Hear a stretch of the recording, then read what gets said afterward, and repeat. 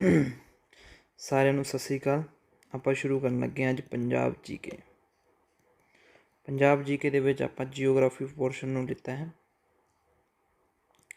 Geography ਦੇ ਵਿੱਚ ਆਪਾਂ ਦੇਖੀਏ ਤਾਂ ਪੰਜਾਬ ਦਾ ਮੇਨਲੀ ਸਟਰਕਚਰ ਹੈਗੀ ਹੈ, ਜਿਹਨੂੰ ਆਪਾਂ ਮੈਪ ਦੇ ਰਾਹੀਂ ਕਰਾਂਗੇ। ਬਹੁਤ ਸਾਰੀਆਂ ਚੀਜ਼ਾਂ ਹੈਗੀਆਂ ਜਿਹੜੀਆਂ ਆਪਾਂ ਮੈਪ ਦੇ ਰਾਹੀਂ ਸਮਝਾਂਗੇ, ਅਤੇ ਕਿੱਥੇ ਕਿਹੜਾ ਜੀਓਗ੍ਰਾਫੀਕਲ ਏਰੀਆ ਇੰਪੋਰਟੈਂਟ ਹੈਗਾ, ਕਿੱਦਾਂ ਦਾ ਹੈਗਾ, ਕਿੰਨੇ ਆਪਣੇ ਡਿਸਟ੍ਰਿਕਟ ਹੈਗੇ ਆ, ਕਿਹੜਾ ਡਿਸਟ੍ਰਿਕਟ ਆਪਣਾ ਕੀ ਵੈਲਿਊ ਰੱਖਦਾ, ਪੰਜਾਬ ਪਹਿਲਾਂ ਕਿੱਦਾਂ ਦਾ ਸੀਗਾ, ਅੱਜ ਪੰਜਾਬ ਕਿੱਦਾਂ ਦਾ ਹੈਗਾ, ਆਪਾਂ ਉਹ ਸਾਰੀਆਂ ਚੀਜ਼ਾਂ ਕਵਰ ਕਰਾਂਗੇ। ਇਹ ਜਿਹੜੀ ਵੀਡੀਓ ਹੈਗੀ ਹੈ ਐਕਸਾਈਜ਼ ਦੇ ਐਗਜ਼ਾਮ ਲਈ ਬੜੀ ਇੰਪੋਰਟੈਂਟ ਹੈਗੀ, ਕਿਉਂਕਿ ਐਕਸਾਈਜ਼ ਦੇ ਐਗਜ਼ਾਮ 'ਚ ਬੜੇ ਹੀ ਉੱਤੋਂ ਕੁਐਸਚਨ ਪੁੱਛੇ ਜਾਂਦੇ ਆ, ਕਿਉਂਕਿ ਇਹਦੀ ਮੈਰਿਟ ਜ਼ਿਆਦਾ ਜਾਂਦੀ ਹੈ। ਤਾਂ ਐਕਸਾਈਜ਼ ਦੇ ਹੋ ਗਏ ਜਾਂ PSSB ਦੇ ਜਿੰਨੇ ਵੀ ਐਗਜ਼ਾਮ ਹੈਗੇ ਆ ਉਹਨਾਂ ਵਾਸਤੇ ਬਹੁਤ ਹੀ ਇੰਪੋਰਟੈਂਟ ਇੱਕ ਵੀਡੀਓ ਰਹੂਗੀ। ਈਵਨ ਕਿ ਪੰਜਾਬ ਪੁਲਿਸ ਦੇ ਵਿੱਚ ਵੀ ਬਹੁਤ ਜਿਹੜੇ ਕੁਐਸਚਨ ਪੁੱਛੇ ਗਏ ਆ ਉਹਨਾਂ ਨੂੰ ਵੇਖਿਆ ਹੈ, ਮੈਂ ਖੁਦ ਸਟੱਡੀ ਕੀਤੀ ਹੈ, ਤਾਂ ਮੈਨੂੰ ਇਹਦੇ ਲਈ ਬੜੀ ਇੰਪੋਰਟੈਂਟ ਚੀਜ਼ ਲੈ ਕੇ ਆ ਰਿਹਾ। ਉਹਦੇ ਵਿੱਚ ਕੁਐਸਚਨਸ ਹੈਗੇ ਆਪਣੇ ਕਈ, ਤਾਂ ਇਹਨਾਂ ਨੂੰ ਆਪਾਂ ਵਧੀਆ ਤਰੀਕੇ ਨਾਲ ਸਟੱਡੀ ਕਰਾਂਗੇ। ਹੋਰ ਵੀ ਪੰਜਾਬ ਦੇ ਜਿੰਨੇ ਐਗਜ਼ਾਮ ਹੈਗੇ ਆ ਉਹਨਾਂ ਵਾਸਤੇ ਇਹ ਵੀਡੀਓ ਬੜੀ ਇੰਪੋਰਟੈਂਟ ਹੈਗੀ ਆ। ਸਾਰੇ ਜਣੇ ਇਹਨੂੰ ਗੌਰ ਨਾਲ ਦੇਖਿਓ, ਅਤੇ ਜੋ ਚੀਜ਼ਾਂ ਸਮਝ ਆਉਣ ਵਾਲੀਆਂ ਹੈਗੀਆਂ ਉਹਨਾਂ ਨੂੰ ਸਮਝਣਾ ਹੈ ਮੈਪ ਦੇ ਰਾਹੀਂ। ਜੋ ਚੀਜ਼ਾਂ ਆਪਣੇ ਰਿਟਨ ਵਾਲੀਆਂ ਹੈਗੀਆਂ ਜਿਹਨੂੰ ਆਪਾਂ ਸਿਰਫ ਯਾਦ ਕਰਨਾ, ਉਹ ਯਾਦ ਵੀ ਕਰਾਂਗੇ ਆਪਾਂ। ਸਭ ਤੋਂ ਪਹਿਲਾਂ ਆਪਾਂ ਸ਼ੁਰੂਆਤ ਕਰਦੇ ਹਾਂ ਪੰਜਾਬ ਦਾ ਐਨਸ਼ੀਐਂਟ ਟਾਈਮ ਕਿੱਦਾਂ ਦਾ ਸੀਗਾ, ਕਿ ਪਹਿਲਾਂ ਪੰਜਾਬ ਕਿੱਦਾਂ ਦਾ ਸੀਗਾ। ਜੇ ਆਪਾਂ ਪੰਜਾਬ ਦੀ ਗੱਲ ਕਰੀਏ ਤਾਂ ਪੰਜਾਬ 5 ਨਦੀਆਂ ਦਾ ਸਮੂਹ ਹੈਗਾ। ਜਿਵੇਂ ਪੰਜਾਬ ਵਰਡ ਆਪਾਂ ਲਿਖ ਵੀ ਦਿੰਦੇ ਹਾਂ, ਤਾਂ ਪੰਜਾਬ ਦਾ ਮਤਲਬ ਕੀ ਹੋ ਗਿਆ, 5 + ਆਬ। 5 + ਆਬ ਯਾਨੀ 5 ਦਾ ਮਤਲਬ ਹੋ ਗਿਆ 5। ਆਬ ਦਾ ਮਤਲਬ ਹੋ ਗਿਆ ਆਪਣੇ ਵਾਟਰ ਬੋਡੀਜ਼, ਜਿਹਨੇ ਆਪਾਂ ਕਹਿ ਸਕਦੇ ਹਾਂ ਆਬ ਮਤਲਬ ਦੇਸੀ ਭਾਸ਼ਾ ਯੂਜ਼ ਕਰਦੇ ਹਾਂ ਦਰਿਆ, ਹੈ ਨਾ, ਤਾਂ ਇਹਨੂੰ ਆਪਾਂ ਵਾਟਰ ਬੋਡੀਜ਼ ਕਹਿ ਦਿੰਦੇ ਹਾਂ। ਇੰਗਲਿਸ਼ ਦੇ ਵਿੱਚ ਆਪਾਂ ਵਾਟਰ ਬੋਡੀਜ਼ ਲਿਖ ਦਿੰਦੇ ਹਾਂ। ਯਾਨੀ ਕਿ 5 ਦਰਿਆਵਾਂ ਨਾਲ ਜਾਂ 5 ਵਾਟਰ ਬੋਡੀ ਨਾਲ ਜਿਹੜੀ ਥਾਂ ਘਿਰੀ ਹੋਈ ਹੈਗੀ ਉਹਨੂੰ ਆਪਾਂ ਪੰਜਾਬ ਕਹਿ ਦਾਂਗੇ। ਯਾਨੀ ਵਾਟਰ ਬੋਡੀ ਦਾ ਮਤਲਬ 5 ਨਦੀਆਂ ਕਹਿ ਸਕਦੇ ਆਪਾਂ, ਦਰਿਆ ਕਹਿੰਦੇ ਨੇ ਆਪਣੇ ਦੇਸੀ ਭਾਸ਼ਾ 'ਚ। 5 ਨਦੀਆਂ ਦਾ ਸਮੂਹ ਜਾਂ ਲੈਂਡ ਆਫ 5 ਰਿਵਰਸ ਆਪਣਾ ਪੰਜਾਬ ਹੈਗਾ। ਪੰਜਾਬ ਇੱਕ ਪਰਸੀਅਨ ਵਰਡ ਹੈ, ਯਾਨੀ ਫਾਰਸੀ ਵਰਡ ਹੈ। ਪਰਸੀਅਨ ਦਾ ਮਤਲਬ ਫਾਰਸੀ ਵਰਡ ਹੈਗਾ। ਇੱਕ ਫਾਰਸੀ ਵਰਡ ਹੈਗਾ ਜਿਹੜਾ ਇੰਟਰੋਡਿਊਸ ਕਰਵਾਇਆ ਸੀ ਤੁਰਕੀਆਂ ਨੇ। ਤੁਰਕੀਆਂ ਨੇ ਜਦੋਂ ਕੌਨਕਿਊਰ ਕੀਤਾ ਸੀ, ਯਾਨੀ ਕਿ ਜਿੱਤਿਆ ਸੀ ਇੰਡੀਆ ਨੂੰ, ਉਦੋਂ ਇਹਨਾਂ ਨੇ ਇੰਟਰੋਡਿਊਸ ਕਰਵਾਇਆ ਪਰਸੀਅਨ ਲੈਂਗੁਏਜ ਤੋਂ ਬਣਿਆ ਹੋਇਆ ਪੰਜਾਬ ਆਪਣਾ। ਲਿਟਰਲੀ ਇਹਦਾ ਮੀਨਸ ਇਹ ਹੋ ਗਿਆ ਕਿ 5 ਯਾਨੀ 5 ਵਾਟਰ ਮਤਲਬ ਨਦੀਆਂ, ਅਤੇ land of 5 rivers referring to the 5 rivers which go through it. ਜੇ ਆਪਾਂ ਵੈਦਿਕ ਕਾਲ ਦੇ ਵਿੱਚ ਗੱਲ ਕਰੀਏ, ਕਿਉਂਕਿ ਵੈਦਿਕ ਕਾਲ ਦੇ ਵਿੱਚ ਕਈ ਨਾਮ ਦਿੱਤੇ ਗਏ। ਵੈਦਿਕ ਕਾਲ ਜਦੋਂ ਰਿਗਵੇਦ ਚੱਲਦਾ ਸੀ, ਜਦੋਂ ਆਪਾਂ ਕਹਿ ਸਕਦੇ ਹਾਂ ਕਿ ਉਹ ਟਾਈਮ ਜਿਹੜਾ ਸੀਗਾ ਉਹ ਲਗਭਗ ਜਦੋਂ 300 BC ਯਾਨੀ ਕਿ 300 ਈਸਾ ਪੂਰਵ ਸੀਗਾ, ਉਦੋਂ ਸਿੰਧੂ ਸੱਭਿਅਤਾ ਚੱਲ ਰਹੀ ਸੀ। ਤਾਂ ਉਸ ਤੋਂ ਬਾਅਦ ਆਇਆ ਸੀ ਵੈਦਿਕ ਕਾਲ, ਯਾਨੀ ਕਿ 1500 ਈਸਵੀ ਪੂਰਵ ਤੋਂ ਲੈ ਕੇ ਅਤੇ 600 ਈਸਵੀ ਪੂਰਵ ਦੇ ਵਿੱਚ ਦਾ ਟਾਈਮ ਹੈਗਾ। ਈਸਵੀ ਪੂਰਵ ਦਾ ਮਤਲਬ ਹੁੰਦਾ ਹੈ ਕਿ ਜਦੋਂ ਈਸਾ ਮਸੀਹ ਦਾ ਜਨਮ ਹੋਇਆ ਸੀ, ਉਸ ਤੋਂ ਪੂਰਵ ਦਾ ਟਾਈਮ, ਉਹ ਤੋਂ ਪਹਿਲਾਂ ਦਾ ਟਾਈਮ। ਅਤੇ ਉਹਦੇ ਵਿੱਚ ਜੇ ਵੈਦਿਕ ਏਜ ਦੇ ਵਿੱਚ ਆਪਾਂ ਦੇਖੀਏ ਤਾਂ 2 ਐਡੀਸ਼ਨਲ ਰਿਵਰ ਉਹਦੇ ਵਿੱਚ ਦੱਸੀਆਂ ਜਾਂਦੀਆਂ ਹੈਗੀਆਂ, 2 ਅਲੱਗ ਹੋਰ ਨਦੀਆਂ ਹੈਗੀਆਂ। ਪਹਿਲੀ ਗੱਲ ਕਿ ਜਿਹੜੀਆਂ 5 ਨਦੀਆਂ ਹੈਗੀਆਂ ਪੰਜਾਬ ਦੀਆਂ, ਉਹ ਸਿੰਧੂ ਅਤੇ ਸਿੰਧੂ ਦੀ ਟ੍ਰਿਬਿਊਟਰੀਜ਼ ਦੀਆਂ ਹੈਗੀਆਂ। ਜਿੰਨੀਆਂ ਸਿੰਧੂ ਦੀਆਂ ਜਿੰਨੀਆਂ ਸਹਾਇਕ ਨਦੀਆਂ ਹੈਗੀਆਂ ਉਹੀ ਹੈਗੀਆਂ। ਜੇ ਆਪਾਂ ਇਸ ਮੈਪ ਦੇ ਵਿੱਚ ਚੱਲਦੇ ਹਾਂ ਤਾਂ ਆਪਾਂ ਮੈਪ ਨੂੰ ਥੋੜ੍ਹਾ ਜਿਹਾ ਹੈਡਲਾਈਨ ਕਰਦੇ ਹੋਏ ਰੈੱਡ ਕਲਰ ਨਾਲ ਦੇਖਦੇ ਹਾਂ, ਤਾਂ ਆਪਾਂ ਆਹ ਚੀਜ਼ਾਂ ਦੇਖੋ ਕਿ ਇੱਥੇ ਇੱਕ ਨਦੀ ਹੈਗੀ ਜਿਹਦਾ ਨਾਮ ਹੈਗਾ ਇੰਡਸ ਨਦੀ। ਇੰਡਸ ਨਦੀ ਦਾ ਮਤਲਬ ਹੋ ਗਿਆ ਸਿੰਧੂ ਨਦੀ। ਇੰਡਸ ਨਦੀ ਦਾ ਮਤਲਬ ਹੋ ਗਿਆ ਸਿੰਧੂ ਨਦੀ। ਇੰਡਸ ਉਹਦਾ ਵੈਦਿਕ ਟਾਈਮ ਦਾ ਨਾਮ ਹੈਗਾ। ਇੰਡਸ ਤੋਂ ਬਾਅਦ ਜੇ ਆਪਾਂ ਆਹ ਨਦੀ ਦੇਖਦੇ ਹਾਂ, ਦੂਜੀ ਨਦੀ ਉੱਤੋਂ ਆਪਾਂ ਥੱਲੇ ਆ ਰਹੇ ਹਾਂ, ਦੂਜੀ ਨਦੀ ਹੈਗੀ ਉਹਦਾ ਨਾਮ ਹੈ ਜੇਹਲਮ। ਜੇਹਲਮ ਇੱਥੇ ਆ ਕੇ ਕਿਹਦੇ ਨਾਲ ਮਿਲ ਜਾਂਦੀ ਹੈ, ਚਨਾਬ ਨਾਲ ਮਿਲ ਜਾਂਦੀ ਹੈ। ਠੀਕ ਹੈ ਜੀ, ਇੱਥੇ ਆ ਕੇ ਚਨਾਬ ਨਾਲ ਮਿਲ ਜਾਂਦੀ। ਚਨਾਬ ਪਿੱਛੋਂ ਆਪਣੀ ਸ਼ੁਰੂਆਤ ਹੁੰਦੀ ਹੈਗੀ ਹੈ ਕਸ਼ਮੀਰ ਵਾਲੇ ਪਾਸਿਓਂ। ਕਸ਼ਮੀਰ ਵਾਲੇ ਪਾਸਿਓਂ ਜਦੋਂ ਸ਼ੁਰੂਆਤ ਹੁੰਦੀ ਹੈ, ਇੱਥੇ ਆ ਕੇ ਆਪਾਂ ਨੂੰ ਮਿਲ ਜਾਂਦੀ ਹੈ ਕਿੱਥੇ, ਪਾਕਿਸਤਾਨ ਦੇ ਵਿੱਚ। ਅੱਜ ਦੇ ਟਾਈਮ 'ਚ ਪਾਕਿਸਤਾਨ 'ਚ ਆਪਾਂ ਕਿਵੇਂ ਹੈ, ਅੱਗੇ ਜਿਵੇਂ ਜਿਵੇਂ ਕਰਾਂਗੇ ਉਵੇਂ ਤੁਹਾਨੂੰ ਸਮਝ ਆਉਂਦਾ ਰਹੂਗਾ। ਚਨਾਬ ਇੱਥੇ ਆ ਕੇ ਜੇਹਲਮ 'ਚ ਮਿਲਦੀ ਹੈ। ਇੱਥੇ ਇੱਕ ਨਦੀ ਹੈਗੀ ਜਿਹੜੀ ਰਾਵੀ ਨਦੀ ਹੈਗੀ ਹੈ। ਰਾਵੀ ਨਦੀ ਆ ਕੇ ਵੀ ਜੇਹਲਮ 'ਚ ਮਿਲਦੀ ਹੈ। ਕੁਐਸਚਨ ਕਈ ਵਾਰ ਪੁੱਛਿਆ ਜਾ ਸਕਦਾ ਕਿ ਰਾਵੀ ਨਦੀ ਚਨਾਬ 'ਚ ਮਿਲਦੀ ਹੈ ਕਿ ਜੇਹਲਮ 'ਚ ਮਿਲਦੀ ਹੈ, ਤਾਂ ਤੁਹਾਨੂੰ ਪਤਾ ਹੋਣਾ ਚਾਹੀਦਾ ਕਿ ਜੇਹਲਮ 'ਚ ਰਾਵੀ ਨਦੀ ਆ ਕੇ ਮਿਲ ਜਾਂਦੀ ਹੈਗੀ ਹੈ, ਅਤੇ ਜੇਹਲਮ 'ਚ ਆ ਕੇ ਮਿਲ ਜਾਂਦੀ ਹੈਗੀ ਹੈ। ਠੀਕ ਹੈ, ਇੱਕ ਆਹ ਚੀਜ਼ ਹੋ ਗਈ। ਇੱਥੋਂ ਇਹ ਦੋਨੋਂ ਨਦੀਆਂ, ਹੁਣ ਤਿੰਨੋਂ ਨਦੀਆਂ ਹੋ ਗਈਆਂ, 3 ਨਦੀਆਂ ਇਕੱਠੀਆਂ ਹੋ ਗਈਆਂ ਜਾ ਕੇ ਫਿਰ ਇਹ ਮਿਲ ਜਾਂਦੀਆਂ ਚੌਥੀ ਨਦੀ ਆਪਣੀ, ਜਿਹੜੀ ਇੱਥੋਂ ਆਉਂਦੀ ਹੈਗੀ ਸਤਲੁਜ ਨਦੀ। ਸਤਲੁਜ ਨਦੀ ਐਕਚੁਅਲੀ ਤਿੱਬਤ ਤੋਂ ਸ਼ੁਰੂ ਹੁੰਦੀ ਹੈ। ਨਦੀਆਂ ਬਾਰੇ ਆਪਾਂ ਆਰਾਮ ਨਾਲ ਪੂਰਾ ਡਿਟੇਲ ਨਾਲ ਵੀ ਕਰਾਂਗੇ, ਪਰ ਹੁਣ ਥੋੜ੍ਹਾ ਪਤਾ ਹੋਣਾ ਚਾਹੀਦਾ ਤੁਹਾਨੂੰ ਵੀ ਕਿਹੜੀ ਨਦੀ ਕਿੱਥੇ ਕਿਵੇਂ ਹੈਗੀ ਆਪਣੇ ਪੰਜਾਬ 'ਚ। ਆਹ ਨਦੀ ਇੱਥੇ ਆ ਕੇ ਜਿਹੜੀ ਸਤਲੁਜ ਨਦੀ ਹੈ, ਦੇਖੋ ਤੁਹਾਨੂੰ ਮੈਂ ਲਾਈਨਿੰਗ ਕਰ ਰਿਹਾ। ਸਤਲੁਜ ਨਦੀ ਜਿਹੜੀ ਤਿੱਬਤ ਤੋਂ ਯਾਨੀ ਕਿ ਚਾਈਨਾ ਤੋਂ ਆਉਂਦੀ ਹੈ, ਅਤੇ ਚਾਈਨਾ ਤੋਂ ਆ ਕੇ ਆਪਣੇ ਪੰਜਾਬ ਦੇ ਵਿੱਚ ਇੱਥੇ ਐਂਟਰੀ ਕਰਕੇ ਅਤੇ ਤਰਨ ਤਾਰਨ ਦੇ ਲਾਗੇ, ਯਾਨੀ ਕਿ ਤਰਨ ਤਾਰਨ ਦੇ ਵਿੱਚ ਇੱਕ ਥਾਂ ਹੈਗੀ ਹੈ ਜਿਹਨੂੰ ਬੋਲਦੇ ਹਰੀਕੇ। ਹਰੀਕੇ ਹਰੀਕੇ ਦੇ ਵਿੱਚ ਆ ਕੇ ਇੱਥੇ ਮਿਲ ਜਾਂਦੀ ਹੈ ਕਿਹਦੇ ਨਾਲ, ਬਿਆਸ ਨਾਲ। ਬਿਆਸ ਨਦੀ ਆਪਣੀ ਇੱਥੇ ਹਿਮਾਚਲ ਪ੍ਰਦੇਸ਼ ਦੇ ਕੋਲੋਂ ਆਉਂਦੀ ਹੈਗੀ ਹੈ, ਠੀਕ ਹੈ ਜੀ। ਇੱਥੋਂ ਆਪਣੇ ਆ ਕੇ ਕਿੱਥੇ ਮਿਲ ਜਾਂਦੀ ਹੈ, ਤਰਨ ਤਾਰਨ ਦੇ ਵਿੱਚ। ਇੱਥੇ ਦੋਨੋਂ ਨਦੀਆਂ ਆ ਕੇ ਮਿਲਦੀਆਂ, ਉੱਥੋਂ ਸਤਲੁਜ ਨਦੀ ਅੱਗੇ ਜਾ ਕੇ ਪਾਕਿਸਤਾਨ ਦੇ ਵਿੱਚ, ਯਾਨੀ ਅੱਜ ਦੇ ਟਾਈਮ 'ਚ ਪਾਕਿਸਤਾਨ ਹੈਗਾ, ਇੱਥੇ ਆ ਕੇ ਮਿਲ ਜਾਂਦੀ। ਯਾਨੀ ਕਿ 1 ਨਦੀ, 2, 3 ਅਤੇ 4 ਅਤੇ ਪੰਜਵੀਂ, ਇਹ ਪੰਜਵੀਂ ਨਦੀ ਇੱਥੇ ਆ ਗਈ। ਯਾਨੀ ਕਿ ਪਹਿਲੀ ਨਦੀ ਆਪਣੀ ਸਿੰਧੂ ਹੋ ਗਈ। ਸਿੰਧੂ ਅਤੇ ਉਹਦੀਆਂ 4 ਨਦੀਆਂ ਕੀ ਹੋ ਗਈਆਂ, ਸਹਾਇਕ ਨਦੀਆਂ ਹੋ ਗਈਆਂ। ਇਹ ਬਣਦਾ ਪੰਜਾਬ। ਇਹਨੂੰ ਕਹਿੰਦੇ 5 ਨਦੀਆਂ ਦਾ ਸਮੂਹ, ਇਹਨੂੰ ਕਹਿੰਦੇ 5 ਰਿਵਰਸ ਦੀ ਧਰਤੀ, ਠੀਕ ਹੈ ਜੀ। 5 ਰਿਵਰਸ ਦੀ ਧਰਤੀ ਇਹਨੂੰ ਕਹਿੰਦੇ। ਇਹ 5 ਨਦੀਆਂ ਆਪਣੀਆਂ, ਇਹ ਜਿਹੜੀਆਂ 5 ਨਦੀਆਂ ਇਹੀ ਆਪਣੇ ਲਈ ਇੰਪੋਰਟੈਂਟ ਹੈਗੀ। ਯਾਨੀ ਕਿ 1 ਨਦੀ, 2, 3, 4, 5 ਅਤੇ ਇੱਕ ਹੋ ਗਈ ਆਪਣੀ 6 ਨਦੀ। 6 ਨਦੀਆਂ ਹੋ ਗਈਆਂ। ਯਾਨੀ ਕਿ ਸਿੰਧੂ ਦੀਆਂ 5 ਟ੍ਰਿਬਿਊਟਰੀਜ਼, ਜਿਹੜੀਆਂ 5 ਨਦੀਆਂ ਹੈਗੀਆਂ ਪੰਜਾਬ ਦੇ ਵਿੱਚ, ਪੰਜਾਬ ਦੇ ਨਾਮ ਤੋਂ ਕਹਿਲਾਉਂਦੀਆਂ ਹੈਗੀਆਂ, ਉਹ ਹੋ ਗਈਆਂ ਆਪਣੀਆਂ 1, 2, 3, 4 ਅਤੇ 5। ਸਿੰਧੂ ਨਦੀ ਦੀ ਜਿੰਨੀਆਂ ਸਹਾਇਕ ਨਦੀਆਂ ਹੈ ਉਹ 5 ਨਦੀਆਂ ਆਪਣੀ ਇੰਪੋਰਟੈਂਟ ਹੋ ਗਈਆਂ, ਉਹਨੂੰ ਪੰਜਾਬ ਕਹਿੰਦੇ ਆ। ਹੁਣ ਜਿਹੜੀ ਸਿੰਧੂ ਨਦੀ ਹੋ ਗਈ ਇੱਕ, 6ਵੀਂ ਨਦੀ ਹੋ ਗਈ ਹੈ। ਇੱਕ ਨਦੀ ਆਪਣੇ ਇੱਥੋਂ ਜਾਂਦੀ ਹੈਗੀ ਆ, ਇਸ ਥਾਂ ਤੋਂ, ਇਸ ਤਰੀਕੇ ਦੀ ਨਦੀ ਹੈਗੀ ਆ, ਜਿਹਨੂੰ ਬੋਲ ਦਿੰਦੇ ਅੱਜ ਦੇ ਟਾਈਮ 'ਚ ਕੱਕਰ ਨਦੀ। ਇਸ ਨਦੀ ਦਾ ਪੁਰਾਣੇ ਵੈਦਿਕ ਟਾਈਮ ਦੇ ਵਿੱਚ ਨਾਮ ਸੀਗਾ ਸਰਸਵਤੀ ਨਦੀ। ਸਰਸਵਤੀ ਨਦੀ, ਸਰਸਵਤੀ ਰਿਵਰ, ਠੀਕ ਹੈ ਜੀ। ਉਹੀ ਚੀਜ਼ ਹੈ ਕਿ ਜਦੋਂ ਵੈਦਿਕ ਟਾਈਮ ਸੀਗਾ ਉਦੋਂ ਉਹਦਾ ਐਡੀਸ਼ਨਲ ਨਾਮ ਸੀਗਾ, ਉਹ ਕੀ ਸੀਗਾ, ਐਡੀਸ਼ਨਲ ਨਾਮ ਸੀਗਾ ਇਹਦਾ, ਉਹ ਐਡੀਸ਼ਨਲ ਰਿਵਰ ਸੀ ਜਿਹੜੀ, ਉਹ ਸਿੰਧੂ ਸੀਗੀ। ਸਿੰਧੂ ਆਪਣੇ ਐਕਸਟ੍ਰੀਮਲੀ ਵੈਸਟ, ਯਾਨੀ ਵੈਸਟ ਦੇ ਵਿੱਚ ਜਾ ਵੜਦੀ ਹੈ। ਵੈਸਟ ਦਾ ਮਤਲਬ ਜਿਹੜੀ ਆ ਕੱਕਰ ਨਦੀ ਤੁਹਾਨੂੰ ਦੱਸੀ ਇਹਦਾ ਨਾਮ ਹੀ ਸੀਗਾ। ਅਤੇ ਸਰਸਵਤੀ ਹੈਗੀ ਆ ਉਹ ਆਪਣੇ ਸਿੰਧੂ ਨਦੀ ਆਪਣੀ ਵੈਸਟ ਆਪਣੇ ਚਲੀ ਜਾਂਦੀ ਹੈ ਪੱਛਮ 'ਚ, ਜਿਹੜੀ ਆਪਾਂ ਫਸਟ ਨਦੀ ਆਪਾਂ ਯਾਦ ਕਰਦੇ ਚਲੇ ਹਾਂ। ਇਹਦੀਆਂ ਜਿਹੜੀਆਂ 5 ਨਦੀਆਂ ਇਹ ਹੋ ਗਈਆਂ। ਫਿਰ ਆਪਣੀ ਸਰਸਵਤੀ ਨਦੀ ਹੈ ਜਿਹੜੀ ਈਸਟ 'ਚ ਆ ਜਾਂਦੀ ਹੈਗੀ ਆ ਇੱਥੇ ਆ ਗਈ, ਜਿਹਨੂੰ ਘੱਗਰ ਕਹਿ ਦਿੰਦੇ ਆ, ਠੀਕ ਹੈ ਜੀ। ਅਤੇ flow along with the 5 other reverse, ਠੀਕ ਹੈ। ਇਸੇ ਲਈ ਇਹਨੂੰ ਸਪਤ ਸਿੰਧੂ ਨਾਮ ਦਿੱਤਾ ਗਿਆ। ਹੁਣ ਵੈਦਿਕ ਟਾਈਮ 'ਤੇ ਤੁਹਾਡੇ ਤੋਂ ਕੋਈ ਪੁੱਛਿਆ ਜਾਵੇ ਕਿ ਵੈਦਿਕ ਟਾਈਮ ਦੇ ਵਿੱਚ ਜੇ ਕਿਸੇ ਨਦੀ ਦਾ ਨਾਮ ਦਿੱਤਾ ਗਿਆ ਤਾਂ ਉਹ ਕੀ ਦਿੱਤਾ ਗਿਆ, ਤਾਂ ਵੈਦਿਕ ਟਾਈਮ ਦੇ ਵਿੱਚ ਆਪਾਂ ਥੋੜ੍ਹੀ ਚੀਜ਼ ਕਲੀਅਰ ਕਰ ਦਿੰਦੇ। ਵੈਦਿਕ ਟਾਈਮ ਦੇ ਵਿੱਚ ਹੁਣ ਇਹਨਾਂ ਦਾ ਨਾਮ ਪੁੱਛ ਲੈਂਦੇ ਆਪਣੇ ਤੋਂ ਕਿ ਵੈਦਿਕ ਟਾਈਮ ਦੇ ਵਿੱਚ ਇਹਦਾ ਕੀ ਨਾਮ ਦਿੱਤਾ ਗਿਆ ਸੀ। ਯਾਨੀ ਵੈਦਿਕ ਟਾਈਮ ਦੇ ਵਿੱਚ ਹੀ ਆਪਣੀ ਪੰਜਾਬ ਦਾ ਨਾਮ ਸੀ ਤਾਂ ਉਹ ਕੀ ਸੀਗਾ, ਸਪਤ ਸਿੰਧੂ ਸੀਗਾ। ਸਪਤ ਸਿੰਧੂ ਦੇ ਵਿੱਚ ਆਪਾਂ 7 ਨਦੀਆਂ ਦਾ ਸਮੂਹ ਹੋ ਗਿਆ, 7 ਰਿਵਰਸ ਹੋ ਗਈਆਂ। ਹੁਣ 7 ਰਿਵਰਸ ਦੇ ਵਿੱਚ ਸਭ ਤੋਂ ਪਹਿਲਾਂ ਮੈਂ ਤੁਹਾਨੂੰ ਦੱਸਿਆ ਕਿ ਸਿੰਧੂ ਨਦੀ ਹੋ ਗਈ। ਸਿੰਧੂ ਅਤੇ ਉਹਦੀਆਂ 5 ਟ੍ਰਾਈਬਿਊਟਰੀਜ਼ ਹੋਈਆਂ, ਠੀਕ ਹੈ ਜੀ। ਇੱਕ ਆਪਣੀ ਨਦੀ ਹੋ ਗਈ ਸਰਸਵਤੀ ਨਦੀ। ਸਰਸਵਤੀ ਨਦੀ ਨੂੰ ਘੱਗਰ ਨਦੀ ਵੀ ਕਹਿ ਦਿੰਦੇ ਆ, ਠੀਕ ਹੈ ਜੀ। ਇਹ 5 ਟ੍ਰਿਬਿਊਟਰੀਜ਼ ਕਿਹੜੀਆਂ ਹੋ ਗਈਆਂ, ਇਹ ਵੀ ਆਪਾਂ ਨੂੰ ਪਤਾ ਹੋਣਾ ਚਾਹੀਦਾ। ਹੁਣ ਇਹਨਾਂ ਨੂੰ ਯਾਦ ਕਰਨ ਦਾ ਤਰੀਕਾ ਕੀ ਹੁੰਦਾ, ਚਲੋ ਸਿੰਧੂ ਨਦੀ ਨੂੰ ਐਸ ਲਿਖ ਦਿੰਦੇ ਆਪਾਂ, ਜੇਲਮ, JCR, ਆਪਾਂ ਕਈ ਵਾਰ ਯਾਦ ਕਰਦੇ ਹਾਂ JCB, ਤਾਂ ਆਪਾਂ JCB ਯਾਦ ਕਰ ਲੈਂਦੇ ਹਾਂ। JCB ਉਹਦੇ ਵਿਚਾਲੇ ਆਰ ਪਾ ਦਿੰਦੇ ਹਾਂ, JCB। ਔਰ ਲਾਸਟ ਵਾਲੀ ਆਪਣੀ ਨਦੀ ਕਿਹੜੀ ਹੈਗੀ, ਐਸ ਤੋਂ ਸ਼ੁਰੂ ਕਰਨਾ, ਐਸ ਤੋਂ ਹੀ ਖ਼ਤਮ ਕਰਨਾ, ਐਸ ਤੋਂ ਹੀ ਸ਼ੁਰੂ ਕਰਨਾ, ਐਸ ਤੋਂ ਹੀ ਖ਼ਤਮ ਕਰਨਾ। ਐਸ ਹੋ ਗਏ, ਇਹਨਾਂ ਦੋਨਾਂ ਨੂੰ ਬਾਹਰ ਕੱਢ ਦਿਓ। ਜੇ ਨੂੰ ਯਾਦ ਕਰੋ, C ਨੂੰ ਯਾਦ ਕਰੋ, ਆਰ ਨੂੰ ਇੱਕ ਵਾਰੀ ਨਾ ਯਾਦ ਕਰੋ, B ਨੂੰ ਯਾਦ ਕਰੋ, ਅਤੇ JCB ਉਹਦੇ ਵਿਚਾਲੇ ਆਰ ਪਾ ਦਿਓ। ਬਸ JCB ਦੇ ਵਿਚਾਲੇ ਆਪਾਂ ਨੂੰ ਆਰ ਪਾਉਣਾ, C ਅਤੇ B ਦੇ ਵਿਚਾਲੇ ਆਪਾਂ ਨੂੰ ਆਰ ਪਾਉਣਾ। ਇਸ ਦਾ ਮਤਲਬ ਸਿੰਧੂ ਨਦੀ।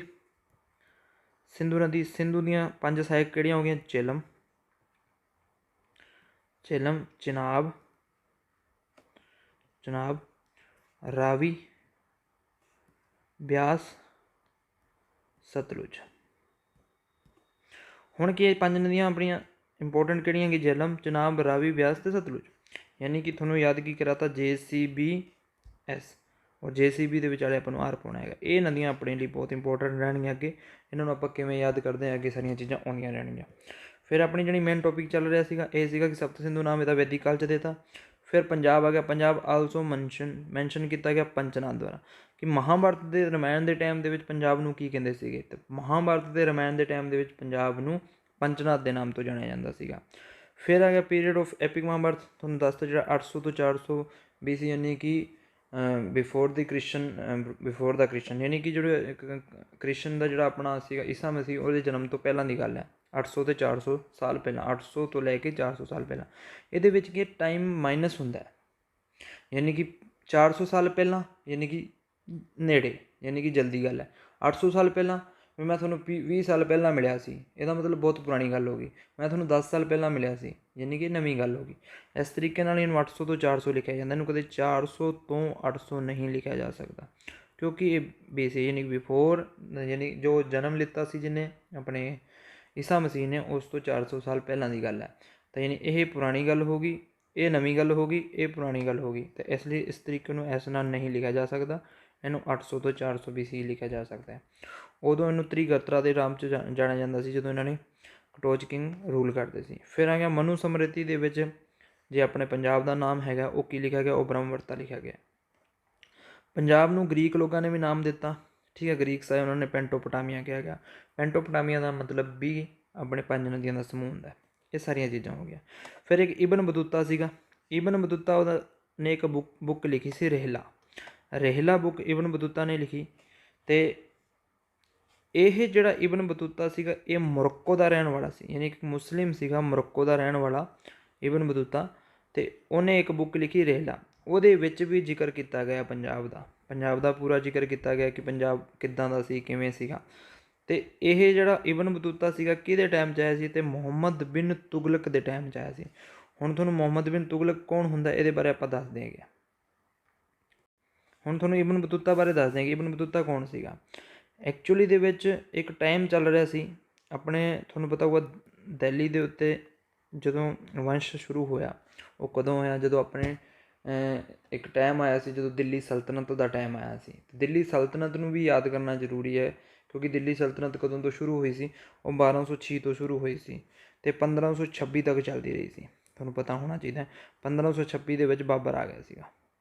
ਇਹ ਬੜਾ ਟਾਈਮ ਇੰਪੋਰਟੈਂਟ ਹੈਗਾ, ਇੰਪੋਰਟੈਂਟ ਪੇਪਰ ਦੀ ਨਜ਼ਰ ਨਾਲ ਬੜਾ ਇੰਪੋਰਟੈਂਟ ਹੈ, ਕਿਉਂਕਿ ਇਹਦੇ ਵਿੱਚੋਂ ਕੁਐਸਚਨ ਪੁੱਛਿਆ ਜਾਂਦਾ। ਤੁਹਾਨੂੰ ਸਭ ਤੋਂ ਪਹਿਲਾਂ ਕੁਐਸਚਨ ਕਈ ਵਾਰੀ ਥੋੜ੍ਹਾ ਹਾਰਡ ਬਣਾਉਣ ਵਾਸਤੇ ਇਹ ਵੀ ਪੁੱਛ ਸਕਦਾ ਕਿ ਇਹਨਾਂ ਦੇ ਵਿੱਚ ਜਿਹੜੇ ਕਾਲ ਸੀਗੇ, ਕਿਹੜਾ ਵੰਸ਼ ਆਇਆ, ਕਿਹੜੇ ਨੇ ਆ ਕੇ ਰੂਲ ਕੀਤਾ, ਉਹਨਾਂ ਦਾ ਤੁਹਾਨੂੰ ਸੀਰੀਅਲ ਵੀ ਪੁੱਛ ਸਕਦੇ ਵੀ ਕਿੱਦਾਂ ਇਹਨਾਂ ਦਾ ਟਾਈਮਿੰਗ ਸੀਗਾ। ਪਹਿਲਾਂ ਆਪਾਂ ਸੀਰੀਅਲ ਯਾਦ ਕਰ ਲੈਂਦੇ ਹਾਂ। ਮੈਂ ਤੁਹਾਨੂੰ ਇੱਕ ਹੱਥ ਦਾ ਨਿਸ਼ਾਨ ਬਣਾ ਰਿਹਾ ਇੱਥੇ, ਇਹ ਹੱਥ ਦਾ ਇੱਕ ਨਿਸ਼ਾਨ ਬਣਾਇਆ ਜੋ ਕਿ ਥੋੜ੍ਹਾ ਜਿਹਾ ਉਲਟਾ ਪੁਲਟਾ ਹੈਗਾ, ਪਰ ਫਿਰ ਵੀ ਆਪਾਂ ਯਾਦ ਕਰਦੇ ਹਾਂ। ਸਭ ਤੋਂ ਪਹਿਲਾਂ ਜਿਹੜਾ ਅੰਗੂਠਾ ਹੁੰਦਾ ਨਾ, ਉਹ ਅੰਗੂਠਾ ਹਰ 4 ਉਂਗਲਾਂ ਦਾ ਗੁਲਾਮ ਹੁੰਦਾ, ਅਤੇ ਇਹ ਗੁਲਾਮ ਹੋ ਗਿਆ, ਠੀਕ ਹੈ ਜੀ, ਇਹ ਗੁਲਾਮ ਹੋ ਗਿਆ।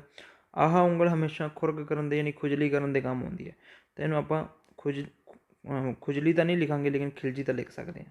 ਚਲੋ ਖਿਲਜੀ ਲਿਖਦੇ ਹਾਂ। ਆਹ ਸਭ ਤੋਂ ਲੰਬੀ ਉਂਗਲ ਹੈਗੀ ਹੈ, ਲੰਮੀ ਉਂਗਲ ਹੈਗੀ ਹੈ, ਤਾਂ ਇਹਨੂੰ ਸਭ ਤੋਂ ਲੰਮਾ ਟਾਈਮ ਵਾਲਾ ਬੰਦਾ ਕਹਿ ਸਕਦੇ ਹਾਂ, ਜਾਂ ਲੰਮਾ ਜਿਹਦਾ ਨਾਮ ਹੈਗਾ ਉਹ ਵੀ ਯਾਦ ਕਰ ਸਕਦੇ ਹਾਂ।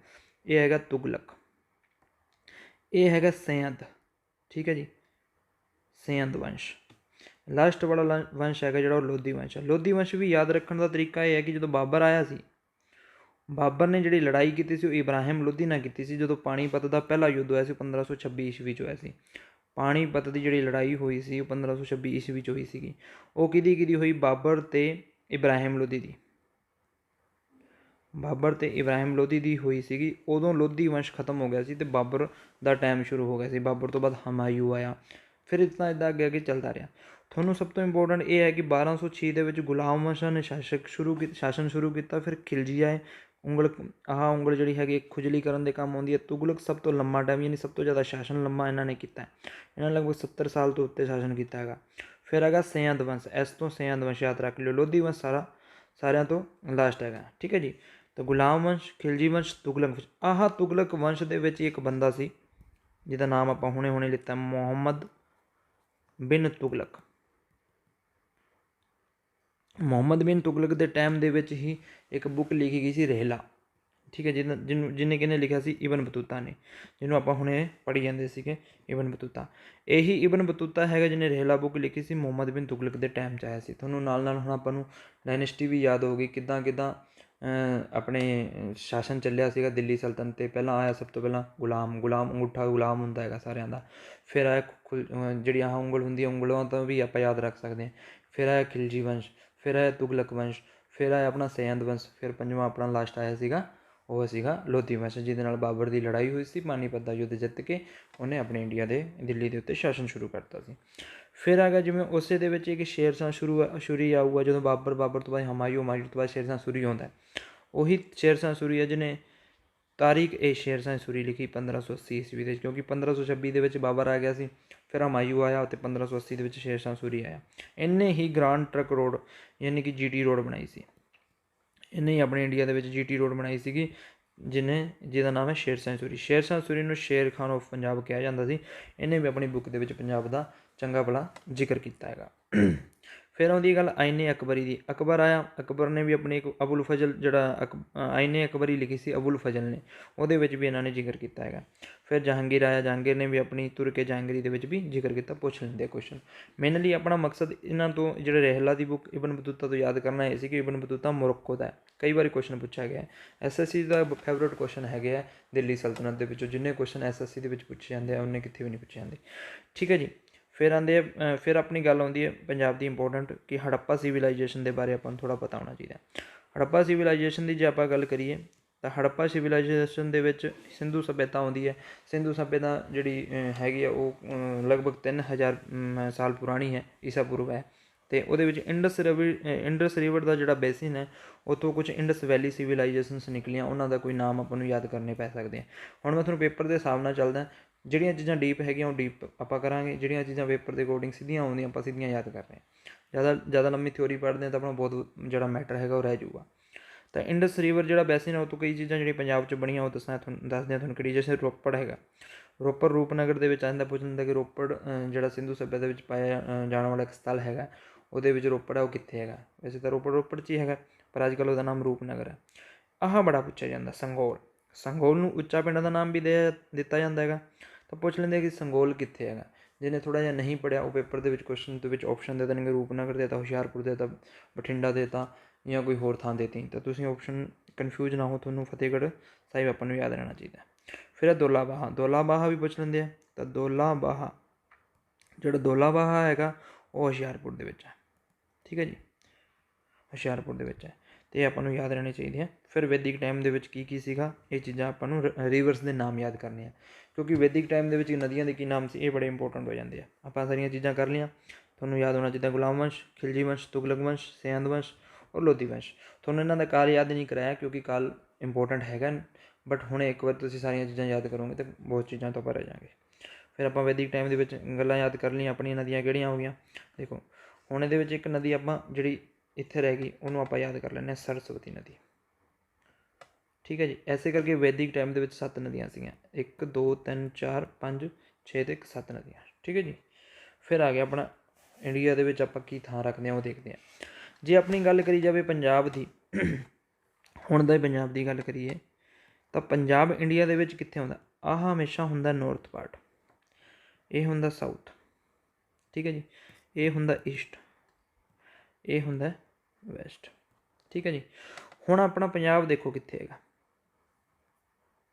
ਆਪਣਾ ਪੰਜਾਬ ਤਾਂ ਆ ਰਿਹਾ। ਆਪਣਾ ਪੰਜਾਬ ਜਿਹੜਾ ਆਹ ਹੈਗਾ ਇਹਨੂੰ ਹਮੇਸ਼ਾ ਥਾਂ ਪੁੱਛੀ ਜਾਵੇ ਕਿ ਪੰਜਾਬ ਇੰਡੀਆ ਦੇ ਅਕੋਰਡਿੰਗ ਕਿਹੜੀ ਥਾਂ 'ਚ ਪੈਂਦਾ ਹੈਗਾ, ਤਾਂ ਆਪਾਂ ਯਾਦ ਰੱਖਾਂਗੇ ਨੌਰਥ ਵੈਸਟਰਨ। ਤਾਂ ਇੰਡੀਆ ਦੇ ਅਕੋਰਡਿੰਗ ਜੇ ਆਪਾਂ ਨੂੰ ਕੋਈ ਪੁੱਛ ਲਏ ਪੰਜਾਬ ਕਿੱਥੇ ਹੈਗਾ ਤਾਂ ਨੌਰਥ ਵੈਸਟਰਨ ਕੁਐਸਚਨ ਆਉਂਦਾ ਜੀ ਐਗਜ਼ਾਮ 'ਚ ਬੜੀ ਵਾਰੀ ਆਉਂਦਾ। ਫਿਰ ਕਈ ਵਾਰੀ ਕੁਐਸਚਨ ਕਨਫਿਊਜ਼ਨ ਹੈਗੀ ਹੈ ਬਹੁਤ ਵੱਡੀ। ਕਈ ਵਾਰੀ ਕਨਫਿਊਜ਼ਨ ਤਾਂ ਨਹੀਂ ਗਈ ਐਕਚੁਅਲੀ, ਜਿਹਨੇ ਰੱਟਾ ਮਾਰਿਆ ਹੁੰਦਾ ਉਹਦੀ ਗਲਤੀ ਹੋ ਜਾਂਦੀ ਹੈ। ਕੁਐਸਚਨ ਪੜ੍ਹਨਾ ਵੀ ਹੈ, ਕਈ ਵਾਰ ਕੁਐਸਚਨ ਪੜ੍ਹਦੇ ਨਹੀਂ, ਜਲਦੀ ਦੇਖਦੇ ਹਾਂ ਵੀ ਠੀਕ ਹੈ ਪੰਜਾਬ ਇੰਡੀਆ ਦੇ ਹਿਸਾਬ ਨਾਲ ਪੁੱਛਿਆ ਹੋਊਗਾ, ਨੌਰਥ ਵੈਸਟਰਨ ਲਾ ਕੇ ਅੱਗੇ ਨਿਕਲਦੇ ਨਹੀਂ, ਵਰਲਡ ਦੇ ਹਿਸਾਬ ਨਾਲ ਵੀ ਪੁੱਛ ਸਕਦਾ ਹੈ। ਹੁਣ ਵਰਲਡ ਮੈਪ ਦੇ ਵਿੱਚ ਕੀ ਹੁੰਦਾ, ਵਰਲਡ ਮੈਪ ਦੇ ਵਿੱਚ ਇੰਡੀਆ ਪੈਂਦਾ ਇੱਥੇ ਇਸ ਤਰ੍ਹਾਂ, ਅਤੇ ਮਾੜਾ ਜਿਹਾ ਇਸ ਭੂਮੀ 'ਤੇ ਰੇਖਾ 'ਤੇ ਹਲਕਾ ਟੱਚ ਹੁੰਦਾ। ਤਾਂ ਜਿਹੜਾ ਇੰਡੀਆ ਪੈਂਦਾ ਹੈਗਾ ਇੱਥੇ, ਇੰਡੀਆ ਜਿਹੜਾ ਹੈਗਾ ਇੱਥੇ ਪੈਂਦਾ, ਤਾਂ ਇਹ ਹੋ ਗਿਆ ਨੌਰਥ, ਇਹ ਹੋ ਗਿਆ ਸਾਊਥ, ਇਹ ਹੋ ਗਿਆ ਈਸਟ ਅਤੇ ਇਹ ਹੋ ਗਿਆ ਆਪਣਾ ਵੈਸਟ। ਹੁਣ ਤੁਸੀਂ ਇਹ ਦੱਸੋ ਵੀ ਪੰਜਾਬ ਕਾਹ 'ਚ ਹੈ, ਇੰਡੀਆ 'ਚ ਹੈ। ਤਾਂ ਇੰਡੀਆ 'ਚ ਹੈ ਪੰਜਾਬ ਤਾਂ ਫਿਰ ਨੌਰਥ ਅਤੇ ਈਸਟ ਹੋ ਜੂਗਾ, ਨੌਰਥ ਈਸਟਰਨ ਬੋਲ ਸਕਦੇ ਹਾਂ। ਨੌਰਥ ਈਸਟਰਨ ਬੋਲ ਕੇ ਆਪਾਂ ਇਹਨੂੰ ਆਨਸਰ ਲਾ ਦਾਂਗੇ। ਇਹ 2 ਕੁਐਸਚਨ ਤੁਹਾਨੂੰ ਇਸ ਤਰੀਕੇ ਨਾਲ ਮੈਂ ਕਰਾਉਣੇ ਸੀਗੇ। ਠੀਕ ਹੈ। ਉਸ ਤੋਂ ਬਾਅਦ ਇੱਥੇ ਵੀ ਦੇਖੋ ਤੁਸੀਂ ਨਦੀਆਂ ਹੈਗੀਆਂ, ਉਹੀ ਨਦੀਆਂ ਸੇਮ ਜਿਹੜੀਆਂ ਆਪਾਂ ਪੜ੍ਹ ਕੇ ਗਏ ਸੀਗੀਆਂ। ਜੇਹਲਮ, ਆਹ ਸਿੰਧੂ ਨਦੀ ਹੋ ਗਈ, ਆਹ ਚੇਲਮ ਹੋ ਗਈ, ਆਹ ਚਨਾਬ ਹੋ ਗਈ, ਜਿਹੜੀਆਂ ਆਪਾਂ ਨਦੀਆਂ ਹੁਣੇ ਪੜ੍ਹ ਕੇ ਗਏ। ਇਹ ਦੋਨੋਂ ਚੀਜ਼ਾਂ ਹੋਗੀਆਂ। ਫਿਰ ਆਪਾਂ ਗੱਲ ਕਰਦੇ ਹਾਂ ਵੈਦਿਕ ਕਾਲ 'ਚ ਇਹਨਾਂ ਦੇ ਕੀ ਨਾਮ ਸੀਗੇ। ਡਿਊਰਿੰਗ ਦੀ ਮਹਾਭਾਰਤ ਤੁਹਾਨੂੰ ਮੈਂ ਦੱਸਦਾ ਕਿ ਇਹਨਾਂ ਨੇ ਤ੍ਰਿਗਾਤਰਾ ਨਾਂ ਰੱਖਤਾ ਸੀਗਾ। ਫਿਰ ਆਪਣੇ ਸਰਸਵਤੀ ਰਿਵਰ ਆ ਜਾਂਦੀ ਹੈ ਅਤੇ ਇਹਦਾ ਸਪਤ ਸਿੰਧੂ ਨਾਮ ਰੱਖਤਾ ਸੀਗਾ ਵੈਦਿਕ ਟਾਈਮ ਦੇ ਵਿੱਚ। ਫਿਰ ਸਪਤ ਸਿੰਧੂ ਜਦੋਂ ਨਾਂ ਰੱਖਿਆ, ਹੁਣ ਉਹ ਕਹਿੰਦੇ ਵੀ ਨਾਂ ਤਾਂ ਅਸੀਂ ਰੱਖਤਾ ਸਪਤ ਸਿੰਧੂ, ਸਪਤ ਸਿੰਧੂ ਮਤਲਬ ਪੰਜਾਬ ਦਾ ਨਾਂ ਰੱਖਤਾ ਕਿ 7 ਨਦੀਆਂ ਦਾ ਸਮੂਹ ਹੈਗਾ, ਪਰ ਉਹ ਨਦੀਆਂ ਨੂੰ ਵੈਦਿਕ ਟਾਈਮ 'ਚ ਕੋਈ ਹੋਰ ਨਾਮ ਨਾਲ ਜਾਣਿਆ ਜਾਂਦਾ ਸੀ। ਉਹ ਕੀ ਨਾਮ ਆਪਾਂ ਦੇਖਦੇ ਹਾਂ। ਤੁਹਾਨੂੰ ਮੈਂ ਪਹਿਲਾਂ ਦੱਸਿਆ ਸੀ ਕਿ ਸਰਸਵਤੀ ਨਦੀ ਨੂੰ ਘੱਗਰ ਨਦੀ ਕਹਿੰਦੇ ਆ, ਘੱਗਰ ਨਦੀ ਹੋ ਗਈ। ਫਿਰ ਜਿਹੜੀ ਆਹ ਨਦੀ ਹੈ ਨਾ ਸਤਲੁਜ, ਸਤਲੁਜ ਨੂੰ ਇਹਨਾਂ ਨੇ ਸਤੁਦਰੀ ਕਿਹਾ ਗਿਆ, ਸਤੁਦਰੀ ਜਾਂ ਸੁਤਾਦਰੀ ਵੀ ਬੋਲ ਸਕਦੇ ਹਾਂ। ਬਸ ਇੰਨਾ ਕੁ ਯਾਦ ਰੱਖ ਲਿਓ ਕਿ ਸਤਲੁਜ ਨੂੰ ਸੁਤਾਦਰੀ ਕਿਹਾ ਗਿਆ, ਠੀਕ ਹੈ ਜੀ।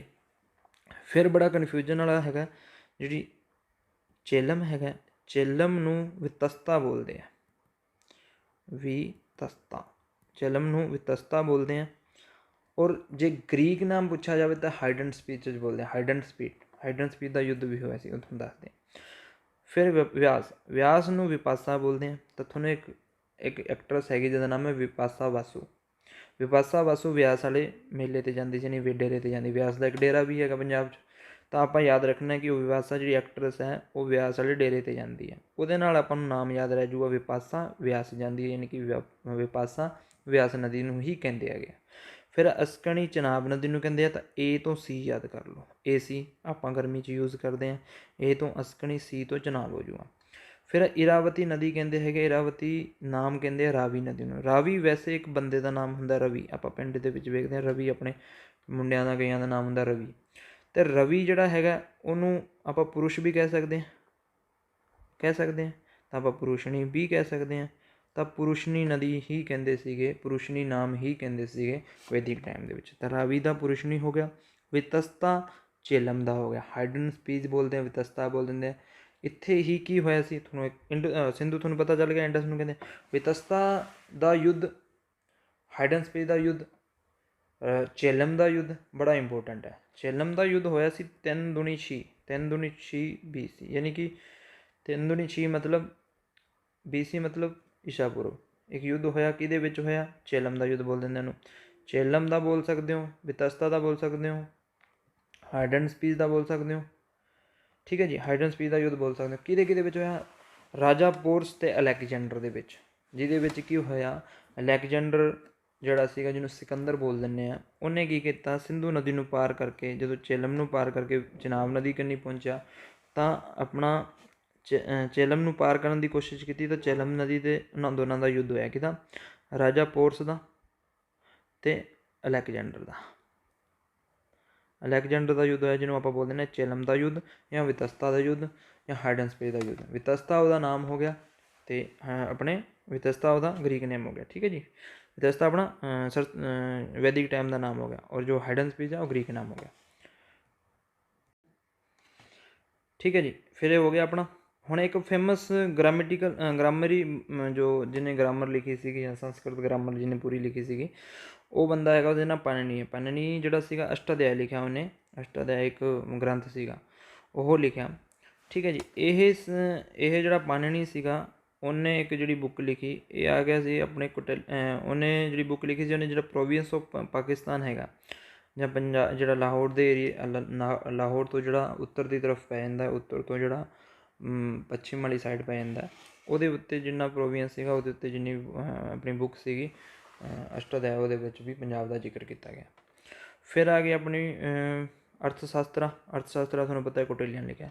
ਇੱਥੇ ਇੱਕ ਇੰਪੋਰਟੈਂਟ ਚੀਜ਼ ਹੋ ਜਾਂਦੀ ਹੈ, ਜਿਹੜਾ ਅਰਥ ਸ਼ਾਸਤਰ ਹੈਗਾ ਨਾ ਜੀ, ਇਹ ਕਈ ਵਾਰੀ ਐਗਜ਼ਾਮ 'ਚ ਪੁੱਛਿਆ, SSC ਦਾ ਵਧੀਆ ਕੁਐਸ਼ਨ ਹੈਗਾ ਇਹ ਵੀ, ਕਿ ਜਿਹੜਾ ਕੋਟਿਲਿਆ ਸੀਗਾ, ਇਹ ਮੌਰਿਆ ਵੰਸ਼ ਦਾ ਵਿੱਚ ਇਹਦਾ ਨਾਮ ਸੁਣਿਆ ਗਿਆ। ਮੌਰਿਆ ਵੰਸ਼ ਦੇ ਟਾਈਮ 'ਚ ਕੋਟਿਲਿਆ ਇੱਕ ਬਹੁਤ ਰਾਜਨੀਤਿਕ ਗੁਰੂ ਰਿਹਾ ਹੋਇਆ।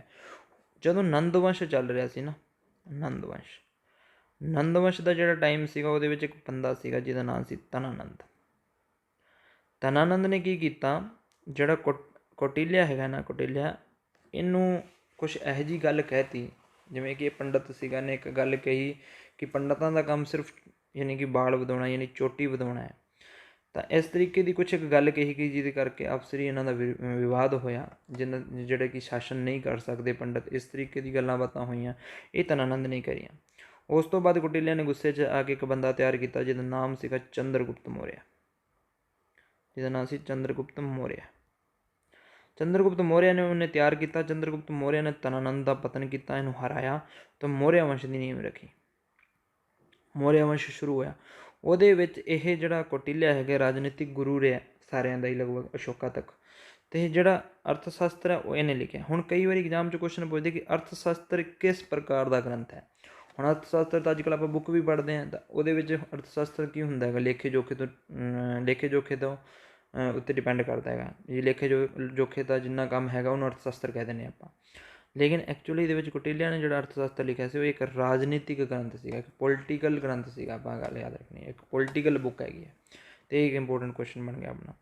ਫਿਰ ਆ ਗਿਆ ਗਰੀਕ ਦੇ ਹਿਸਾਬਾਂ ਨਾਲ ਆਪਾਂ ਦੇਖਦੇ ਹਾਂ ਗਰੀਕਸ ਕੀ ਕਹਿੰਦੇ ਹੈਗੇ। ਗਰੀਕ ਕਹਿੰਦੇ ਆ ਵੀ ਅਸੀਂ ਇਹਨੂੰ ਪੈਂਟੋਪਟਾਮੀਆ ਨਾਮ ਦਿੱਤਾ, ਠੀਕ ਹੈ। 326 ਈਸਵੀ ਪੂਰਵ ਆਪਾਂ ਹੁਣੇ ਯਾਦ ਕਰੀ ਸੀ। 326 ਈਸਵੀ ਪੂਰਵ ਇੱਕ ਜਿਹੜੀ ਗੰਧਾਰ ਅਤੇ ਕੰਬੋਜਾ ਡਿਫੀਟਡ ਗਰੀਕ ਰੂਲਰ ਅਲੈਗਜੈਂਡਰ ਨੇ ਜਿਹੜੇ ਗੰਧਾਰ ਅਤੇ ਕੰਬੋਜ ਸੀਗੇ ਇਹਨਾਂ ਨੂੰ ਹਰਾਤਾ। ਉਸ ਤੋਂ ਬਾਅਦ ਕੀ ਕੀਤਾ ਇਹਨੇ, ਪੰਜਾਬ 'ਚ ਐਂਟਰੀ ਕਰਤੀ। ਪੰਜਾਬ 'ਚ ਜਦੋਂ ਐਂਟਰੀ ਕੀਤੀ ਤਾਂ ਉੱਥੇ ਇੱਕ ਯੁੱਧ ਹੋਇਆ ਰਾਜਾ ਪੋਰਸ ਅਤੇ ਆਪਣੇ ਅਲੈਗਜੈਂਡਰ ਦੇ ਵਿੱਚ। ਕਿਹੜਾ ਯੁੱਧ ਹੋਇਆ, ਹਾਈਡਨ ਸਪੀਚ ਯਾਨੀ ਕਿ ਜੇਹਲਮ ਦਾ ਯੁੱਧ, ਠੀਕ ਹੈ। ਫਿਰ ਉਸ ਤੋਂ ਬਾਅਦ ਆਪਾਂ ਯਾਦ ਕਰ ਲਿਆ ਜੇਹਲਮ ਦਾ ਯੁੱਧ ਹੋਇਆ, ਹਾਈਡਨ ਸਪੀਚ ਦਾ ਯੁੱਧ ਬੋਲ ਦਿੰਦੇ ਇਹਨੂੰ। ਫਿਰ ਹੈ ਬੈਟਲ ਆਫ ਹਾਈਡਸਪੀਚ ਰਿਵਰ, ਠੀਕ ਹੈ। ਨਿੱਕੀਆ ਇੱਕ ਥਾਂ ਹੈ ਉਹਦੇ ਨੇੜੇ ਇਹ ਯੁੱਧ ਹੋਇਆ। ਜੇਹਲਮ ਦੇ ਕੋਲ ਇੱਕ ਸਿਟੀ ਹੈਗੀ ਹੈ ਉਹਦੇ ਵਿੱਚ ਯੁੱਧ ਹੋਇਆ। ਫਿਰ ਇਹਨਾਂ ਦੇ ਕਈ ਨਾਮ ਹੈ ਆਪਾਂ ਯਾਦ ਕਰਨੇ। ਇੰਡਸ ਨੂੰ ਇੰਡਸ ਬੋਲਦੇ ਆ, ਔਰ ਹਾਈਡਨ ਸਪੀਸਿਸ ਆਪਣੇ ਜੇਹਲਮ ਨੂੰ ਬੋਲ ਦਿੰਦੇ ਆ। ਅਕਸਨਾਈਜ਼ ਆਪਣੇ ਜਨਾਬ ਨੂੰ ਬੋਲ ਦਿੰਦੇ ਆ। ਹਾਈਡਰੋਏਟਸ ਰਾਵੀ ਨੂੰ ਬੋਲ ਦਿੰਦੇ ਆ। ਹਾਈਡਰੋ ਵਰਡ ਹੁੰਦਾ ਜਿਹੜਾ ਪਾਣੀ ਤੋਂ ਹੁੰਦਾ ਹੈ, ਔਰ ਪਾਣੀ ਹਮੇਸ਼ਾ ਪੁਰਸ਼ ਪੀਂਦੇ ਆ, ਤਾਂ ਪੁਰੁਸ਼ਣੀ ਨਦੀ ਵੀ ਇਹਨੂੰ ਕਹਿੰਦੇ ਆ। ਔਰ ਹਾਈਡਰੋਏਟਸ ਵੀ ਰਾਵੀ ਨਦੀ ਨੂੰ ਕਹਿੰਦੇ ਆ।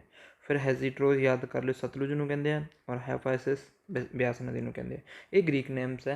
ਜਿਹੜੇ ਉੱਤੇ ਆਪਾਂ ਪੜ੍ਹੇ ਹੈਗੇ ਇਹ ਸਾਰੇ ਵੈਦਿਕ ਨੇਮ ਹੈ, ਠੀਕ ਹੈ ਜੀ। ਇਹ ਵੈਦਿਕ ਨੇਮ ਹੋ ਗਏ ਆਪਣੇ, ਅਤੇ ਇਹ ਜਿਹੜੇ ਸਾਰੇ ਹੈਗੇ ਇਹ ਆਪਣੇ ਗ੍ਰੀਕ ਨੇਮਸ ਹੋ ਗਏ, ਠੀਕ ਹੈ ਜੀ। ਹੁਣ ਆਹ ਨਦੀ ਆਪਾਂ ਯਾਦ ਕਰ ਲਈ ਚੇਲਮ ਦੇ ਵਿਚਾਲੇ ਤੋਂ ਲੈ ਕੇ ਇੰਡਸ ਨਦੀ ਅਤੇ ਚੇਲਮ ਦੇ ਵਿਚਾਲੇ ਜਿੰਨਾ ਵੀ ਏਰੀਆ ਹੈਗਾ ਉਹਨੂੰ ਬੋਲਦੇ ਆ ਸਿੰਧ ਸਾਗਰ ਦੁਆਬ। ਹੁਣ ਦੁਆਬ ਕੀ ਹੁੰਦਾ ਹੈ, ਨਵੀਂ ਚੀਜ਼ ਆਪਣੇ ਕੋਲ ਆ ਗਈ ਦੁਆਬ। ਪੰਜਾਬ ਦਾ ਪੜ੍ਹ ਲਿਆ ਲੇਕਿਨ ਦੁਆਬ ਨਹੀਂ ਪੜ੍ਹਿਆ। ਦੁਆਬ ਵੀ ਉਹੀ ਚੀਜ਼ ਹੁੰਦੀ ਹੈ ਜੋ ਦੋ ਆਬ ਦੇ ਵਿਚਾਲੇ ਥਾਂ ਹੁੰਦੀ ਹੈ। ਦੁਆਬ ਮਤਲਬ ਦੋ, ਆਬ ਮਤਲਬ ਦਰਿਆ। ਦੋ ਦਰਿਆਵਾਂ ਦੇ ਵਿਚਾਲੇ ਜਿਹੜੀ ਧਰਤੀ ਬਣਦੀ ਹੈ ਜਿਹਦੇ ਉੱਤੇ ਆਪਾਂ ਫਸਲ ਬੀਜਦੇ ਹਾਂ ਉਹਨੂੰ ਬੋਲਦੇ ਆ। ਹੁਣ ਆਪਾਂ ਕਈ ਵਾਰੀ ਪੁੱਛ ਲੈਂਦੇ ਯਾਰ ਉੱਥੋਂ ਦਾ ਦੁਆਬ ਬੜਾ ਹੈ, ਉੱਥੋਂ ਦੀ ਦੁਆਬ ਦੀ ਫਸਲਾਂ ਬਹੁਤ ਵਧੀਆ ਹੁੰਦੀਆਂ, ਉੱਥੋਂ ਦਾ ਝਾੜ ਅੱਛਾ ਹੈ, ਉਹਨਾਂ ਨੂੰ ਹੀ ਕਹਿੰਦੇ ਦੁਆਬ। ਉਹ ਕਿਹੜੇ ਦੁਆਬ ਉਹਨਾਂ ਦਾ ਨਾਂ ਦਿੱਤਾ ਗਿਆ ਹੈ। ਕਿਹੜਾ ਦੁਆਬ ਹੈਗਾ, ਆਹ ਹੋ ਗਿਆ ਸਿੰਧ ਸਾਗਰ ਦੁਆਬ, ਇਹ ਹੋ ਗਿਆ ਚੱਜ ਦੁਆਬ, ਇਹ ਹੋ ਗਿਆ ਰਚਨਾ ਦੁਆਬ ਕਿਹਦੇ ਵਿਚਾਲੇ ਆ ਗਿਆ, ਚਨਾਬ ਨਦੀ ਦੇ ਵਿਚਾਲੇ ਅਤੇ ਰਾਵੀ ਨਦੀ ਦੇ ਵਿਚਾਲੇ। ਫਿਰ ਆ ਗਿਆ ਜਿਹੜਾ ਆਪਣੇ ਰਾਵੀ ਨਦੀ ਹੋ ਗਿਆ ਔਰ ਬਿਆਸ ਨਦੀ ਦੇ ਵਿਚਾਲੇ। ਇੱਥੇ ਬਿਆਸ ਨਦੀ ਆਪਣੇ ਆ ਕੇ ਸਤਲੁਜ ਨਾਲ ਮਿਲਦੀ ਹੈ, ਤਾਂ ਇਹਨਾਂ ਦੇ ਵਿਚਾਲੇ ਕਿਹੜਾ ਆ ਗਿਆ ਦੁਆਬ, ਉਹ ਆ ਜਾਂਦਾ ਬਾਰੀ ਦੁਆਬ, ਠੀਕ ਹੈ। ਔਰ ਫਿਰ ਸਤਲੁਜ ਅਤੇ ਬਿਆਸ ਦੇ ਵਿਚਾਲੇ ਕਿਹੜਾ ਆ ਜਾਂਦਾ ਬਿਸ਼ਟ ਦੁਆਬ। ਚਲੋ ਆਪਾਂ ਇਹਨਾਂ ਦੁਆਬਾਂ ਦੀ ਗੱਲ ਕਰ ਹੀ ਲੈਂਦੇ ਹਾਂ। ਦੁਆਬਾਂ ਦੀ ਗੱਲ ਆਪਾਂ ਕਿਵੇਂ ਕਰਾਂਗੇ, ਸਭ ਤੋਂ ਪਹਿਲਾਂ ਉੱਤੇ ਨਦੀ। ਮੈਂ ਤੁਹਾਨੂੰ ਨਦੀਆਂ ਇਸ ਲਈ ਵਾਰ ਬਣਾ ਕੇ ਦਿਖਾ ਰਿਹਾ ਹਾਂ ਤਾਂ ਕਿ ਤੁਹਾਨੂੰ ਯਾਦ ਹੋ ਜਾਣ, ਤੁਹਾਨੂੰ ਨਦੀਆਂ ਦਾ ਕ੍ਰਮ ਯਾਦ ਹੋ ਜੇ, ਕਿਉਂਕਿ ਨਦੀਆਂ ਦਾ ਕ੍ਰਮ ਬੜਾ ਇੰਪੋਰਟੈਂਟ ਹੈਗਾ। ਸਭ ਤੋਂ ਪਹਿਲਾਂ ਆਉਂਦੀ ਹੈ ਇੰਡਸ ਨਦੀ, ਯਾਨੀ ਕਿ ਆਪਾਂ ਕਹਿ ਦਈਏ ਸਿੰਧੂ ਨਦੀ। ਸਿੰਧੂ ਨਦੀ। ਦੂਜੇ ਨਾਮ 'ਤੇ ਹੁੰਦਾ, ਮੈਂ ਤੁਹਾਨੂੰ ਯਾਦ ਕਰਾਇਆ ਸੀ ਕਿ ਪਹਿਲੀ ਔਰ ਲਾਸਟ ਐਸ ਤੋਂ ਸ਼ੁਰੂ ਕਰਨਾ, ਆਹ ਐਸ ਆਹ ਵੀ ਐਸ। ਹੁਣ ਆਪਾਂ ਕੀ ਯਾਦ ਕਰਨਾ, JCB। ਮੈਂ ਤੁਹਾਨੂੰ JCB ਯਾਦ ਕਰਾ ਦੇਣਾ, JCB। ਫਿਰ ਮੈਂ ਕਿਹਾ ਸੀ ਕਿ JCB ਦੇ ਵਿਚਾਲੇ ਤੁਸੀਂ ਆਰ ਪਾਉਣਾ, ਪਾ ਦਿਓ। ਇਹ ਹੋ ਗਈਆਂ 4 ਨਦੀਆਂ, 1 2 3 4 5 ਅਤੇ 6 ਨਦੀਆਂ ਹੋ ਗਈਆਂ ਆਪਣੀਆਂ। ਔਰ ਇੱਥੇ ਇੱਕ ਇਹ ਆਪਣੀ ਕਿਹੜੀ ਹੋ ਗਈ, 1 2 3 4 5 6 ਨਦੀਆਂ ਹੋ ਗਈਆਂ, ਠੀਕ ਹੈ। ਔਰ 7ਵੀਂ ਨਦੀ ਇੱਥੇ ਹੈਗੀ, ਉਹ ਆਪਣੇ ਹੁਣ ਹੈ ਨਹੀਂ ਗੀ, ਹੁਣ ਉਹਨੂੰ ਇੱਕ ਵਾਰੀ ਯਾਦ ਨਹੀਂ ਕਰਨਾ ਆਪਾਂ, ਇਹਨੂੰ ਸਰਸਵਤੀ ਨਦੀ ਕਹਿੰਦੇ ਆ, ਠੀਕ ਹੈ। ਸਰਸਵਤੀ ਨਦੀ ਨੂੰ ਘੱਗਰ ਨਦੀ ਵੀ ਕਹਿ ਦਿੰਦੇ ਆਪਾਂ, ਇਹਨੂੰ ਇੱਕ ਵਾਰੀ ਛੱਡੋ। ਇਹ ਨਦੀਆਂ ਹੈਗੀਆਂ, ਇਹਨੂੰ ਬੋਲਦੇ ਆਪਾਂ ਚੇਲਮ, ਇਹਨੂੰ ਬੋਲ ਦਿੰਦੇ ਆਪਾਂ ਚਨਾਬ, ਇਹਨੂੰ ਬੋਲ ਦਾਂਗੇ ਆਪਾਂ ਰਾਵੀ, ਇਹਨੂੰ ਬੋਲ ਦਾਂਗੇ ਬਿਆਸ। ਰਾਵੀ ਤਾਂ ਪੁਰਸ਼ ਹੈ, ਬਿਆਸ ਆਪਣੀ ਕਿੱਥੇ ਜਾਂਦੀ ਹੈ, ਕੌਣ ਜਾਂਦੀ ਹੈ, ਵਿਪਾਸਾ। ਇਹ ਆ ਗਿਆ ਆਪਣਾ ਸਤਲੁਜ, ਠੀਕ ਹੈ ਜੀ। ਸਤਲੁਜ ਆ ਗਿਆ। ਹੁਣ ਆਪਾਂ ਇਸ ਤੋਂ ਐਸ ਯਾਦ ਕੀਤਾ ਸੀ, ਜੇ ਕੀਤਾ ਸੀ, ਸੀ ਕੀਤਾ ਸੀ, ਆਰ ਕੀਤਾ ਸੀ, ਬੀ ਕੀਤਾ ਸੀ, ਐਸ ਕੀਤਾ ਸੀ। ਹੁਣ ਆਪਾਂ ਇਹਨਾਂ ਦੇ ਵਿਚਾਲੇ ਵਾਲੇ ਦੁਆਬ ਯਾਦ ਕਰਦੇ ਹਾਂ। ਜਿਹੜਾ ਸਿੰਧੂ ਅਤੇ ਜੇਹਲਮ ਦੇ ਵਿਚਾਲੇ ਆ ਉਹਨੂੰ ਆਪਾਂ ਸਿੰਧ ਸਾਗਰ ਦੁਆਬ ਬੋਲਾਂਗੇ ਜੀ, ਸਿੰਧ ਸਾਗਰ ਦੁਆਬ ਬੋਲਾਂਗੇ। ਜਿਹੜਾ ਚੇਲਮ ਅਤੇ ਚਨਾਬ ਦੇ ਵਿਚਾਲੇ ਹੈਗਾ, ਔਰ ਚਨਾਬ ਅਤੇ ਰਾਵੀ ਦੇ ਵਿਚਾਲੇ ਹੈਗਾ, ਰਾਵੀ ਅਤੇ ਬਿਆਸ ਦੇ ਵਿਚਾਲੇ ਹੈ, ਔਰ ਬਿਆਸ ਅਤੇ ਸਤਲੁਜ ਦੇ ਵਿਚਾਲੇ ਹੈ। ਬੜੇ ਵਾਰੀ ਕੁਐਸਚਨ ਪੁੱਛੇ ਜਾਂਦੇ ਆ। ਚੇਲਮ ਅਤੇ ਚਨਾਬ ਦੇ ਵਿਚਾਲੇ ਜਿਹੜਾ ਦੁਆਬ ਹੁੰਦਾ ਉਹ ਹੁੰਦਾ ਹਮੇਸ਼ਾ ਚੈਚ ਦੁਆਬ, JEC ਚੈਚ ਦੁਆਬ, ਜਾਂ ਚੱਜ ਦੁਆਬ ਵੀ ਬੋਲ ਦਿੰਦੇ ਨੇ, ਠੀਕ ਹੈ ਜੀ। ਚਨਾਬ ਅਤੇ ਰਾਵੀ ਦੇ ਵਿਚਾਲੇ ਹੁੰਦਾ ਰਚਨਾ ਦੁਆਬ, ਠੀਕ ਹੈ ਜੀ। ਫਿਰ ਰਾਵੀ ਅਤੇ ਬਿਆਸ ਦੇ ਵਿਚਾਲੇ ਆਹ ਹੁਣ ਜਿਹੜੀ ਸੀਮਾ ਹੈ ਨਾ, ਇੱਥੇ ਤੁਹਾਨੂੰ ਇੱਕ ਚੀਜ਼ ਹੋਰ ਵਧੀਆ ਦੱਸਣ ਲੱਗਿਆ ਮੈਂ। ਆਹ ਜਿਹੜੀ ਨਦੀ ਹੈ ਨਾ, ਇਸ ਤਰੀਕੇ ਨਾਲ ਹੁਣ ਦੇ ਪੰਜਾਬ ਦੇ ਵਿੱਚ ਇੱਕ ਬਾਊਂਡਰੀ ਲਾਈਨ ਬਣ ਚੁੱਕੀ ਹੈ। ਇਸ ਤਰੀਕੇ ਨਾਲ ਬਾਊਂਡਰੀ ਲਾਈਨ ਬਣ ਚੁੱਕੀ। ਇਹ ਹੈ ਅੱਜ ਦਾ ਪੰਜਾਬ। ਇਹ ਹੈਗਾ ਜਿਹੜਾ ਉਹ ਅੱਜ ਦਾ ਪੰਜਾਬ ਹੈ। ਇਹ ਹੈ ਅੱਜ ਦਾ ਪੰਜਾਬ। ਇਸ ਬਾਊਂਡਰੀ ਲਾਈਨ ਤੋਂ ਇੱਧਰ ਵਾਲੇ, ਇਸ ਬਾਊਂਡਰੀ ਲਾਈਨ ਤੋਂ ਇੱਧਰ ਵਾਲਾ ਹੈਗਾ ਅੱਜ ਦਾ ਪੰਜਾਬ। ਅਤੇ ਜੇ ਅੱਜ ਦਾ ਆਹ ਹੋ ਗਿਆ ਪਾਕਿਸਤਾਨ, ਇਹ ਹੋ ਗਿਆ ਪਾਕਿਸਤਾਨ। ਇਹ ਨਦੀਆਂ ਸਾਰੀਆਂ ਪਾਕਿਸਤਾਨ 'ਚ ਆਈਆਂ। ਅੱਗੇ ਆਪਾਂ ਇਸ ਚੀਜ਼ ਨੂੰ ਹੋਰ ਡਿਟੇਲ ਨਾਲ ਕਰਾਂਗੇ, ਪਰ ਤੁਹਾਨੂੰ ਦੁਆਬ ਯਾਦ ਕਰਾ ਰਹੇ ਹਾਂ। ਤਾਂ ਆਪਾਂ ਪਾਕਿਸਤਾਨ ਤੋਂ ਐਂਟਰੀ ਪੰਜਾਬ 'ਚ ਕਰ ਰਹੇ ਹਾਂ। ਇੱਥੇ ਕਰ ਰਹੇ ਹਾਂ ਜੀ, ਬਿਲਕੁਲ ਕਰ ਰਹੇ ਹਾਂ। ਤਾਂ ਆਪਾਂ ਜਦੋਂ ਪੰਜਾਬ 'ਚ ਐਂਟਰੀ ਕਰਾਂਗੇ ਤਾਂ ਇੱਥੇ ਜਿਹੜਾ ਦੁਆਬ ਆਊਗਾ ਉਹ ਬਾਰੀ ਖੁੱਲ੍ਹ ਕੇ ਆਊਗਾ, ਗੇਟ ਖੋਲ੍ਹਣਾ ਪਊਗਾ, ਫਿਰ ਆਪਾਂ ਅੰਦਰ ਪੰਜਾਬ ਜਾ ਸਕਦੇ ਹਾਂ, ਸਿੱਧਾ ਨਹੀਂ ਆ ਸਕਦੇ। ਅਤੇ ਇਹਨੂੰ ਬਾਰੀ ਦੁਆਬ ਦਾ ਨਾਂ ਦਿੱਤਾ। ਹੁਣ ਰਹਿ ਗਿਆ ਆਪਣਾ ਬਿਆਸ ਅਤੇ ਸਤਲੁਜ ਦੇ ਵਿਚਾਲੇ। ਬਿਆਸ ਅਤੇ ਸਤਲੁਜ ਦੇ ਵਿਚਾਲੇ ਬਿਸ਼ਟ ਦੁਆਬ ਹੈ, ਯਾਨੀ ਕਿ ਬੀ ਤੋਂ ਦੋਨੇ ਦੁਆਬ ਹੈਗੇ ਜਿਹੜੇ ਉਹ ਪੰਜਾਬ 'ਚ ਹੈਗੇ, ਅੱਜ ਦੇ ਪੰਜਾਬ 'ਚ ਹੈਗੇ। ਤਾਂ ਤੁਹਾਨੂੰ ਅੱਜ ਦਾ ਪੰਜਾਬ ਜੇ ਬੋਲਿਆ ਗਿਆ ਤਾਂ ਤੁਸੀਂ ਬੀ ਵਾਲੇ ਓਪਸ਼ਨਾਂ 'ਚ ਕਨਫਿਊਜ਼ਨ ਹੋਣ ਤੋਂ ਪਹਿਲਾਂ ਹੀ ਮੈਂ ਤੁਹਾਨੂੰ ਬਚਾ ਲਿਆ ਕਿ ਬਈ ਬਾਰੀ ਖੋਲ੍ਹੋਗੇ ਤਾਂ ਹੀ ਤੁਸੀਂ ਰਾਵੀ ਨਦੀ ਦੇ ਵਿੱਚ ਆਓਗੇ।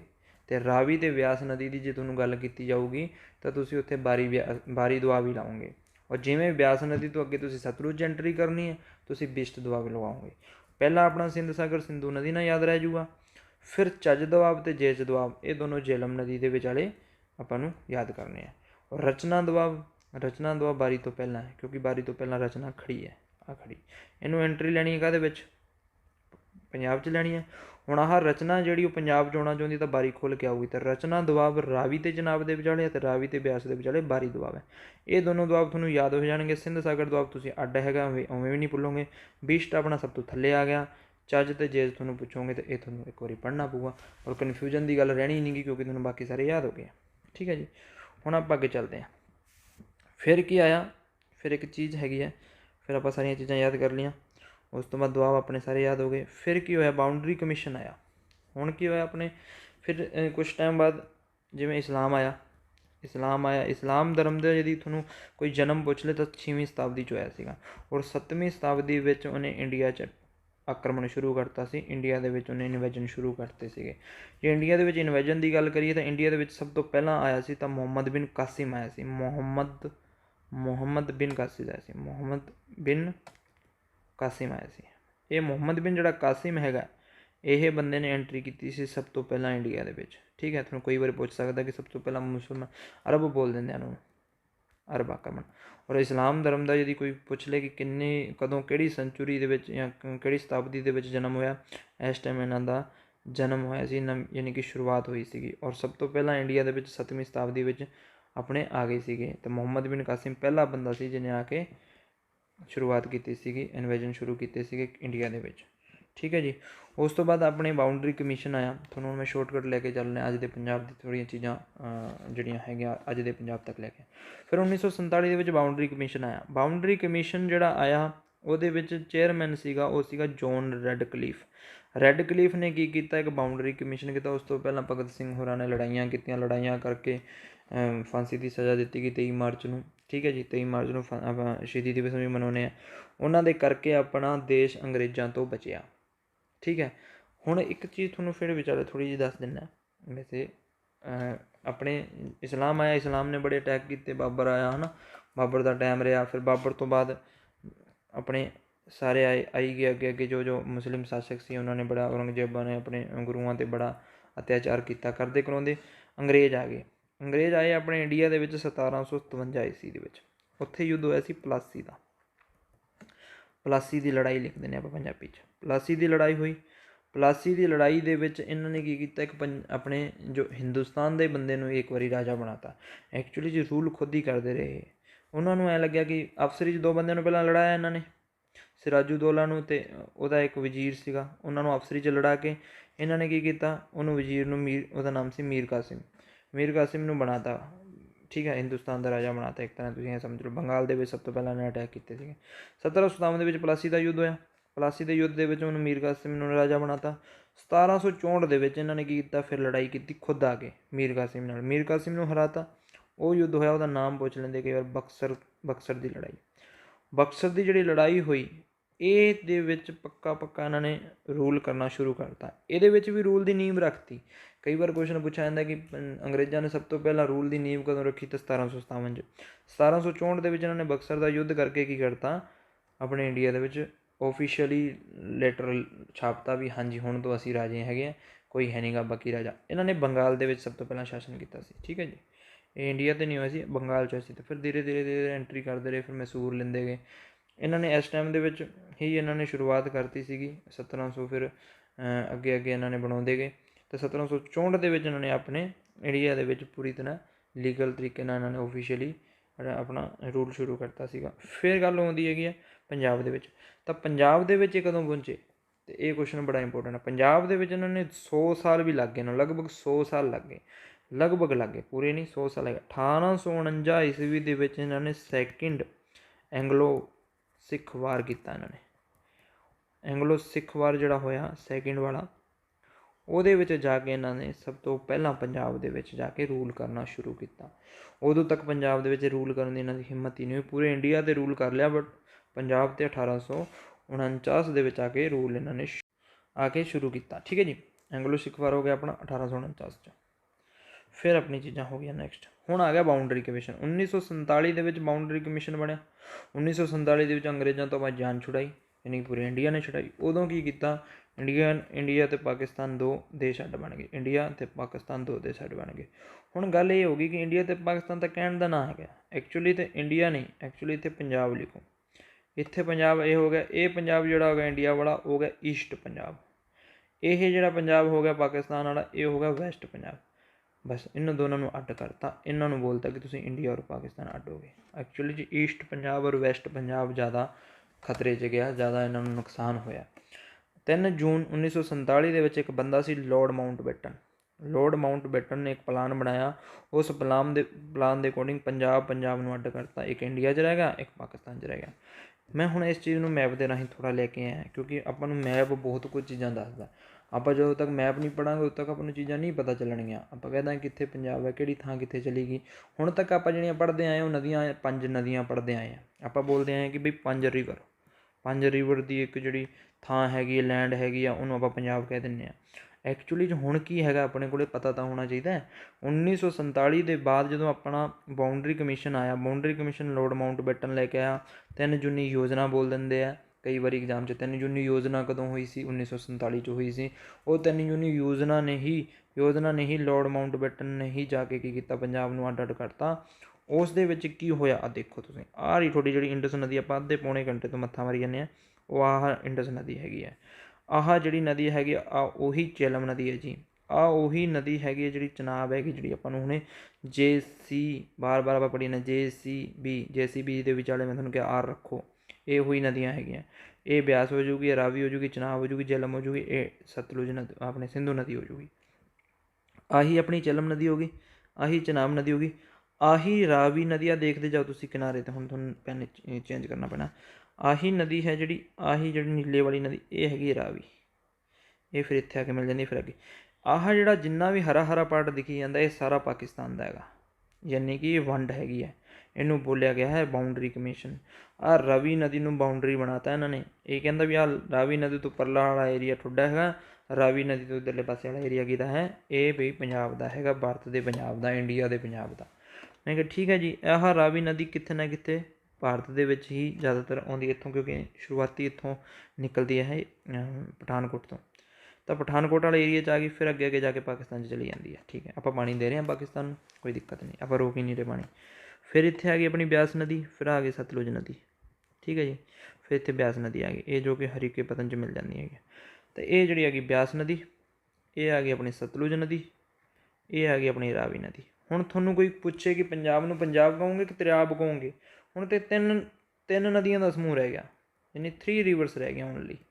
ਇਹ ਜਿਹੜੀਆਂ 2 ਰਿਵਰਸ ਹੈਗੀਆਂ, ਇਹ ਲਾਲ ਵਾਲੀਆਂ ਜੇ ਆਪਾਂ ਲਾਲ ਕਰਕੇ ਰੱਖੀਆਂ ਹੋਈਆਂ, ਇਹ ਨਦੀਆਂ ਆਪਣੇ ਪੰਜਾਬ 'ਚ ਨਹੀਂ ਹੈਗੀਆਂ, ਇਹ ਪਾਕਿਸਤਾਨ ਵਾਲੇ ਪੰਜਾਬ 'ਚ ਹੈਗੀਆਂ। ਆਹ ਸਤਲੁਜ ਨਦੀ ਜਿਹੜੀ ਸਿੰਧੂ ਨਦੀ ਇਹ ਵੀ ਪਾਕਿਸਤਾਨ 'ਚ ਹੈ। ਤਾਂ ਪੰਜਾਬ ਤਾਂ ਐਕਚੁਅਲੀ ਆਪਣਾ ਇੰਨਾ ਰਿਹਾ ਹੀ ਨਹੀਂ। ਹੁਣ ਪੰਜਾਬ ਤਾਂ ਆਪਣਾ ਟੋਟਲੀ, ਹੁਣ ਤੁਸੀਂ ਇਹ ਮੰਨ ਕੇ ਚਲੋ ਵੀ ਇਹ 33% ਹੀ ਰਹਿ ਗਿਆ, 34%। ਆਹ ਪੰਜਾਬ 34% ਰਹਿ ਗਿਆ। ਆਪਾਂ ਇਹਦੇ ਵਿੱਚ ਪੜ੍ਹ ਲੈਂਦੇ ਹਾਂ। ਪੰਜਾਬ ਟੋਟਲ ਸਟਰੈਂਥ 1941 ਦੇ ਵਿੱਚ ਕਿੰਨੀ ਸੀ, ਇੰਨੀ ਸੀਗੀ। ਠੀਕ ਹੈ। ਫਿਰ ਆਪਾਂ ਕਹਿੰਦੇ ਪੰਜਾਬ ਪ੍ਰੋਵੀਂਸ ਇੰਨਾ ਹੋ ਗਿਆ 85%। ਠੀਕ ਹੈ। ਪੰਜਾਬ ਸਟੇਟਸ 14%। ਹੁਣ ਜੇ ਆਪਾਂ ਅੱਜ ਦੀ ਗੱਲ ਕਰੀਏ ਪੰਜਾਬ ਟੋਟਲ ਏਰੀਆ ਤੇ ਇੰਨਾ ਹੋ ਗਿਆ। ਠੀਕ ਹੈ। ਟੋਟਲ ਏਰੀਆ ਦੀ ਗੱਲ ਕਰੀਏ 356 ਉਦੋਂ ਕਿਲੋਮੀਟਰ ਸਕੇਅਰ ਸੀਗਾ ਏਰੀਆ ਪ੍ਰੋਵੀਂਸ ਦਾ। ਅਤੇ ਅੱਜ ਦੇ ਪੰਜਾਬ ਦੇ ਵਿੱਚ ਜੇ ਆਪਾਂ ਗੱਲ ਕਰੀਏ ਤਾਂ ਆਪਣਾ ਸਿਰਫ 34% ਰਹਿ ਗਿਆ, ਅਤੇ ਇੱਥੇ ਆਪਾਂ ਨੂੰ ਮਿਲ ਗਿਆ 32% ਰਹਿ ਗਿਆ, 68% ਇੱਧਰ ਚਲਾ ਗਿਆ। ਹੁਣ 32 ਅਤੇ 68% ਦਾ ਰੇਸ਼ੋ ਇੱਥੇ ਆ ਕੇ ਆਪਾਂ ਨੂੰ ਮਿਲਦਾ ਹੈਗਾ 1947 ਦੇ ਵਿੱਚ। ਫਿਰ ਆਪਾਂ ਅੱਗੇ ਚੱਲਦੇ ਹੈਗੇ, ਫਿਰ ਪੰਗਾ ਪੈ ਜਾਂਦਾ। ਫਿਰ ਕੀ ਪੰਗੇ ਪੈਂਦੇ ਦੱਸਦਾ ਤੁਹਾਨੂੰ। 1947 'ਚ ਹੋ ਗਿਆ। ਫਿਰ ਕੁਛ ਲੋਕ ਸੀਗੇ ਜਿਹੜੇ ਰਾਜੇ ਸੀਗੇ, ਜਿਵੇਂ ਪਟਿਆਲੇ ਦਾ ਰਾਜਾ ਸੀ, ਕਈ ਰਾਜੇ ਸੀ, ਉਹਨਾਂ ਨੇ ਕੀ ਕੀਤਾ ਥੋੜ੍ਹੇ ਟਾਈਮ ਬਾਅਦ 1948 ਦੇ ਵਿੱਚ, ਯਾਨੀ ਕਿ ਸਿਰਫ 1 ਸਾਲ ਬਾਅਦ, ਉਹਨਾਂ ਨੇ ਕਿਹਾ ਵੀ ਅਸੀਂ ਇਸ ਪੰਜਾਬ 'ਚ ਨਹੀਂ ਰਹਿਣਾ, ਅਸੀਂ ਕਿਸੇ ਦੇ ਅਧੀਨ ਰੂਲ ਨਹੀਂ ਕਰ ਸਕਦੇ, ਅਸੀਂ ਇਸ ਚੀਜ਼ਾਂ ਨਾਲ ਸਹਿਮਤ ਹੈ ਨਹੀਂ ਗੇ। ਸਹਿਮਤ ਨਹੀਂ ਹੋਣ ਕਰਕੇ ਇਹਨਾਂ ਨੇ ਬਣਾਇਆ ਪੈਪਸੂ ਨੂੰ ਬੋਲਦੇ ਆ Patiala and East Punjab state union. Patiala and East Punjab state union ਅੱਡ ਯੂਨੀਅਨ ਬਣਾ ਲਈ। ਕਦੋਂ ਬਣਾਈ ਜੀ? ਇਹਨਾਂ ਨੇ ਬਣਾਈ 1948 ਦੇ ਵਿੱਚ। 15 ਜੁਲਾਈ 1948 ਦੇ ਵਿੱਚ ਇਹਨਾਂ ਨੇ ਕੀ ਕੀਤਾ, ਸਰਕਾਰ ਬਣਾ ਲਈ ਆਪਦੀ। ਇਹ ਸਰਕਾਰ ਬੜੀ ਚੱਲੀ, ਪਰ 1 ਨਵੰਬਰ 1956 ਨੂੰ ਕੀ ਕਰਤਾ, ਪੈਪਸੂ ਨੂੰ ਮਰਜ ਕਰਤਾ ਗਿਆ। ਇਹ ਚੀਜ਼ਾਂ ਤੁਹਾਨੂੰ ਯਾਦ ਤਰੀਕਾ ਇਸ ਲਈ ਕਰਾ ਰਹੇ ਕਿਉਂਕਿ ਇਹ ਇੱਕ ਵਾਰੀ ਆਪਾਂ ਸਟੋਰੀ ਲੈ ਕੇ ਚੱਲ ਰਹੇ ਹਾਂ ਅੱਜ ਦੇ ਪੰਜਾਬ ਤੱਕ। ਫਿਰ ਆਪਾਂ ਮੈਪ ਦੇਖ ਕੇ ਇਸ ਚੀਜ਼ ਨੂੰ ਕਲੋਜ਼ ਕਰਾਂਗੇ। ਫਿਰ ਇਹ ਜਿਹੜੀ ਹਿਸਟੋਰੀਕਲ ਚੀਜ਼ਾਂ ਹੈਗੀਆਂ ਹਿਸਟਰੀ ਦੇ ਹਿਸਾਬ ਨਾਲ ਉਹਨਾਂ ਨੂੰ ਡੀਪਲੀ ਪੜ੍ਹਾਂਗੇ ਆਪਾਂ। ਆਪਣਾ ਮੇਨ ਮਕਸਦ ਇੱਕ ਵਾਰੀ ਉੱਪਰੋਂ ਓਵਰਵਿਊ ਲੈਣਾ ਹੈ ਕਿ ਹੋਇਆ ਕੀ, ਕਿੱਥੋਂ ਸ਼ੁਰੂਆਤ ਹੋਈ, ਕਿੱਥੇ ਜਾ ਕੇ ਆਪਾਂ ਪਹੁੰਚ ਗਏ। ਆਪਾਂ ਅੱਧੀ ਚੀਜ਼ਾਂ ਪੜ੍ਹਾਂਗੇ ਆਪਾਂ ਨੂੰ ਨਹੀਂ ਸਮਝ ਆਉਣਗੀਆਂ। ਪਹਿਲਾਂ ਆਪਾਂ ਓਵਰਵਿਊ ਲੈਣਾ ਬਹੁਤ ਜ਼ਰੂਰੀ ਹੁੰਦਾ। ਕਿਸੇ ਵੀ ਤੁਸੀਂ ਕੰਮ ਨੂੰ ਕਰੋ ਪਹਿਲਾਂ ਓਵਰਵਿਊ ਲੈ ਲਓ ਉਹਦਾ। 15 ਜੁਲਾਈ 1948 ਦੇ ਵਿੱਚ ਪੈਪਸੂ ਬਣਿਆ ਪੈਪਸੂ ਯਾਨੀ ਕਿ ਬਿਲਡ ਹੋਇਆ, ਔਰ 1 ਨਵੰਬਰ 1956 ਦੇ ਵਿੱਚ ਇਹਨੇ ਜਾ ਕੇ ਮਰਜ ਹੋ ਗਿਆ। ਠੀਕ ਹੈ। ਕੀ ਸੀਗਾ ਪੈਪਸੂ 8 ਸਟੇਟ ਸੀਗੇ, ਸਲੂਟ ਸਟੇਟ ਸੀ। ਇਹਨਾਂ ਨੂੰ ਸਲੂਟ ਮਿਲਦਾ ਸੀ 17 ਗਨਸ ਦਾ ਸਲੂਟ ਮਿਲਦਾ ਸੀ ਪਟਿਆਲੇ ਨੂੰ। ਪਟਿਆਲਾ, ਜਿੰਦ, ਕਪੂਰਥਲਾ, ਨਾਭਾ, ਫਰੀਦਕੋਟ, ਮਲੇਰਕੋਟਲਾ ਜਿਹੜਾ 23ਵਾਂ ਜ਼ਿਲ੍ਹਾ ਬਣਿਆ ਹੁਣੇ ਆਪਣਾ 23ਵਾਂ ਡਿਸਟ੍ਰਿਕਟ ਬਣਿਆ, ਕਲਸੀਆਂ ਅੰਬਾਲਾ ਦੇ ਵਿੱਚ ਸੀਗੀ, ਔਰ ਜਿਹੜਾ ਨਾਲਾਗੜ੍ਹ ਸੀਗਾ ਉਹ ਹਿਮਾਚਲ ਪ੍ਰਦੇਸ਼ ਦਾ ਸੀ। ਇਹ ਕੁਐਸਚਨ ਥੋੜ੍ਹੇ ਡੀਪ ਵੀ ਮੰਨ ਸਕਦਾ ਇਹਨਾਂ ਨੂੰ, ਕਿਉਂਕਿ ਹਰ ਬੁੱਕ 'ਚ ਇਹ ਦੱਸਿਆ ਨਹੀਂ ਗਾ ਕਿ ਨਾਲਾਗੜ੍ਹ ਕਿੱਥੋਂ ਦਾ ਹੈਗਾ। ਨਾਲਾਗੜ੍ਹ ਹਿਮਾਚਲ ਪ੍ਰਦੇਸ਼ ਦੀ ਥਾਂ ਹੈਗੀ ਹੈ। ਹੁਣ ਤੁਸੀਂ ਕਹੋਗੇ ਤੁਸੀਂ ਤਾਂ ਪੰਜਾਬ ਦੀ ਗੱਲ ਕਰੋ, ਹਿਮਾਚਲ ਪ੍ਰਦੇਸ਼ ਦੇ ਵਿੱਚ ਕਿੱਥੇ ਪਹੁੰਚ ਗਏ? ਜਿਹੜਾ 33% ਤੁਹਾਨੂੰ ਪੰਜਾਬ ਮਿਲਿਆ ਨਾ, ਜਿਹੜਾ ਤੁਹਾਨੂੰ 32% ਪੰਜਾਬ ਮਿਲਿਆ, ਉਹਦੇ ਵਿੱਚ ਹਿਮਾਚਲ ਪ੍ਰਦੇਸ਼ ਅਤੇ ਹਰਿਆਣਾ ਹੈਗੇ ਸੀਗੇ ਉਦੋਂ। ਇਹ ਤਾਂ ਅੱਗੇ ਜਾ ਕੇ ਅੱਡ ਹੋਣਗੇ। ਹੁਣ ਇਹ ਸਟੋਰੀ ਤਾਂ ਤੁਹਾਨੂੰ ਅੱਗੇ ਲੈ ਕੇ ਜਾਣੀ ਚਾਹੁੰਦਾ ਮੈਂ। 1947 'ਚ ਵੰਡ ਹੋ ਗਈ, ਇਹਨਾਂ ਨੇ ਕਿਹਾ ਆ ਚੱਕੋ ਪੰਜਾਬ, ਆ ਪਾਕਿਸਤਾਨ ਨੂੰ ਦੇ ਦਿਓ, ਆ ਭਾਰਤ ਨੂੰ ਦੇ ਦਿਓ। ਉਸ ਤੋਂ ਬਾਅਦ ਇਹਨਾਂ ਨੇ ਹਰਿਆਣਾ ਅਤੇ ਹਿਮਾਚਲ ਪ੍ਰਦੇਸ਼ ਥੋੜ੍ਹੀ ਨਾ ਇਹਨਾਂ ਨੇ ਅੱਡ ਕਰ ਲਏ, ਉਹ ਤਾਂ ਅੱਗੇ ਜਾ ਕੇ ਅੱਡ ਕਰਾਂਗੇ ਆਪਾਂ। 1948 ਤੋਂ ਲੈ ਕੇ 1956 ਤੱਕ ਪੈਪਸੂ ਪਿੱਛੇ ਲੜੀ ਹੈ। ਆਹ ਜਿਹੜਾ ਜਿੰਦ ਹੈਗੀ ਆ ਇਹ ਵੀ ਕਿੱਥੇ, ਹਰਿਆਣੇ 'ਚ ਹੈ। ਆਹ ਜਿੰਦ ਇਹ ਵੀ ਹਰਿਆਣੇ 'ਚ ਹੈ। ਪਟਿਆਲਾ, ਕਪੂਰਥਲਾ, ਨਾਭਾ, ਫਰੀਦਕੋਟ ਔਰ ਮਲੇਰਕੋਟਲਾ, ਕਲਸੀਆਂ ਆ ਗਿਆ ਅੰਬਾਲਾ 'ਚ, ਇਹ ਵੀ ਹਰਿਆਣੇ 'ਚ ਆ ਗਿਆ। ਔਰ ਫਿਰ ਨਾਲਾਗੜ੍ਹ ਔਰ ਜਿੰਦ ਇਹ ਦੋਨੋਂ ਇਹ ਹਿਮਾਚਲ ਪ੍ਰਦੇਸ਼ ਆ ਗਿਆ, ਇਹ ਵੀ ਹਰਿਆਣੇ 'ਚ ਆ ਗਿਆ। ਅਤੇ ਇਹ ਸਾਰਾ ਪਾਰਟ ਸੀਗਾ, ਇਹਨਾਂ ਦੇ ਰਾਜੇ ਸੀ ਆਪਸਰੀ 'ਚ ਰਲ ਗਏ। ਇਹ ਕਹਿੰਦਾ ਵੀ ਨਹੀਂ ਅਸੀਂ ਨਹੀਂ ਮੰਨਦੇ ਗੱਲ। ਤਾਂ ਉਸ ਟਾਈਮ ਜੇ ਆਪਾਂ 1951 ਦੇ ਵਿੱਚ ਗੱਲ ਕਰੀਏ ਤਾਂ ਪੰਜਾਬ ਦੇ ਵਿੱਚ ਆਹ ਪੈਪਸੂ ਬਣਿਆ ਹੋਇਆ। ਆਹ ਪੈਪਸੂ ਦਾ ਕੁਛ ਪਾਰਟ ਆ ਰਿਹਾ, ਦੇਖੋ ਆਹ ਰਿਹਾ ਪੈਪਸੂ। ਠੀਕ ਹੈ ਜੀ। ਆਹ ਪੰਜਾਬ ਦੇ ਵਿੱਚ ਵਾਲਾ ਪੈਪਸੂ ਹੈ, ਆਹ ਥੋੜ੍ਹਾ ਬਹੁਤਾ ਹਿਮਾਚਲ ਪ੍ਰਦੇਸ਼ 'ਚ ਹੈਗਾ, ਆਹ ਇੱਥੇ ਆਪਣਾ ਕਪੂਰਥਲਾ ਆ ਗਿਆ, ਜਿਹੜਾ ਕਪੂਰਥਲਾ ਦੇ ਹੁਣ ਵੀ 2 ਪਾਰਟ ਹੈਗੇ। ਤਾਂ ਫਿਰ ਅੱਜ 1954 ਦੇ ਵਿੱਚ ਵੀ ਐਂ ਸੀਗਾ। ਦਿੱਲੀ ਦੇਖੋ ਪੰਜਾਬ ਦੇ ਵਿੱਚ ਹੀ ਸੀਗੀ, ਦਿੱਲੀ ਪੰਜਾਬ ਦੇ ਵਿੱਚ ਮਤਲਬ ਪੰਜਾਬ ਦੀ ਹੱਦਾਂ ਦੇ ਵਿੱਚ ਹੀ ਆਉਂਦੀ ਸੀਗੀ। ਫਿਰ ਦੇਖੋ ਦਿੱਲੀ ਆ ਰਹੀ, ਠੀਕ ਹੈ, ਇੱਥੇ ਦਿੱਲੀ ਹੈਗੀ ਹੈ, ਪੰਜਾਬ 'ਚ ਹੀ ਹੁੰਦਾ ਸੀ ਸਾਰਾ ਕੁਛ। ਫਿਰ ਆ ਪੰਜਾਬ ਦੇ ਵਿੱਚ ਪੈਪਸੂ, ਤਾਂ ਹੀ ਤਾਂ ਅੱਜ ਕੱਲ੍ਹ ਰੌਲਾ ਪਈ ਜਾਂਦਾ ਇੰਨਾ ਕਿ ਵੀ ਸਾਨੂੰ ਰਾਜ ਦਿਓ, ਕਿਉਂਕਿ ਦਿੱਲੀ ਦੇ ਉੱਤੇ ਲਗਭਗ ਰਾਜ ਪੰਜਾਬ ਦਾ ਹੀ ਸੀਗਾ। ਤਾਂ ਆਹ ਪੰਜਾਬ ਹੋ ਗਿਆ, ਫਿਰ ਆਹ ਕਪੂਰਥਲਾ ਹੋ ਗਿਆ, ਆਪਣਾ ਪੈਪਸੂ ਹੋ ਗਿਆ। ਠੀਕ ਹੈ ਜੀ। ਫਿਰ 1956 ਦੇ ਵਿੱਚ ਮੈਂ ਤੁਹਾਨੂੰ ਦੱਸਿਆ ਨਾ 1 ਨਵੰਬਰ 1956 'ਚ ਮਰਜ ਹੋ ਗਿਆ। ਉਸ ਤੋਂ ਬਾਅਦ ਜਦੋਂ ਮਰਜ ਹੋਇਆ ਇਹਨਾਂ ਨੂੰ ਲਾਲਚ ਦਿੱਤਾ ਗਿਆ। ਇਹ ਪੈਪਸੂ ਬਹੁਤ ਤਕੜੀ ਚੀਜ਼ ਬਣ ਗਈ ਸੀ। ਯਾਦਵਿੰਦਰ ਸਿੰਘ ਨੇ ਬਣਾਇਆ ਪੈਪਸੂ, ਉਹ ਰਾਜ ਪ੍ਰਮੁੱਖ ਰਿਹਾ। ਯਾਦਵਿੰਦਰ ਸਿੰਘ ਪਟਿਆਲੇ ਦਾ ਬਹੁਤ ਵੱਡਾ ਰਾਜਾ ਸੀਗਾ ਉਸ ਟਾਈਮ। ਉਹਨਾਂ ਨੇ ਇਕੱਠੇ ਹੋ ਕੇ ਇੱਕ ਪੈਪਸੂ ਬਣਾਇਆ, Patiala and East Punjab state union. ਉਹਦੇ ਵਿੱਚ ਫਿਰ ਇਹਨਾਂ ਨੇ ਦੇਖਿਆ ਕਿ ਇਹ ਤਾਂ ਅੱਡ ਹੋ ਗਏ, ਇਹਨਾਂ ਨੂੰ ਕਿਵੇਂ ਨਾ ਕਿਵੇਂ ਲਾਲਚ ਦਿੱਤਾ ਗਿਆ, ਬੜੇ ਬੜੇ ਅਹੁਦੇ ਦਿੱਤੇ ਗਏ, ਇੱਥੋਂ ਤੱਕ ਕਿ ਆਪਣੇ ਯਾਦਵਿੰਦਰ ਸਿੰਘ ਨੂੰ BCCI ਦਾ ਹੈੱਡ ਵੀ ਬਣਾਇਆ ਗਿਆ। ਠੀਕ ਹੈ ਜੀ। ਫਿਰ ਇਹਨਾਂ ਨੂੰ ਅਹੁਦੇ ਦੇ ਕੇ ਇਹਨਾਂ ਨੂੰ ਲਾਲਚ ਦਿੱਤਾ ਗਿਆ, ਲਾਲਚ ਦੇ ਕੇ ਫਿਰ ਇਹਨਾਂ ਨੂੰ ਮਰਜ ਕਰਵਾਇਆ ਗਿਆ 1956 ਤੱਕ।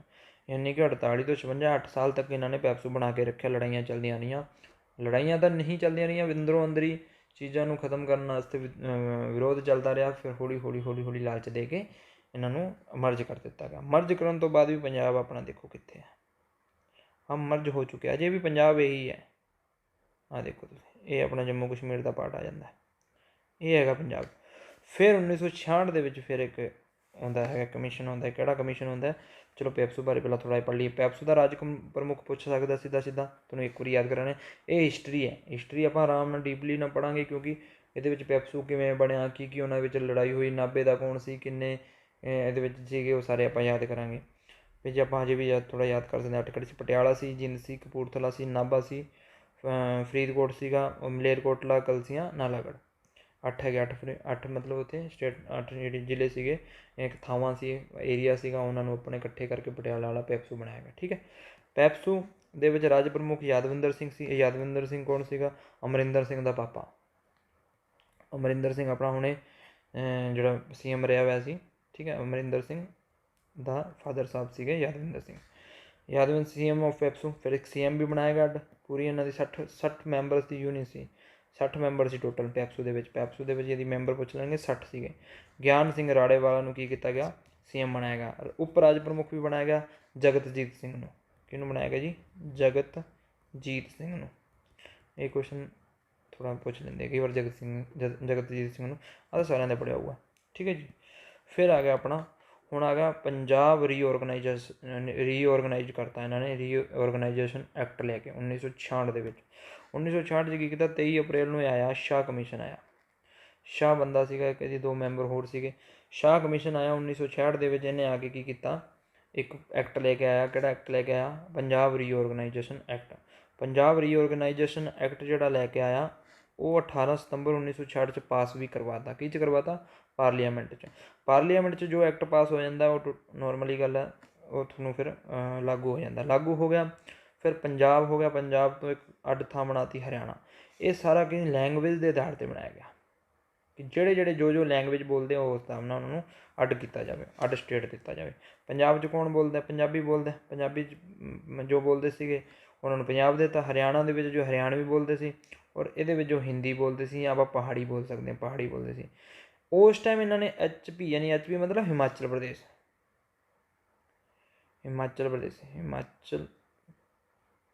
ਪ੍ਰਦੇਸ਼ ਨੂੰ ਕੀ ਕੀਤਾ ਗਿਆ? ਇਹਨਾਂ ਨੇ UT ਬਣਾ ਤਾ ਗਿਆ, ਜ਼ਿਲ੍ਹਾ ਨਹੀਂ ਬਣਾਇਆ। ਇਹੀ ਵੀ ਤੁਹਾਨੂੰ ਪਤਾ ਹੋਣਾ ਚਾਹੀਦਾ ਕਿ ਉਸ ਟਾਈਮ ਇਹਨਾਂ ਨੇ UT ਬਣਾਇਆ, ਜ਼ਿਲ੍ਹਾ ਨਹੀਂ ਬਣਾਇਆ ਹਿਮਾਚਲ ਪ੍ਰਦੇਸ਼ ਨੂੰ। ਠੀਕ ਹੈ ਜੀ। ਹਿਮਾਚਲ ਪ੍ਰਦੇਸ਼ ਉਦੋਂ ਇੱਕ UT ਬਣ ਗਿਆ। ਹਰਿਆਣਾ ਦਾ ਸਰਦਾਰ ਹੁਕਮ ਸਿੰਘ ਪਾਰਲੀਮੈਂਟਰੀ ਕਮੈਂਟਰੀ ਬਣੀ ਗਈ। ਉਸ ਤੋਂ ਇਹਨਾਂ ਨੇ ਕੀ ਕੀਤਾ? ਜਸਟਿਸ JC ਸ਼ਾਹ ਆਇਆ। ਕਈ ਵਾਰ JC ਸ਼ਾਹ ਦਾ ਪੂਰਾ ਨਾਮ ਪੁੱਛ ਸਕਦੇ ਆ, ਤਾਂ ਜੈਂਤੀ ਲਾਲ ਛੋਟੇ ਲਾਲ ਸੀਗਾ ਉਹਦਾ। ਠੀਕ ਹੈ। ਹਰਿਆਣਾ ਦੇ ਵਿੱਚ ਸਰਦਾਰ ਹੁਕਮ ਸਿੰਘ ਪਾਰਲੀਮੈਂਟ ਕਮੇਟੀ ਆਈ, ਉਹਦੇ ਕਰਕੇ ਇਹਨਾਂ ਨੇ ਐਡਵਾਈਸ ਦਿੱਤੀ ਸੀ। ਹਰਿਆਣਾ ਬਣਾਇਆ, ਜੋ ਹਰਿਆਣਾ ਵਾਲੇ ਨੇ ਐਡਵਾਈਸ ਦਿੱਤੀ ਕਿ ਸ਼ਾਹ ਕਮਿਸ਼ਨ ਸਾਰਿਆਂ ਦਾ ਕਾਮਨ ਸੀਗਾ। ਫਿਰ 1 ਨਵੰਬਰ 1966 ਦੇ ਵਿੱਚ ਹਰਿਆਣਾ ਇੱਕ ਸਟੇਟ ਬਣ ਗਿਆ, ਪੰਜਾਬ ਇੱਕ ਸਟੇਟ ਬਣ ਗਿਆ, ਲੇਕਿਨ ਹਿਮਾਚਲ ਪ੍ਰਦੇਸ਼ ਨੂੰ UT ਬਣਾਇਆ ਗਿਆ। ਫਿਰ ਇਸੇ ਕਰਕੇ 1 ਨਵੰਬਰ 1966 ਦੇ ਵਿੱਚ ਬਣਿਆ, ਇਸ ਲਈ 1 ਨਵੰਬਰ ਨੂੰ ਆਪਣਾ ਫਾਰਮੇਸ਼ਨ ਡੇ ਆਫ ਹਰਿਆਣਾ ਔਰ ਪੰਜਾਬ ਕਹਿ ਦਿੰਦੇ ਆ। ਹੁਣ ਤੁਹਾਨੂੰ ਕੁਐਸਚਨ ਇੰਪੋਰਟੈਂਟ ਕੀ ਹੋ ਗਿਆ? ਹਿਮਾਚਲ ਪ੍ਰਦੇਸ਼ ਨੂੰ ਨਹੀਂ ਕਹਿੰਦੇ। ਹਿਮਾਚਲ ਪ੍ਰਦੇਸ਼ ਨੂੰ ਕਿਉਂ ਨਹੀਂ ਕਹਿੰਦੇ? ਕਿ ਹਿਮਾਚਲ ਪ੍ਰਦੇਸ਼ ਉਸ ਟਾਈਮ UT ਬਣਿਆ। ਅਤੇ ਫਿਰ 1971 ਦੇ ਵਿੱਚ ਜਾ ਕੇ ਇਹਨਾਂ ਨੂੰ 25 ਜਨਵਰੀ ਨੂੰ ਸਟੇਟ ਦਾ ਦਰਜਾ ਦਿੱਤਾ ਗਿਆ। ਇਸੇ ਕਰਕੇ 25 ਜਨਵਰੀ ਕਿਹਦਾ ਫਾਰਮੇਸ਼ਨ ਡੇ ਹੋ ਗਿਆ? ਇਹ ਹੋ ਗਿਆ ਹਿਮਾਚਲ ਪ੍ਰਦੇਸ਼ ਦਾ। ਇਹ ਚੀਜ਼ਾਂ ਤੁਹਾਨੂੰ ਪਤਾ ਹੋਣੀਆਂ ਚਾਹੀਦੀਆਂ। ਰੀਓਰਗਨਾਈਜੇਸ਼ਨ ਐਕਟ ਕਦੋਂ ਆਇਆ? 1966 'ਚ ਪੁੱਛ ਲੈਂਦੇ ਸਿੱਧਾ। 1956 'ਚ ਕੀ ਹੋਇਆ? 1956 1 ਨਵੰਬਰ 1956 ਦੇ ਵਿੱਚ ਆਪਣਾ ਮਰਜ ਹੋਇਆ। 1 ਨਵੰਬਰ 1956 10 ਸਾਲਾਂ ਬਾਅਦ ਆਇਆ। ਇਹ ਇੱਕ ਬੜੀ ਕਨਫਿਊਜ਼ਨ ਹੋ ਜਾਂਦੀ ਹੈ ਕਈ ਵਾਰੀ 56 ਅਤੇ 66 ਦੇ ਵਿੱਚ ਤੁਸੀਂ ਕਨਫਿਊਜ਼ ਹੋ ਜਾਂਦੇ ਹੋ ਕਿ ਕਈ ਵਾਰ ਪੈਪਸੂ 66 'ਚ ਜਾ ਕੇ ਲਾ ਦੋਗੇ ਤੁਸੀਂ। ਨਹੀਂ, 1 ਨਵੰਬਰ 1956 ਦੇ ਵਿੱਚ ਮਰਜ ਕੀਤਾ ਗਿਆ। 1 ਨਵੰਬਰ 1966 ਦੇ ਵਿੱਚ ਆਪਣਾ ਇਹ ਬਣਿਆ। 1 ਨਵੰਬਰ 1966 1 ਨਵੰਬਰ 1966 ਦੇ ਵਿੱਚ ਜਾ ਕੇ ਆਪਣਾ ਪੰਜਾਬ ਫਾਰਮੇਸ਼ਨ ਡੇ ਮਨਾਇਆ ਜਾਂਦਾ 1 ਨਵੰਬਰ 'ਚ। ਇੱਦਣ ਹੀ ਆਪਣਾ ਕੀ ਬਣਿਆ ਗਿਆ? ਐਕਟ ਬਣ ਗਿਆ, ਰੀਓਰਗਨਾਈਜੇਸ਼ਨ ਹੋ ਗਿਆ, ਔਰ ਪੰਜਾਬ ਇੱਕ ਸਟੇਟ ਦਾ ਦਰਜਾ ਦਿੱਤਾ ਗਿਆ ਜਦੋਂ ਹਰਿਆਣੇ ਭਾਸ਼ਾਈ ਆਧਾਰ 'ਤੇ। ਠੀਕ ਹੈ ਜੀ। ਫਿਰ ਆਪਾਂ ਨੂੰ ਸਾਰੀ ਚੀਜ਼ਾਂ ਯਾਦ ਹੋਣੀਆਂ ਚਾਹੀਦੀਆਂ। 1948 ਤੋਂ 1956 ਦੇ ਵਿਚਾਲੇ 8 ਪ੍ਰੋਵਿੰਸ ਡੇ ਸੀਗੇ, ਪ੍ਰੋਵਿੰਸ ਸਟੇਟ ਸੀਗੇ। ਫਿਰ ਆਪਣੇ 51 ਦੇ ਵਿੱਚ ਐਵੇਂ ਸੀਗਾ ਪੰਜਾਬ, 55 'ਚ ਐਵੇਂ ਸੀਗਾ, 56 'ਚ ਜਦੋਂ ਪੈਪਸੂ ਨੂੰ ਇਕੱਠਾ ਕਰ ਦਿੱਤਾ ਉਦੋਂ ਐਂ ਹੋ ਗਿਆ। ਔਰ ਫਿਰ ਆਪਣਾ ਹਿਮਾਚਲ ਪ੍ਰਦੇਸ਼ ਵਿਚਾਰਾ ਆ ਬੈਠਾ, ਆ ਹਰਿਆਣਾ ਬੈਠਾ, ਆ ਪੰਜਾਬ ਰਹਿ ਗਿਆ ਵਿਚਾਰਾ ਪਤਾ ਨਹੀਂ ਕਿੰਨਾ 33% 'ਚ। ਹੁਣ ਤੁਸੀਂ ਲਾ ਲਓ ਸਾਹਿਬ, ਮੈਨੂੰ ਤਾਂ 10% ਲੱਗਦਾ। 10 ਆ ਹੋ ਗਿਆ, 10 ਆ ਹੋ ਗਿਆ, ਵੀ 10 12 ਜੋ ਵੀ ਪਰਸੈਂਟੇਜ ਹੈਗਾ, ਇੰਨਾ ਆਪਣਾ ਪੰਜਾਬ ਬਚ ਗਿਆ। ਇਹ ਹੈ ਪੰਜਾਬ। ਹੁਣ ਤੁਸੀਂ ਇਹਨੂੰ ਪੰਜਾਬ ਨੂੰ 5 ਨਦੀਆਂ ਦਾ ਸਮੂਹ ਕਹਿ ਲਓ, 3 ਦਾ ਕਹਿ ਲਓ, 2 ਦਾ ਕਹਿ ਲਓ, 1 ਦਾ ਕਹਿ ਲਓ, ਬਸ ਇਹੀ ਪੰਜਾਬ ਹੁਣ ਦਾ ਪੰਜਾਬ ਹੈਗਾ। ਠੀਕ ਹੈ ਜੀ। ਫਿਰ ਆਪਣਾ ਆ ਗਿਆ ਜੀਓਗ੍ਰਾਫੀਕਲ ਏਰੀਆ ਪੰਜਾਬ ਦਾ ਕਿੱਦਾਂ ਹੈਗਾ, ਆਪਾਂ ਇਸ ਚੀਜ਼ ਨੂੰ ਥੋੜ੍ਹੀ ਜਿਹੀ ਦੇਖ ਲੈਂਦੇ ਹਾਂ। ਜੀਓਗ੍ਰਾਫੀਕਲ ਏਰੀਆ ਦੇ ਵਿੱਚ ਜ਼ਿਆਦਾਤਰ ਕੋਈ ਵਾਰ ਕੁਐਸਚਨ ਪੁੱਛਿਆ ਜਾਂਦਾ ਹੈ, ਉਹ ਇਹ ਪੁੱਛਿਆ ਜਾਂਦਾ ਕਿ ਅਕਸ਼ਾਂਸ਼ੀय ਵਿਸਤਾਰ ਦੱਸੋ ਔਰ ਦੇਸ਼ਾਂਤਰ ਕਿੱਦਾਂ ਦੇ ਹੁੰਦੇ ਆ। ਦੇਖੋ ਇਹਦੇ ਵਿੱਚ ਹੁਣ ਅੰਗਰੇਜ਼ੀ 'ਚ ਵੀ ਪੁੱਛਿਆ ਜਾ ਸਕਦਾ, ਲੌਂਗੀਟਿਊਡ ਲੈਟੀਟਿਊਡ ਬੋਲ ਦਿੰਦੇ ਆ। ਲੌਂਗੀਟਿਊਡ ਜੋ ਲੌਂਗ ਹੈਗੀਆਂ, ਲੌਂਗ ਮਤਲਬ ਇੱਦਾਂ, ਜਿਹੜੀਆਂ ਖੜੀਆਂ ਲੈਣਾ ਕਹਿ ਸਕਦੇ ਹਾਂ। ਲੈਟੀਟਿਊਡ ਜੋ ਲੈਟੀ ਹੈ, ਇਹਨਾਂ ਨੂੰ ਆਪਾਂ ਬੋਲ ਦਾਂਗੇ ਲੈਟੀਟਿਊਡ। ਉਹਨੂੰ ਬੋਲ ਦਾਂਗੇ ਲੌਂਗੀਟਿਊਡ। ਹੁਣ ਤੁਹਾਨੂੰ ਲੌਂਗੀਟਿਊਡ ਔਰ ਲੈਟੀਟਿਊਡ ਬੜਾ ਜ਼ਰੂਰੀ ਹੈ ਸਮਝਣਾ, ਕਿਉਂਕਿ ਲੌਂਗੀਟਿਊਡ ਔਰ ਲੈਟੀਟਿਊਡ, ਲੈਟੀ ਮਤਲਬ ਲੈਟੀਆਂ, ਯਾਨੀ ਕਿ ਇਸ ਤਰੀਕੇ ਨਾਲ, ਠੀਕ ਹੈ, ਔਰ ਜੋ ਹੋ ਗਈ ਲੌਂਗੀਟਿਊਡ ਉਹ ਹੋ ਗਈਆਂ ਇਸ ਤਰੀਕੇ ਨਾਲ। ਹੁਣ ਲੌਂਗੀਟਿਊਡ ਦਾ ਮਤਲਬ ਹੁੰਦਾ ਹੈਗਾ ਦੇਸ਼ਾਂਤਰ। ਲੌਂਗੀਟਿਊਡ ਹਮੇਸ਼ਾ ਟਾਈਮ ਨੂੰ ਦੱਸਦੀਆਂ, ਟਾਈਮ ਜ਼ੋਨ ਨੂੰ ਦੱਸਦੀਆਂ। ਕਿਉਂਕਿ ਇੱਕ ਲੌਂਗੀਟਿਊਡ ਦੇ ਵਿੱਚ 4 ਮਿੰਟ ਦਾ ਡਿਫਰੈਂਸ ਹੁੰਦਾ ਹੈ, 4 ਮਿੰਟ ਦਾ, ਇੱਕ ਲੌਂਗੀਟਿਊਡ ਦੇ ਵਿੱਚ 4 ਮਿੰਟ ਦਾ ਡਿਫਰੈਂਸ ਹੁੰਦਾ ਹੈ। ਹੁਣ ਲੌਂਗੀਟਿਊਡ ਤੁਹਾਨੂੰ ਕੋਈ ਪੁੱਛੇ ਤੇ ਪੰਜਾਬ ਦਾ ਕਿੰਨਾ ਤਾਂ 7355 ਤੋਂ ਸ਼ੁਰੂ ਕਰ ਦਿਓ, ਤੇ 7355 ਤੋਂ ਸ਼ੁਰੂ ਕਰਕੇ 76.5 ਤੱਕ ਲਿਆਓ। 76.5 ਇਹ 76 ਡਿਗਰੀ ਤੇ 50 ਮਿੰਟ ਹੁੰਦੇ ਆ। ਠੀਕ ਹੈ ਜੀ। ਲੌਂਗੀਟਿਊਡ ਹੋ ਗਿਆ ਆਪਣੇ, ਲੌਂਗੀਟਿਊਡ ਕਿੰਨਾ ਹੋ ਗਿਆ ਆਪਣਾ, ਜਿਹੜੇ ਲੌਂਗੀਟਿਊਡ ਇੱਦਾਂ ਦੇ ਹੋਣਗੇ, ਦੇਖੋ ਇਸ ਤਰੀਕੇ ਨਾਲ, ਇੱਥੋਂ ਲੌਂਗੀਟਿਊਡ ਸ਼ੁਰੂ ਹੋ ਗਿਆ 2 3 4 ਇੱਦਾਂ ਕਰਦੇ ਕਰਦੇ 76 50 ਲੌਂਗੀਟਿਊਡ 'ਤੇ ਪਹੁੰਚ ਗਿਆ। ਹੁਣ ਜੇ ਆਪਾਂ ਗੱਲ ਕਰੀਏ ਲੈਟੀਟਿਊਡ ਦੀ, ਲੈਟੀਆਂ ਰੇਖਾ ਤਾਂ ਇਹ ਰਹੀਆਂ ਵਿਚਾਰੀਆਂ, ਇਹ ਐਂ ਸ਼ੁਰੂ ਹੋਣਗੀਆਂ ਛੋਟੀਆਂ ਇਸ ਤਰੀਕੇ ਨਾਲ। ਇੱਥੇ ਆਪਾਂ ਨੂੰ ਯਾਦ ਕਰਨਾ 29 30 31 ਭੁੱਲ ਜਾਓ, 29 ਤੇ 30, 31 ਭੁੱਲ ਜਾਓ, 32 32 ਯਾਦ ਕਰ ਦਿਓ, 29 30 32 32 ਯਾਦ ਕਰ ਦਿਓ। ਠੀਕ ਹੈ ਜੀ। 29 30 ਤੋਂ ਲੇਟਿਆ ਹੋਇਆ ਕੰਮ ਸ਼ੁਰੂ ਹੋਇਆ, 29 30 32 32, 73 55 ਤੋਂ ਸ਼ੁਰੂ ਹੋਇਆ ਲੌਂਗੀਟਿਊਡ, ਯਾਨੀ ਕਿ ਲੌਂਗ ਲੈਣਾ, ਜਿਹੜੀਆਂ ਐਵੇਂ ਹੈਗੀਆਂ ਖੜੀਆਂ, ਲੇਟੀਆਂ ਨਹੀਂ, ਜਿਹੜੀਆਂ ਖੜੀਆਂ। 73 55 ਤੋਂ ਸ਼ੁਰੂ ਹੋ ਕੇ 76 50 ਤੱਕ ਹੈਗਾ। ਇਹ ਤੁਹਾਨੂੰ ਐਗਜ਼ਾਮ 'ਚ ਪੁੱਛਿਆ ਜਾ ਸਕਦਾ ਹੈ। ਤੁਹਾਨੂੰ ਇਹ ਪੁੱਛਿਆ ਜਾ ਸਕਦਾ ਵੀ ਲੌਂਗੀਟਿਊਡ ਕਿਹਨੂੰ ਕਹਿੰਦੇ ਅਤੇ ਲੈਟੀਟਿਊਡ ਕਿਹਨੂੰ ਕਹਿੰਦੇ ਆ। ਮੈਂ ਤੁਹਾਨੂੰ ਉਹੀ ਦੱਸਦਾ, ਲੌਂਗੀਟਿਊਡ ਜੋ ਖੜੀਆਂ, ਲੈਟੀਟਿਊਡ ਜੋ ਲੇਟੀਆਂ ਮਤਲਬ ਇਸ ਤਰੀਕੇ ਨਾਲ ਹੈ। ਠੀਕ ਹੈ। ਇਹ ਆਪਣਾ ਦੱਸਦੇ ਹੈ ਵੈਦਰ ਨੂੰ ਇਹ ਦੱਸਦੇ ਜਿੰਨੀਆਂ ਵੀ ਤੁਹਾਡੇ ਗਰਮੀ ਜ਼ਿਆਦਾ ਵਧੂਗੀ ਘਟੂਗੀ, ਹੈ ਨਾ, ਜਿੰਨੀ ਵੀ ਗਰਮੀ ਜ਼ਿਆਦਾ ਘਟੂਗੀ ਵਧੂਗੀ, ਮੌਸਮ ਕਿਹੜਾ ਆਊਗਾ, ਮੌਸਮ ਦਾ ਜਿੰਨਾ ਵੀ ਤੁਹਾਨੂੰ ਅਨੁਮਾਨ ਲਾਉਣਗੇ ਲੈਟੀਟਿਊਡ ਲਾਉਣਗੇ। ਟਾਈਮ ਦਾ ਫਰਕ ਪਾਉਣਗੇ ਤਾਂ ਉਹ ਲੌਂਗੀਟਿਊਡ ਪਾਉਣਗੇ, ਕਿੰਨਾ ਟਾਈਮ ਦਾ ਡਿਫਰੈਂਸ ਹੈ, ਯਾਨੀ ਕਿ 5.5 ਘੰਟੇ ਇੰਡੀਆ ਦਾ ਟਾਈਮ ਇੰਗਲੈਂਡ ਦੇ ਟਾਈਮ ਤੋਂ ਅੱਡ ਹੈਗਾ। ਠੀਕ ਹੈ ਜੀ। ਇੰਗਲੈਂਡ ਦੇ ਟਾਈਮ ਤੋਂ ਔਰ ਇੰਡੀਆ ਦੇ ਟਾਈਮ 'ਚ ਫਰਕ ਕਿੰਨਾ ਹੈਗਾ, 5.5 ਘੰਟਿਆਂ ਦਾ ਟਾਈਮ ਹੈਗਾ। ਠੀਕ ਹੈ ਜੀ। 5.5 ਘੰਟਿਆਂ ਦਾ ਟਾਈਮ ਦਾ ਫਰਕ ਇੰਡੀਆ ਅਤੇ ਇੰਗਲੈਂਡ ਦੇ ਵਿੱਚ ਹੈਗਾ। ਓਕੇ। ਫਿਰ ਆਪਾਂ ਗੱਲ ਕਰਦੇ ਹਾਂ ਏਰੀਏ ਦੀ, ਵੀ ਏਰੀਆ ਕਿੰਨਾ। ਹੁਣ ਇੱਥੋਂ ਏਰੀਆ ਯਾਨੀ ਕਿ ਡਿਸਟੈਂਸ, ਏਰੀਆ ਦਾ ਮਤਲਬ ਡਿਸਟੈਂਸ, ਟੋਟਲ ਏਰੀਆ ਤਾਂ ਆਪਾਂ ਨੂੰ ਪਤਾ ਹੀ 50,300 ਅਤੇ ਕੁਛ ਹੈਗਾ 50,000 ਅਤੇ 360 ਕਿਲੋਮੀਟਰ ਸਕੁਏਅਰ ਏਰੀਆ ਹੈਗਾ, 362 ਮੰਨ ਲਓ ਕਿਲੋਮੀਟਰ ਏਰੀਆ ਸਕੁਏਅਰ ਹੈਗਾ। ਠੀਕ ਹੈ ਜੀ। ਅਤੇ 1.54% ਪੈ ਜਾਂਦਾ, 1.54% ਪੈ ਜਾਂਦਾ ਪੂਰੇ ਇੰਡੀਆ ਦਾ, 1.54% ਆਪਣੇ ਕਵਰ ਕਰ ਜਾਂਦਾ, 1.54% 2% ਮੰਨ ਲਓ। ਠੀਕ ਹੈ। ਹੁਣ ਆ ਗਿਆ ਆਪਣਾ ਇੱਥੋਂ ਡਿਸਟੈਂਸ। ਜੇ ਡਿਸਟੈਂਸ ਦੀ ਆਪਾਂ ਗੱਲ ਕਰੀਏ ਤਾਂ ਇਹ ਪੈਂਦਾ ਹੈਗਾ ਜੀ 335 ਕਿਲੋਮੀਟਰ, ਯਾਨੀ ਕਿ ਉੱਪਰ ਪਠਾਨਕੋਟ ਤੋਂ ਲੈ ਕੇ ਥੱਲੇ ਤੱਕ ਆਪਣੇ ਮਾਨਸੇ ਤੱਕ ਜੇ ਏਰੀਆ ਪੈਂਦਾ ਹੈਗਾ ਤਾਂ 335 ਕਿਲੋਮੀਟਰ।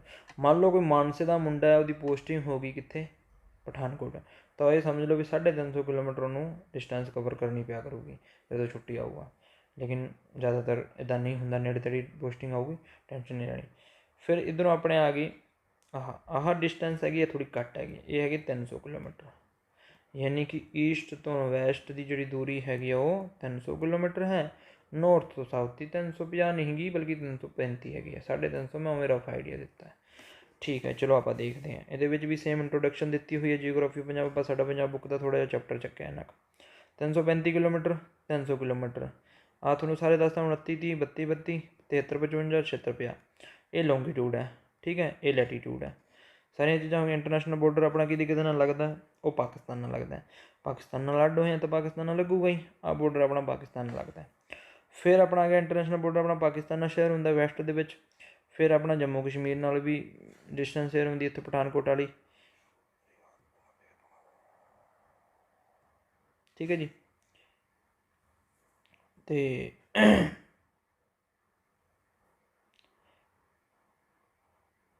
ਠੀਕ ਹੈ, ਇੰਨਾ ਵੈਸਟ ਹੋ ਗਿਆ ਆਪਣਾ। ਵੈਸਟ ਦੇ ਵਿੱਚ ਆਪਣਾ ਪਾਕਿਸਤਾਨ ਹੋ ਗਿਆ, ਫਿਰ ਜੰਮੂ ਕਸ਼ਮੀਰ ਹੋ ਗਿਆ, ਫਿਰ ਈਸਟ ਦੇ ਵਿੱਚ ਹਿਮਾਚਲ ਪ੍ਰਦੇਸ਼ ਆ ਗਿਆ, ਅਤੇ ਫਿਰ ਸਾਊਥ ਦੇ ਵਿੱਚ ਹਰਿਆਣਾ ਅਤੇ ਰਾਜਸਥਾਨ ਆ ਗਿਆ। ਫਿਰ ਆਪਣੀਆਂ ਸਾਰੀਆਂ ਚੀਜ਼ਾਂ ਪਤਾ ਹੋਣਾ ਚਾਹੀਦਾ, ਸਤਲੁਜ ਗੰਗਾ ਪਲੇਨ ਏਰੀਆ ਕਿੱਦਾਂ ਹੈ ਨਾ।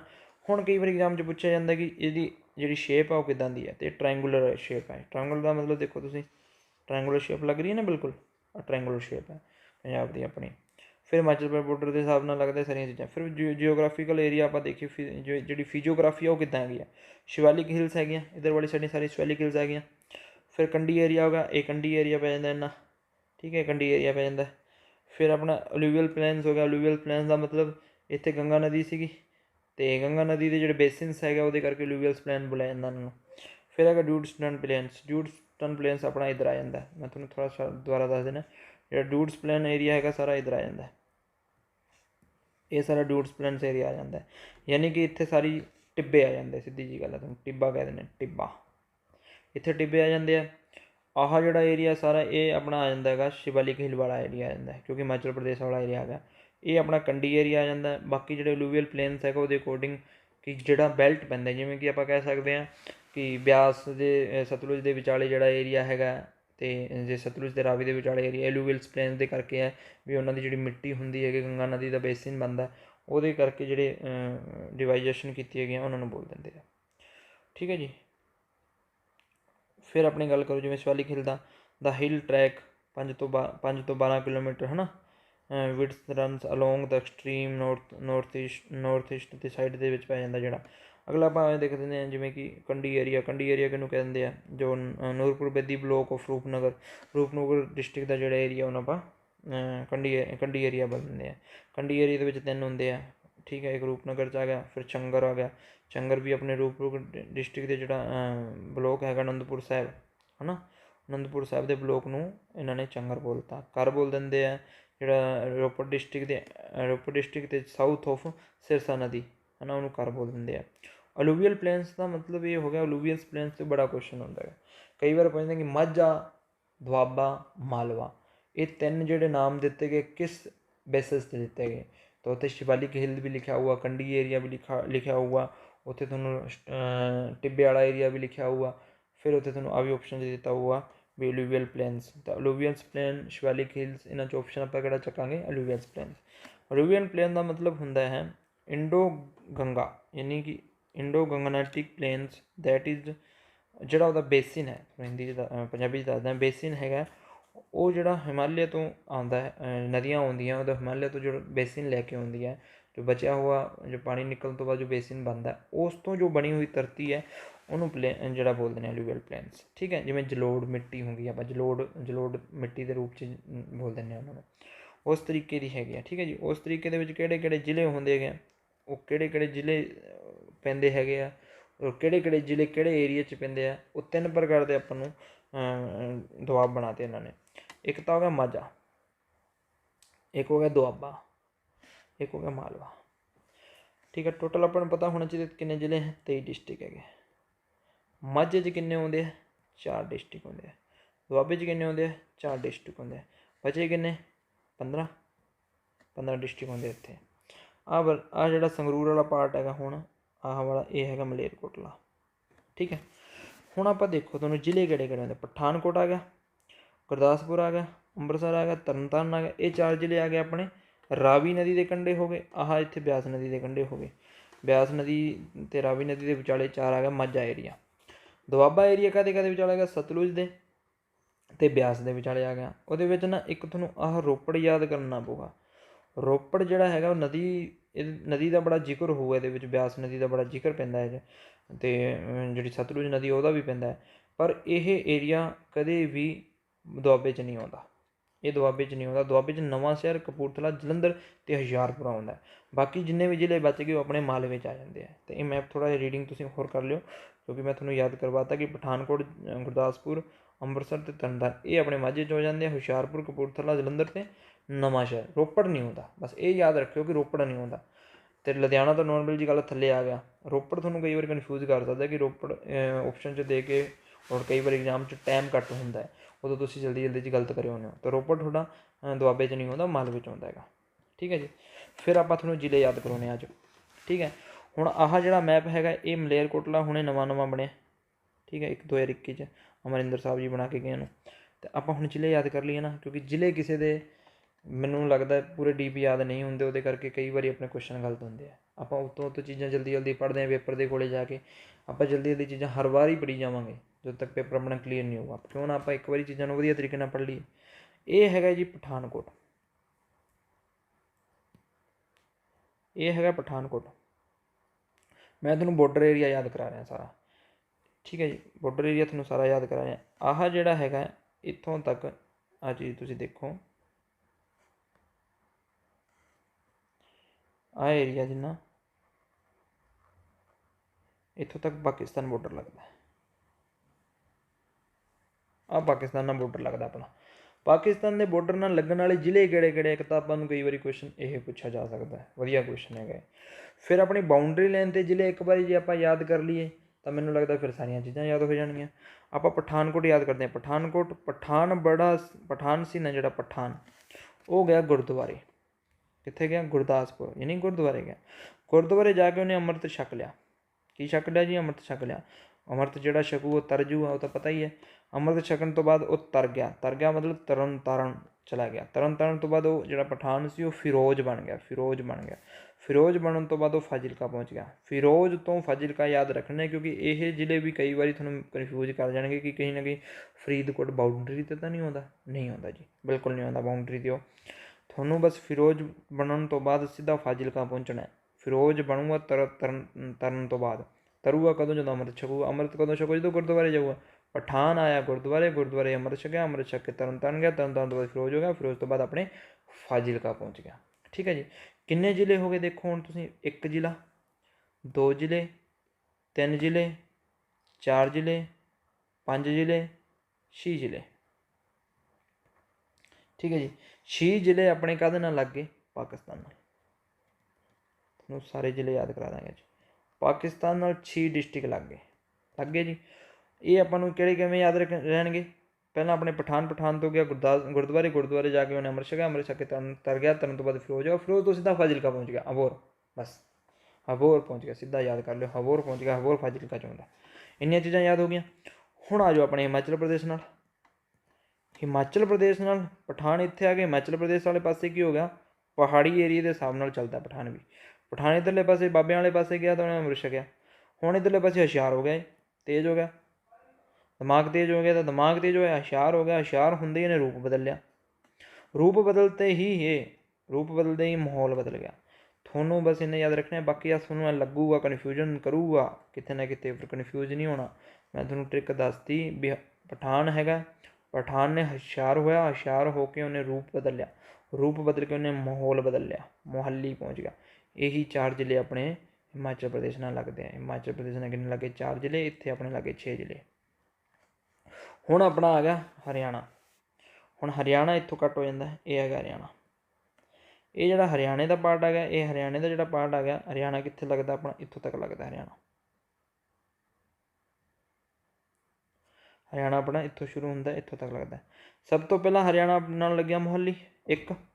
ਮੋਹਾਲੀ ਤੋਂ ਬਾਅਦ ਲੱਗਿਆ ਪਟਿਆਲੇ ਤੋਂ ਬਾਅਦ ਲੱਗਿਆ ਸੰਗਰੂਰ ਤੋਂ ਬਾਅਦ ਸਿੱਧੂ ਮੂਸੇਵਾਲੇ ਦੇ ਪਿੰਡ ਪਹੁੰਚ ਗਏ ਮਾਨਸਾ ਤੋਂ ਪਹੁੰਚ ਗਿਆ ਆਪਾਂ ਬਠਿੰਡੇ ਤੋਂ ਪਹੁੰਚ ਗਿਆ ਆਪਣੇ ਮੁਕਤਸਰ ਸਾਹਿਬ। ਜ਼ਿਲ੍ਹੇ ਇਹਦੇ ਨਾਲ ਵੀ 6 ਲੱਗ ਗਏ। 2 3 4 5 ਅਤੇ 6। ਟੋਟਲ ਕਿੰਨੇ ਜ਼ਿਲ੍ਹੇ ਲੱਗ ਗਏ ਜੀ? 6 ਜ਼ਿਲ੍ਹੇ ਲੱਗ ਗਏ ਹਰਿਆਣੇ ਨਾਲ। ਹਰਿਆਣਾ ਕਹਿੰਦਾ ਜੇ ਤੁਸੀਂ ਪਾਕਿਸਤਾਨ ਨੂੰ 6 ਜ਼ਿਲ੍ਹੇ ਦਿੱਤੇ ਹੈ, ਤਾਂ 6 ਮੈਨੂੰ ਵੀ ਤਾਂ ਦਿਓ, ਆਮੋ ਸਾਹਮਣੇ ਜੋ ਬੈਠੇ।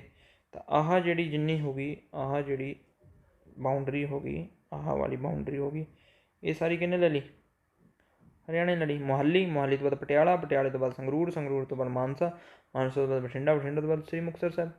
ਹੁਣ ਰਹਿ ਗਿਆ ਰਾਜਸਥਾਨ ਨੂੰ ਵਿਚਾਰਿਆਂ ਨੂੰ ਇੱਕ ਤਾਂ ਮੁਕਤਸਰ ਸਾਹਿਬ ਮਿਲ ਗਿਆ, ਜਿਹਦੇ ਨਾਲ ਹੁਣ ਮਾਨਗੜ੍ਹ ਲੱਗ ਜਾਂਦਾ। ਮਾਨਗੜ੍ਹ ਤੋਂ ਬਾਅਦ ਫਾਜ਼ਿਲਕਾ ਹੋ ਗਿਆ, ਜਿਹਨੂੰ ਅਬੋਹਰ ਆਪਾਂ ਯਾਦ ਕਰੀ ਨੇ ਅਬੋਹਰ। ਤਾਂ ਇਹ ਜਿਹੜਾ ਹੋ ਗਿਆ, ਇਹ ਲੱਗ ਗਿਆ ਆਪਣੇ ਕਿਹਦੇ ਨਾਲ? ਗੰਗਾਨਗਰ ਨਾਲ। ਗੰਗਾਨਗਰ ਦੇ ਵਿੱਚ ਇੰਦਰਾ ਗਾਂਧੀ ਨਹਿਰ ਜਾਂਦੀ ਹੈਗੀ। ਅੱਜ ਕੱਲ੍ਹ ਗੰਗਾਨਗਰ ਪੂਰਾ ਹਰਾ ਭਰਾ ਹੈ। और राजस्थान का एकमात्र जिला यह जाएगा जो बहुत हरा भरा है, ठीक है, जिते झोना भी लगता है, तो हनुमानगढ़ च भी झोना लगता है। तो ये दो जिले जोड़े नाल लगते हैं पंजाब के, बड़े वधिया है, पंजाब वर्गे ही है जिले, ठीक है जी। तो ये हो गया 6 जिले जो हरियाणे च आ गए अपने, राजस्थान च किन्ने आ गए 2 जिले, राजस्थान में किन्ने जिले लगे 2 जिले लगे। तो बाउंड्री अपनी लगभग सारी क्लीयर हो गई एक चीज़ में छड्ड के, किनू जम्मू कश्मीर में छड्ड के। आ उत्ते जोड़ा है ये अपने जम्मू कश्मीर लगता है, ठीक है, जम्मू कश्मीर का जो पार्ट हो गया ये आ, ये सिर्फ पठानकोट लगता है। तो जम्मू कश्मीर ना सिर्फ एक जिला लगता, वो लग गया अपना पठानकोट, ठीक है, पठानकोट। अपन किन्ने चीज़ें साझियाँ कर दी, एक अपने पाकिस्तान जी इंटरनेशनल बाउंड्री होगी, और बाकी अपनी स्टेटिज्म बाउंड्री होगी, 1 2 3 4 स्टेट लगते हैं। थोड़ा कोई पूछ सकता है जम्मू कश्मीर ना 1 जिला लगता है, राजस्थान ना 2 जिले लगते हैं, हरियाणा 6 जिले लगते हैं, हिमाचल प्रदेश ना 4 जिले लगते हैं। 4 जिले कड़े लगते, पठान होशियार हो गया, होशियार होने तो बाद रूप बदल गया, रूप बदल के मोहाली बन गया। हुण तुसीं ये देखो भी बाउंड्री के किन्ने जिले है, आप बाउंड्री के जिले याद करिए हुण, 1 2 3 4 5 6 तो बाद 7 मुक्तसर साहब, 8 9 10 11 12 13 14, यानी कि 14 जिले कितने आ गए अपने को सीधे सीधे बाउंड्री ते, यानी कि बाउंड्री के नाल जिले लगने वाले किन्ने है 14 है जी। बाउंड्री नाल किन्ने जिले लगे 14 जिले लगे। हुण तुहानूं जिले जोड़े बच के किन्ने रह गए जो बिना बाउंड्री ते रह गए, नॉन बाउंड्री जिले किहड़े रह गए, नॉन बाउंड्री जिले रह गए सिर्फ 9। ये 9 जिले अपन हुण याद करने हैं। 9 जिले याद किवें रहणगे, इन्हां नूं आपां टुकड़ियां याद करते हैं।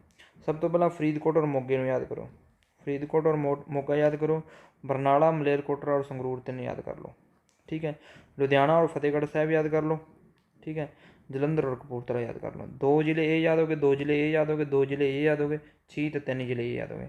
मैं 3 जिले याद क्यों कराए, कराना तो मैं बरनाला तो संगरूर ही सी, पर हुण संगरूर चों ही निकल के तो मलेरकोटला बनया है, तो संगरूर चों निकल के मलेरकोटला बनया। लेकिन प्रॉब्लम ये हैगी है कि इन्हूं याद एक चीज़ होर भी करनी है कि ये जिहड़ा पार्ट हैगा ये पटियाले दे विच आ जांदा है, पटियाले दी जिहड़ी हुण डिवीजन बनया उहदे विच आउंदा मलेरकोटला, ठीक है, पर संगरूर तो अड्ड होया। कितों अड्ड होया जी, ये संगरूर तो अड्ड होया। तो संगरूर मलेरकोटला बरनाला, संगरूर मलेरकोटला ते बरनाला तिन्नां नूं याद कर लो तुसीं अड्ड। ये 3 हैगे जिहड़े बेचारे ये अड्ड हैगे, सॉरी संगरूर बाउंड्री दे नाल लगदा है, संगरूर नूं नहीं याद करना। बरनाला मलेरकोटला ते लुधियाना, बरनाला मलेरकोटला ते लुधियाना, संगरूर चों अड्ड होया मलेरकोटला, इस करके इनू अड्ड याद करना पऊगा।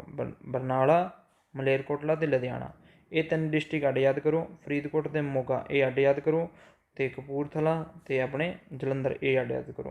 तो इधर अपना आ गया फतेहगढ़ साहब ते जलंधर, ठीक है जी। अपने किन्ने फतेहगढ़ साहब तो शहीद भगत सिंह नवांशहर, इन्होंने अड्ड याद कर लो। यानी कि आप किन्ने 9 है, 9 नूं किवें याद करिए, फरीदकोट ते मोगा ये 2 आप याद कर ले। फिर लुधियाना बरनाला ते मलेरकोटला ये 3 आप अड्ड याद कर ले। फिर अपने को याद कपूरथला दे नाल जलंधर याद करो क्योंकि दोनों इकट्ठे जे है, कपूरथला ते जलंधर। हुण अपने 2 रह गए, हुण आ गया नवांशहर यानी कि SBS बोल दें इन्हूं, शहीद भगत सिंह, ठीक है, शहीद भगत सिंह SBS यानी कि नवांशहर बोल सकते हैं। ओ प्लस ਉਹਦੇ ਨਾਲ ਆਪਾਂ फतेहगढ़ साहब याद कर लाँगे,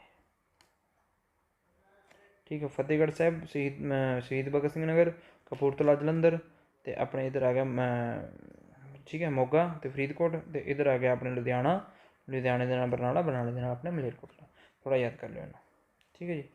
फिर अपने डिवीजन याद करवाने थोड़ा, डिवीजन बड़े इंपोर्टेंट है, डिवीजनों भी क्वेश्चन पूछा गया कई बार।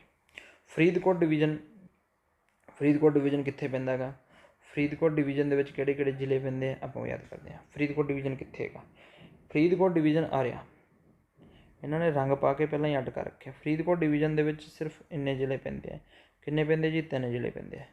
फरीदकोट के 3 डिस्ट्रिक्ट पैंदे है, ठीक है जी, फरीदकोट बठिंडा ते मानसा, फरीदकोट बठिंडा ते मानसा, फरीदकोट बठिंडा ते मानसा। हुण इधर वाले जिहड़े जिले है गंगानगर के नाल लगने वाला उन्होंने मुक्तसर नूं ते फाजिलका नूं दोनों नूं इकट्ठा करता, उधरों फिरोज नूं फड़ लिया। ये 3 जिले अपने कित्थों फड़ ले, ये अड्ड कर ले, इनू आप बोल देंगे फिरोजपुर डिवीजन। फिरोजपुर डिवीजन के ठीक है। 4 ਜ਼ਿਲ੍ਹੇ आ जाते, मोगा भी आ गया, 4 ਜ਼ਿਲ੍ਹੇ आ गए। ठीक है, फिरोजपुर डिवीजन के 4 ਜ਼ਿਲ੍ਹੇ आ गए अपने, ਕਿਹੜੇ आ गए, फिरोजपुर, मोगा, श्री मुक्तसर साहिब और अपने फाजिलका।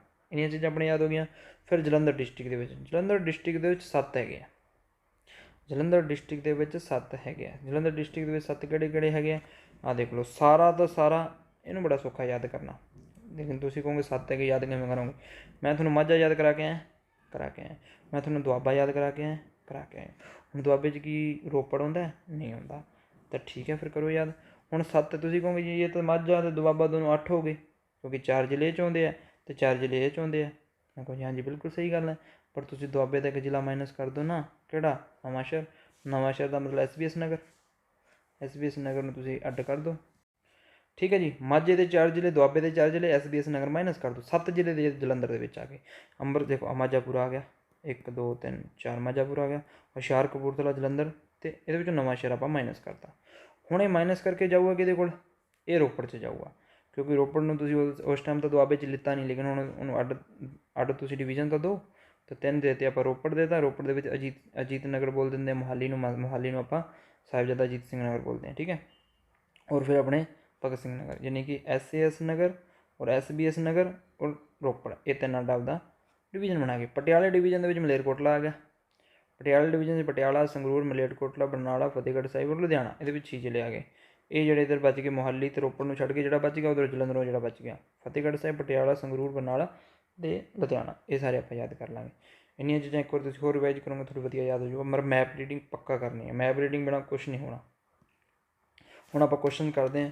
ਹੁਣ ਤੱਕ ਆਪਾਂ ਜ਼ਿਲ੍ਹੇ ਯਾਦ ਕੀਤੇ ਆ, ਤੁਹਾਨੂੰ ਕਿੰਨਾ ਕੁਛ ਯਾਦ ਹੋਇਆ, ਕਿੰਨੀਆਂ ਕੁ ਚੀਜ਼ਾਂ ਨਹੀਂ ਯਾਦ ਹੋਈਆਂ, ਆਪਾਂ ਉਹ ਸਾਰੀਆਂ ਚੀਜ਼ਾਂ ਯਾਦ ਕਰਦੇ ਹੈਗੇ। ਨਾਲੇ ਕੁਐਸਚਨ ਕਰਦੇ ਹਾਂ, ਤੁਸੀਂ ਆਨਸਰ ਵੀ ਦਿੰਦੇ ਰਹੋ ਨਾਲ।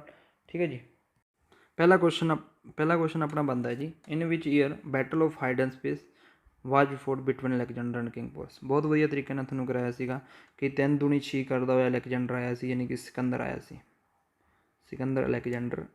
ਠੀਕ ਹੈ, ਅਲੈਗਜੈਂਡਰ ਕਦੋਂ ਆਇਆ ਸੀ, 3 ਦੂਣੀ 6 ਕਰਦਾ ਹੋਇਆ। ਕਿਹੜੀ ਨਦੀ ਦੇ ਉੱਤੇ ਇਹਨਾਂ ਦੀ ਲੜਾਈ ਹੋਈ, ਹਾਈਡਨ ਸਪੀਚ। ਹੁਣ ਹਾਈਡਨ ਸਪੀਚ ਦਾ ਨਾਮ ਪੂਰਾ ਕੀ ਹੈਗਾ ਦੱਸੋ, ਹਾਈਡਨ ਸਪੀਚ ਦਾ ਮਤਲਬ ਹੋਗਾ ਜੇਹਲਮ ਨਦੀ, ਜੇਹਲਮ ਦੇ ਉੱਤੇ ਇਹਨਾਂ ਦਾ ਲੜਾਈ ਹੋਈ। ਜੇਹਲਮ ਬੋਲ ਸਕਦੇ ਹਾਂ ਇਹਨੂੰ ਵਿਤਸਤਾ ਬੋਲ ਸਕਦੇ ਹਾਂ,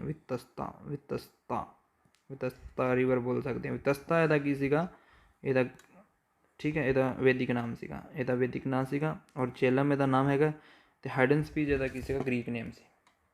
ਠੀਕ ਹੈ ਜੀ, ਉਹ ਕਦੋਂ ਹੋਈ ਆਪਣੀ ਲੜਾਈ, 326 ਈਸਵੀ ਪੂਰਵ। ਕਿਹਦੇ ਵਿਚਾਲੇ ਹੋਈ, ਇਹ ਹੋਈ ਜੀ ਰਾਜਾ ਪੋਰਸ ਦੇ ਵਿਚਾਲੇ ਅਤੇ ਅਲੈਗਜੈਂਡਰ ਦੇ ਵਿਚਾਲੇ। ਠੀਕ ਹੈ, ਇਹਦੇ ਵਿੱਚ ਕੀ ਹੋਇਆ ਕਿ ਅਲੈਗਜੈਂਡਰ ਜਦੋਂ ਜੇਹਲਮ ਪਾਰ ਕਰਕੇ ਆਇਆ, ਅਤੇ ਰਾਜਾ ਪੋਰਸ ਅਤੇ ਅਲੈਗਜੈਂਡਰ ਦੀ ਲੜਾਈ ਹੋਈ 326 BC 'ਚ, ਈਸਾ ਪੂਰਵ ਦੇ ਵਿੱਚ। ਉਦੋਂ ਪੂਰੀ ਸੈਨਾ ਅਲੈਗਜੈਂਡਰ ਦੀ ਬਹੁਤ ਤਗੜੀ ਸੀਗੀ, ਕਿਉਂਕਿ ਇਹ ਸਿਕੰਦਰ ਜਿਹੜਾ ਸੀ ਉਹ ਆਪਣੇ ਆਪ 'ਚ ਯੁੱਧਾਂ ਦਾ ਰਾਜਾ ਸੀ, ਜਿੱਤਣ ਦਾ ਰਾਜਾ ਸੀ। ਜਦੋਂ ਰਾਜਾ ਪੋਰਸ ਨਾਲ ਲੜਾਈ ਹੋਈ, ਦੋਨਾਂ 'ਚ ਯੁੱਧ ਹੋਇਆ, ਦੇਖਿਆ ਸਾਰੀ ਸੈਨਾ ਪੋਰਸ ਦੀ ਮਾਰੀ ਗਈ, ਅਤੇ ਉਸ ਤੋਂ ਬਾਅਦ ਉਹਨੇ ਦੇਖਿਆ ਕਿ ਇਹ ਤਾਂ ਪੂਰੀ ਤਰ੍ਹਾਂ ਹਾਰ ਚੁੱਕਿਆ ਹੈ।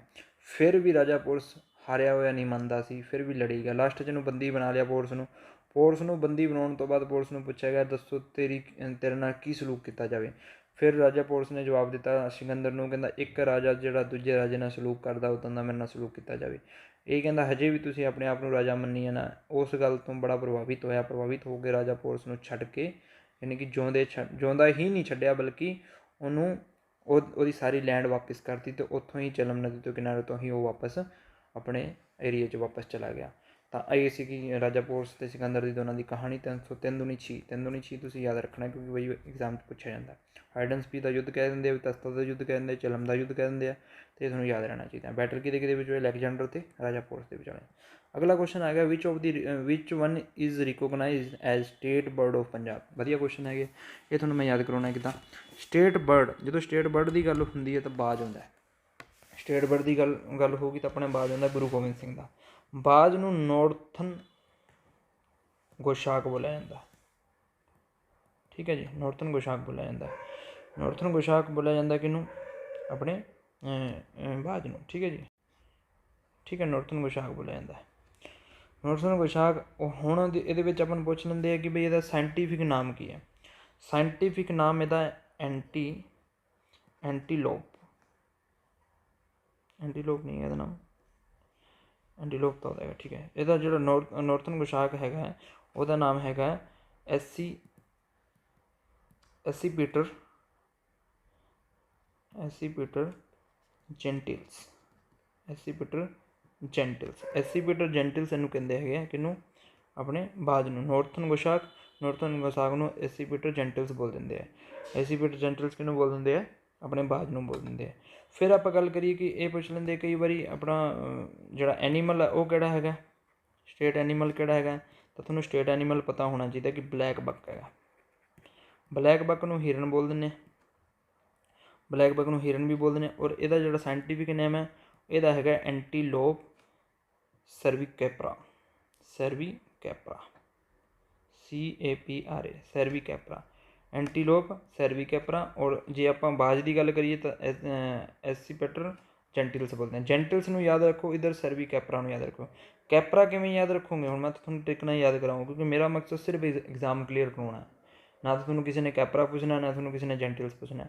ਤੁਹਾਨੂੰ ਸਿਰਫ ਐਗਜ਼ਾਮ ਦੇ ਵਿੱਚ ਸਹੀ ਟਿਕ ਲੱਗਿਆ ਤਾਂ ਤੁਸੀਂ ਸਹੀ ਪਾਸ ਹੋ ਤੁਸੀਂ ਬਸ। ਹੁਣ ਤੁਸੀਂ ਉੱਥੇ ਜਾ ਕੇ ਭੁੱਲ ਜਾਓ ਉਵੇਂ ਤੁਹਾਡੇ ਯਾਦ ਸੀਗਾ ਤਾਂ ਕੀ ਮਤਲਬ ਹੈ ਉਹਦਾ? ਕੋਈ ਮਤਲਬ ਨਹੀਂ। ਆਪਣਾ ਮਕਸਦ ਸਿਰਫ ਪਸ਼ੂ ਨੂੰ ਯਾਦ ਕਰਨਾ। ਪਸ਼ੂ ਦਾ ਨਾਮ ਕੀ? ਹਿਰਨ। ਹਿਰਨ ਕੈਪਰਾ ਪਾ ਕੇ ਘੁੰਮਦਾ ਰਹਿੰਦਾ, ਕੈਪਰਾ ਪਾ ਕੇ ਰੁਕਦਾ, ਠੀਕ ਹੈ। ਹਿਰਨ ਕੀ ਕਰਦਾ ਰਹਿੰਦਾ? ਕੈਪਰਾ ਪਾ ਕੇ ਘੁੰਮਦਾ ਰਹਿੰਦਾ। ਜੇ ਆਪਾਂ ਬਾਜ ਦੀ ਗੱਲ ਕਰੀਏ ਤਾਂ ਬਾਜ ਜੈਂਟਿਲ, ਹਿਲ, ਹਿਲ 'ਤੇ ਬੈਠਾ। ਜੈਂਟਿਲ ਮਤਲਬ ਹਿਲ, ਕਿਉਂਕਿ ਬਾਜ ਹਮੇਸ਼ਾ ਉੱਤੇ ਬੈਠਾ ਹੁੰਦਾ ਅਤੇ ਆਪਦੇ ਸ਼ਿਕਾਰ ਨੂੰ ਥੱਲੇ ਦੇਖਦਾ ਉਹ, ਕਿ ਹਾਂ ਵੀ ਜਦੋਂ ਮੈਨੂੰ ਸ਼ਿਕਾਰ ਮਿਲਿਆ ਮੈਂ ਉਸ ਹਿਲ ਤੋਂ ਥੱਲੇ ਆਊਂਗਾ, ਉਹਨੂੰ ਚੱਕ ਕੇ ਪੁੱਠਾ ਹਿਲ 'ਤੇ ਪਹੁੰਚ ਜਾਊਂਗਾ। ਤਾਂ ਜੈਂਟਿਲਸ ਦੇ ਵਿੱਚ ਆਪਾਂ ਹਿਲ ਸ਼ਬਦ ਵਰਡ ਕੱਢ ਲਿਆ ਆਪਾਂ, ਔਰ ਬਲੈਕ ਬੱਗ ਯਾਨੀ ਹਿਰਨ ਦੇ ਵਿੱਚੋਂ ਆਪਾਂ ਕੈਪਰਾ ਕੱਢ ਲਿਆ। ਕੈਪਰਾ ਪਾ ਕੇ ਘੁੰਮਦਾ ਰਹਿੰਦਾ, ਠੀਕ ਹੈ। ਹੁਣ ਇੱਕ ਚੀਜ਼ ਹੋਰ ਆਈ ਹੈ 2019 ਦੇ ਵਿੱਚ, ਅਮਰਿੰਦਰ ਸਿੰਘ ਨੇ ਇੱਕ ਨਵੀਂ ਸਟੇਟ ਜਿਹੜਾ ਐਕੁਐਟਿਕ ਯਾਨੀ ਕਿ ਪਾਣੀ ਵਾਸਤੇ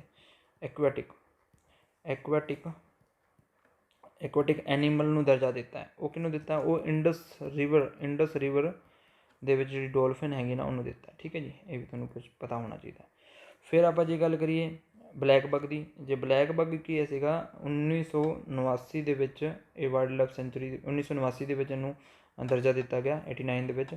ਇਹ ਕੀ ਅਬੋਹਰ ਜਿਹੜੀ ਆਪਣੇ ਫਾਜ਼ਿਲਕਾ ਦੇ ਵਿੱਚ ਅਬੋਹਰ ਵਾਈਲਡ ਲਾਈਫ ਸੈਂਚੁਰੀ ਦੇ ਵਿੱਚ ਪਾਇਆ ਜਾਂਦਾ ਹੈਗਾ। ਵਾਈਲਡ ਲਾਈਫ ਸੈਂਚੁਰੀਜ਼ ਵੀ ਹੈਗੀਆਂ, ਅੱਗੇ ਪੜ੍ਹਾਂਗੇ ਆਪਾਂ, ਉਹਦੇ ਵਿੱਚ ਇਹ ਬਲੈਕ ਬੱਗ ਪਾਇਆ ਜਾਂਦਾ ਹੈਗਾ। ਅਤੇ ਆਪਾਂ ਇਹਨੂੰ ਯਾਦ ਕਰ ਲਿਆ। ਹਿਲ 'ਤੇ ਕੌਣ ਬੈਠਾ? ਬਾਜ ਬੈਠਾ। ਔਰ ਕੈਪਰਾ ਪਾ ਕੇ ਕੌਣ ਘੁੰਮ ਰਿਹਾ? ਆਪਣਾ ਹਿਰਨ ਘੁੰਮ ਰਿਹਾ। ਫਿਰ ਸਟੇਟ ਬਰਡ ਹੋ ਗਿਆ ਆਪਣਾ, ਸਟੇਟ ਐਕੁਐਟਿਕ ਐਨੀਮਲ ਵੀ ਆਪਣਾ ਹੋ ਗਿਆ ਡੋਲਫਿਨ। ਅਤੇ ਇਹਨੂੰ ਆਪਣਾ 2019 ਦੇ ਵਿੱਚ ਕੀ ਕੀਤਾ ਸੀਗਾ ਅਮਰਿੰਦਰ ਸਿੰਘ ਨੇ, CM ਅਮਰਿੰਦਰ ਸਿੰਘ ਨੇ ਇਹਨੂੰ ਕੀ ਕੀਤਾ ਸੀਗਾ? ਸਟੇਟ ਐਕੁਐਟਿਕ ਐਨੀਮਲ ਦਾ ਦਰਜਾ ਦਿੱਤਾ ਸੀਗਾ। ਹੁਣ ਆ ਗਈ ਗੱਲ ਆਪਣੇ ਸਟੇਟ ਟਰੀ ਦੀ। ਸਟੇਟ ਟਰੀ ਆਪਣੀ ਸਿੱਧਾ ਯਾਦ ਰੱਖੋ ਟਾਹਲੀ ਹੈ। ਇਹਦੇ ਵਿੱਚ ਤੁਹਾਨੂੰ ਜ਼ਿਆਦਾ ਯਾਦ ਕਰਨ ਦੀ ਲੋੜ ਨਹੀਂ। ਟਾਹਲੀ ਬੋਲ ਦਿੰਦੇ, ਸ਼ੀਸ਼ਮ ਬੋਲ ਦਿੰਦੇ ਇਹਨੂੰ। ਤਾਂ ਇਹਦਾ ਜਿਹੜਾ ਨਾਮ ਹੈਗਾ ਉਹ ਹੈਗਾ ਜਿਹੜਾ ਆਪਣਾ ਸਾਇੰਟੀਫਿਕ ਨੇਮ ਬੜੇ ਜ਼ਰੂਰੀ ਹੈ ਸਾਰਿਆਂ ਦੇ ਯਾਦ ਕਰਨੇ, ਦੈਲਬੈਰਗੀਆ ਸੀਸੋ ਤੋਂ ਬਸ ਤੁਹਾਨੂੰ ਫੜ ਲੈਣਾ ਦੈਲਬੈਰਗੀਆ ਸੀਸੋ, ਇਹ ਤੁਹਾਨੂੰ ਯਾਦ ਰਹਿ ਜਾਣਾ, ਦੈਲਬੈਰਗੀਆ ਸੀਸੋ ਰਹਿ ਜੂਗਾ। ਹੁਣ ਇੱਕ ਨਵਾਂ ਫੁੱਲ ਵੀ ਯਾਦ ਕਰ ਲਓ ਆਪਣੇ। ਸਟੇਟ ਫਲਾਵਰ ਕਿਹੜਾ? ਸਟੇਟ ਫਲਾਵਰ ਤੁਹਾਨੂੰ ਪਤਾ ਹੋਣਾ ਚਾਹੀਦਾ ਸਵਾਰਡ ਲਿਲੀ ਹੈਗਾ, ਠੀਕ ਹੈ ਜੀ। ਸਵਾਰਡ ਲਿਲੀ ਤੁਹਾਨੂੰ ਯਾਦ ਹੋਣਾ ਚਾਹੀਦਾ। ਇਹਨੂੰ ਆਪਣੇ ਗਲੈਡੀਅਸ ਬੋਲ ਦਿੰਦੇ ਆ, ਸਾਇੰਟੀਫਿਕ ਨੇਮ ਇਹਦਾ ਗਲੈਡੀਅਸ। ਵੈਸੇ ਵੀ ਫੁੱਲ ਵਰਗਾ ਹੀ ਨਾਮ ਇਹਦਾ ਸਾਇੰਟੀਫਿਕ, ਗਲੈਡੀਅਸ ਜਾਂ ਗਲੈਡੀਓਲਸ ਐਵੇਂ ਬੋਲ ਸਕਦੇ, ਗਲੈਡੀਓਲਸ ਵੀ ਬੋਲ ਸਕਦੇ ਇਹਨੂੰ। ਤਾਂ ਗਲੈਡ ਤੋਂ ਯਾਦ ਰੱਖਣਾ, ਗਲੈਡ ਮਤਲਬ ਅੱਛਾ, ਆਈ ਐਮ ਗਲੈਡ। ਤਾਂ ਫੁੱਲ ਤੋਂ ਬਸ ਤੁਹਾਨੂੰ ਗਲੈਡ ਯਾਦ ਰਹੇ ਨਾ। ਫਲਾਵਰ ਲਿਲੀ ਹੋ ਗਿਆ ਆਪਣਾ।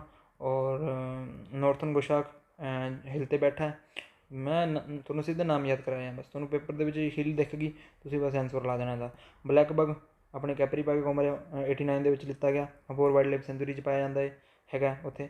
ਐਨੀਮਲ ਆਪਾਂ ਨੂੰ ਪਤਾ ਲੱਗਿਆ ਇੰਡਸ ਡੋਲਫਿਨ ਹੋ ਗਈ। ਹੁਣ 2019 ਦੇ ਵਿੱਚ ਕੀ ਕੀਤਾ ਸੀ ਅਮਰਿੰਦਰ ਸਿੰਘ ਨੂੰ ਦਰਜਾ ਦਿੱਤਾ ਸਟੇਟ ਟਰੀ ਟਾਹਲੀ, ਠੀਕ ਹੈ। ਇਹਨੂੰ ਬੋਲਦੇ ਦਿਲਬਰਗੀਆ ਸੀਸੋ ਬੋਲ ਦਿੰਦੇ ਇਹਨੂੰ, ਠੀਕ ਹੈ ਜੀ। ਇਹ ਆਪਣੇ ਇੰਪੋਰਟੈਂਟ ਕੁਐਸਚਨ ਆ, ਤੁਹਾਨੂੰ ਚਲੋ ਮੈਂ ਫੋਟੋ ਵੀ ਦਿਖਾ ਦਿੰਦਾ।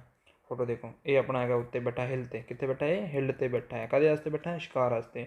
ਆ ਰਿਹਾ ਆਪਣਾ ਬਲੈਕ ਬੱਗ, ਕਿੱਥੇ ਪਾਇਆ ਜਾਂਦਾ? ਅਬੋਹਰ ਵਾਈਲਡ ਲਾਈਫ ਸੈਂਚੁਰੀ 'ਚ ਪਾਇਆ ਜਾਂਦਾ ਇਹ, ਠੀਕ ਹੈ। ਇਹਨੂੰ ਵੀ ਦੇਤਾ ਨੋਰਥਨ ਗੋਸ਼ਾਕ ਬੋਲ ਦਿੰਦੇ ਆ। ਇਹ ਕੀ ਕਰਦਾ? ਕੈਪਰੀ ਪਾ ਕੇ ਘੁੰਮਦਾ। ਦੇਖੋ ਕੈਪਰੀ ਨਹੀਂ ਦੇਖੀ ਤੈਨੂੰ? ਮੈਨੂੰ ਤਾਂ ਦਿਖ ਰਹੀ ਹੈ, ਇੰਨੀ ਚਿੱਟੀ ਕੈਪਰੀ ਇਹਦੇ ਪਾਈ ਹੋਈ ਹੈ। ਇਹ ਆਪਣਾ ਹੋ ਗਿਆ ਡੋਲਫਿਨ ਇੰਡਸ ਨਦੀ ਦੀ।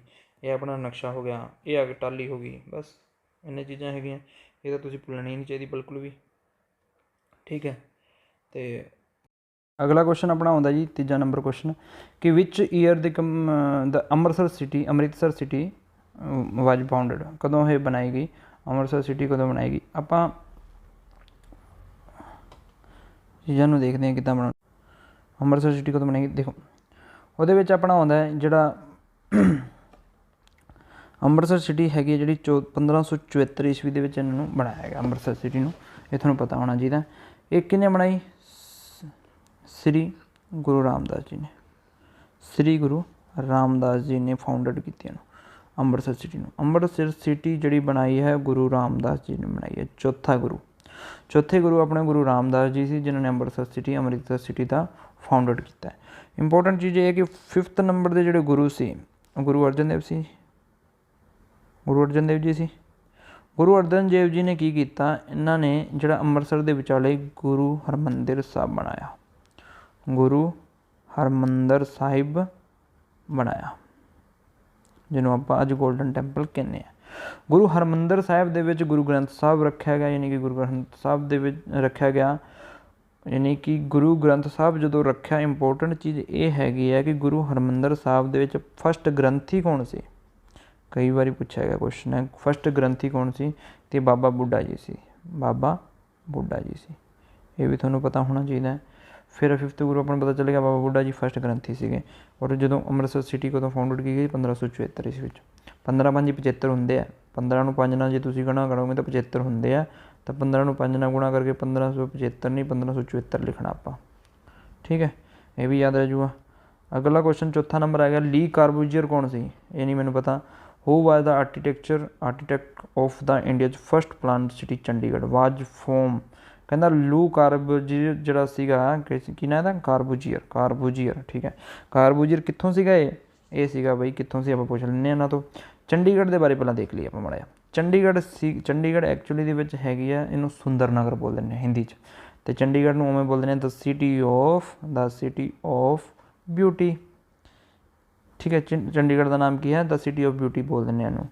ਫਿਰ ਆਪਾਂ ਨੂੰ ਇਹ ਪਤਾ ਹੋਣਾ ਚਾਹੀਦਾ ਕਿ ਚੰਡੀਗੜ੍ਹ ਸੀਗਾ ਜਿਹੜਾ ਉਹ ਕਦੋਂ ਬਣਿਆ? ਉਹ ਵੀ 1 ਨਵੰਬਰ 1966 'ਚ ਬਣਿਆ। ਚੰਡੀਗੜ੍ਹ ਦੀ ਆਪਾਂ ਫਿਰ ਗੱਲ ਕਰਦੇ ਹਾਂ ਕਿ ਚੰਡੀਗੜ੍ਹ ਦੇ ਵਿੱਚ ਲੋਕ ਸਭਾ ਸੀਟਾਂ ਹੈਗੀਆਂ ਵੀ ਹੈ ਕਿ ਨਹੀਂ ਹੈਗੀਆਂ? ਬਿਲਕੁਲ ਹੈਗੀਆਂ। 1 ਲੋਕ ਸਭਾ ਸੀਟ ਹੈਗੀ ਹੈ। ਇੱਕ ਲੋਕ ਸਭਾ ਸੀਟ ਹੈਗੀ, ਉਹ ਕਿਹਦੀ ਹੈਗੀ ਆ ਹੁਣ? ਬੀਜੇਪੀ ਦੀ ਹੈ। ਬੀਜੇਪੀ ਦੀ ਹੈਗੀ, ਉਹਦਾ ਨਾਂ ਕੀ ਹੈਗਾ? ਉਹਦਾ ਨਾਂ ਹੈਗਾ ਕਿਰਨ ਖੈਰ ਨੂੰ ਵੀ ਯਾਦ ਕਰਨਾ ਹੈ। ਬੀਜੇਪੀ ਦੀ 1 ਸੀਟ ਹੈਗੀ ਹੈ, ਲੋਕ ਸਭਾ ਦੀ ਸੀਟ ਹੈਗੀ ਹੈ, ਠੀਕ ਹੈ ਜੀ। ਫਿਰ ਆਪਾਂ ਨੂੰ ਏਰੀਆ ਪੁੱਛ ਲੈਂਦੇ ਕਈ ਵਾਰੀ। ਜਿਹੜਾ ਚੰਡੀਗੜ੍ਹ ਦਾ ਏਰੀਆ ਹੈਗਾ ਉਹ 35ਵੇਂ ਸਥਾਨ ਤੋਂ ਆਉਂਦਾ ਹੈ, ਇੰਡੀਆ ਦੇ ਵਿੱਚ 35ਵਾਂ ਰੈਂਕ ਰੱਖਦਾ ਹੈ। ਜੇ ਤੁਸੀਂ ਉਹਦੀ ਪੋਪੂਲੇਸ਼ਨ ਕਰ ਦੋਗੇ ਤਾਂ ਪੋਪੂਲੇਸ਼ਨ ਆਪਾਂ 4 ਘਟਾ ਦਿੰਦੇ ਹਾਂ, 31ਵੀਂ ਰੈਂਕ ਰੱਖਦੀ ਹੈ। ਪੋਪੂਲੇਸ਼ਨ ਵੀ ਬਹੁਤ ਆਦੀ, 31ਵੀਂ ਰੈਂਕ ਰੱਖਦੀ ਹੈ। ਫਿਰ ਆਪਾਂ ਨੂੰ ਪਤਾ ਹੋ ਗਿਆ ਕਈ ਇਹਦੀਆਂ ਅਫਵਾਹਾਂ ਹੈ ਜਾਂ ਪਤਾ ਨਹੀਂ ਸੱਚ ਹੈ, ਇਹਦੇ ਬਾਰੇ ਬੋਲ ਜਾਂਦੇ ਕਿ ਚੰਡੀਗੜ੍ਹ ਦਾ ਨਾਮ ਚੰਡੀ ਦਾ ਕਿਲ੍ਹਾ ਬੋਲਦੇ ਇਹਨੂੰ। ਚੰਡੀ ਜਿਹੜੀ ਸੀਗੀ ਇਹ ਮਾਤਾ ਦੁਰਗਾ ਦਾ ਇੱਕ ਰੂਪ ਸੀ, ਉਹਦਾ ਇੱਕ ਮੰਦਿਰ ਬਣਿਆ ਹੋਇਆ ਸੀ ਜਿਹੜਾ ਅੱਜ ਦੇ ਟਾਈਮ 'ਚ ਪੰਚਕੂਲਾ ਦੇ ਵਿੱਚ ਹੈ। ਉਹਦੇ ਨਾਮ 'ਤੇ ਚੰਡੀਗੜ੍ਹ ਨਾਮ ਰੱਖਿਆ ਗਿਆ, ਯਾਨੀ ਚੰਡੀ ਦਾ ਕਿਲ੍ਹਾ ਇਹਦੇ ਨਾਮ ਦਾ ਮਤਲਬ ਚੰਡੀਗੜ੍ਹ ਮਤਲਬ ਚੰਡੀ ਦਾ ਕਿਲ੍ਹਾ। ਤਾਂ ਚੰਡੀ ਮਾਤਾ ਯਾਨੀ ਦੁਰਗਾ ਦਾ ਰੂਪ ਸੀ। ਪੁੱਛ ਲੈਂਦੇ ਕਿ ਚੰਡੀ ਐਕਚੁਅਲੀ ਦੇ ਵਿੱਚ ਕਿਹਦਾ ਰੂਪ ਸੀ, ਤਾਂ ਉਹ ਦੁਰਗਾ ਦਾ ਸੀ। ਇਹ ਆਪਾਂ ਨੂੰ ਹਿਸਟਰੀ ਹੈਗੀ ਇਹਦੀ, ਇਹ ਪਤਾ ਹੋਣਾ ਚਾਹੀਦਾ। ਪੋਪੂਲੇਸ਼ਨ ਆਪਣੀ 31ਵੀਂ ਰੈਂਕ ਹੋ ਗਈ, ਏਰੀਆ ਆਪਣਾ 35ਵੀਂ ਰੈਂਕ ਹੋ ਗਈ, ਠੀਕ ਹੈ। ਫਿਰ ਲੀ ਕਾਰਬੂਜੀਅਰ ਕੌਣ ਸੀ? ਲੀ ਕਾਰਬੂਜੀਅਰ ਉਹ ਬੰਦਾ ਸੀ ਜਿਹਨੇ ਆ ਕੇ ਚੰਡੀਗੜ੍ਹ ਨੂੰ ਬਣਾਇਆ ਹੈ, ਜਿਹਨੇ ਚੰਡੀਗੜ੍ਹ ਦਾ ਨਕਸ਼ਾ ਤਿਆਰ ਕੀਤਾ ਕਿ ਬਈ ਇੱਦਾਂ ਦਾ ਚੰਡੀਗੜ੍ਹ ਹੋਣਾ ਚਾਹੀਦਾ। ਇਹ ਲੀ ਕਾਰਬੂਜੀਅਰ ਆਇਆ ਕਿੱਥੋਂ? ਇਹ ਆਇਆ ਫਰਾਂਸ ਤੋਂ, ਇਹ ਪਤਾ ਹੋਣਾ ਚਾਹੀਦਾ। ਇਹ ਫਰਾਂਸ ਤੋਂ ਆਇਆ ਸੀ। ਤਾਂ ਲੀ ਕਾਰਬੂਜੀਅਰ ਆਪਣਾ ਕਿੱਥੋਂ ਆਇਆ? ਫਰਾਂਸ ਤੋਂ ਆਇਆ। ਫਿਰ ਇੱਕ ਚੰਡੀਗੜ੍ਹ ਦੇ ਵਿੱਚ ਹੀ ਇੱਕ ਥਾਂ ਹੈਗੀ ਆ, ਚੰਡੀਗੜ੍ਹ ਦੇ ਵਿੱਚ ਕੈਪੀਟਲ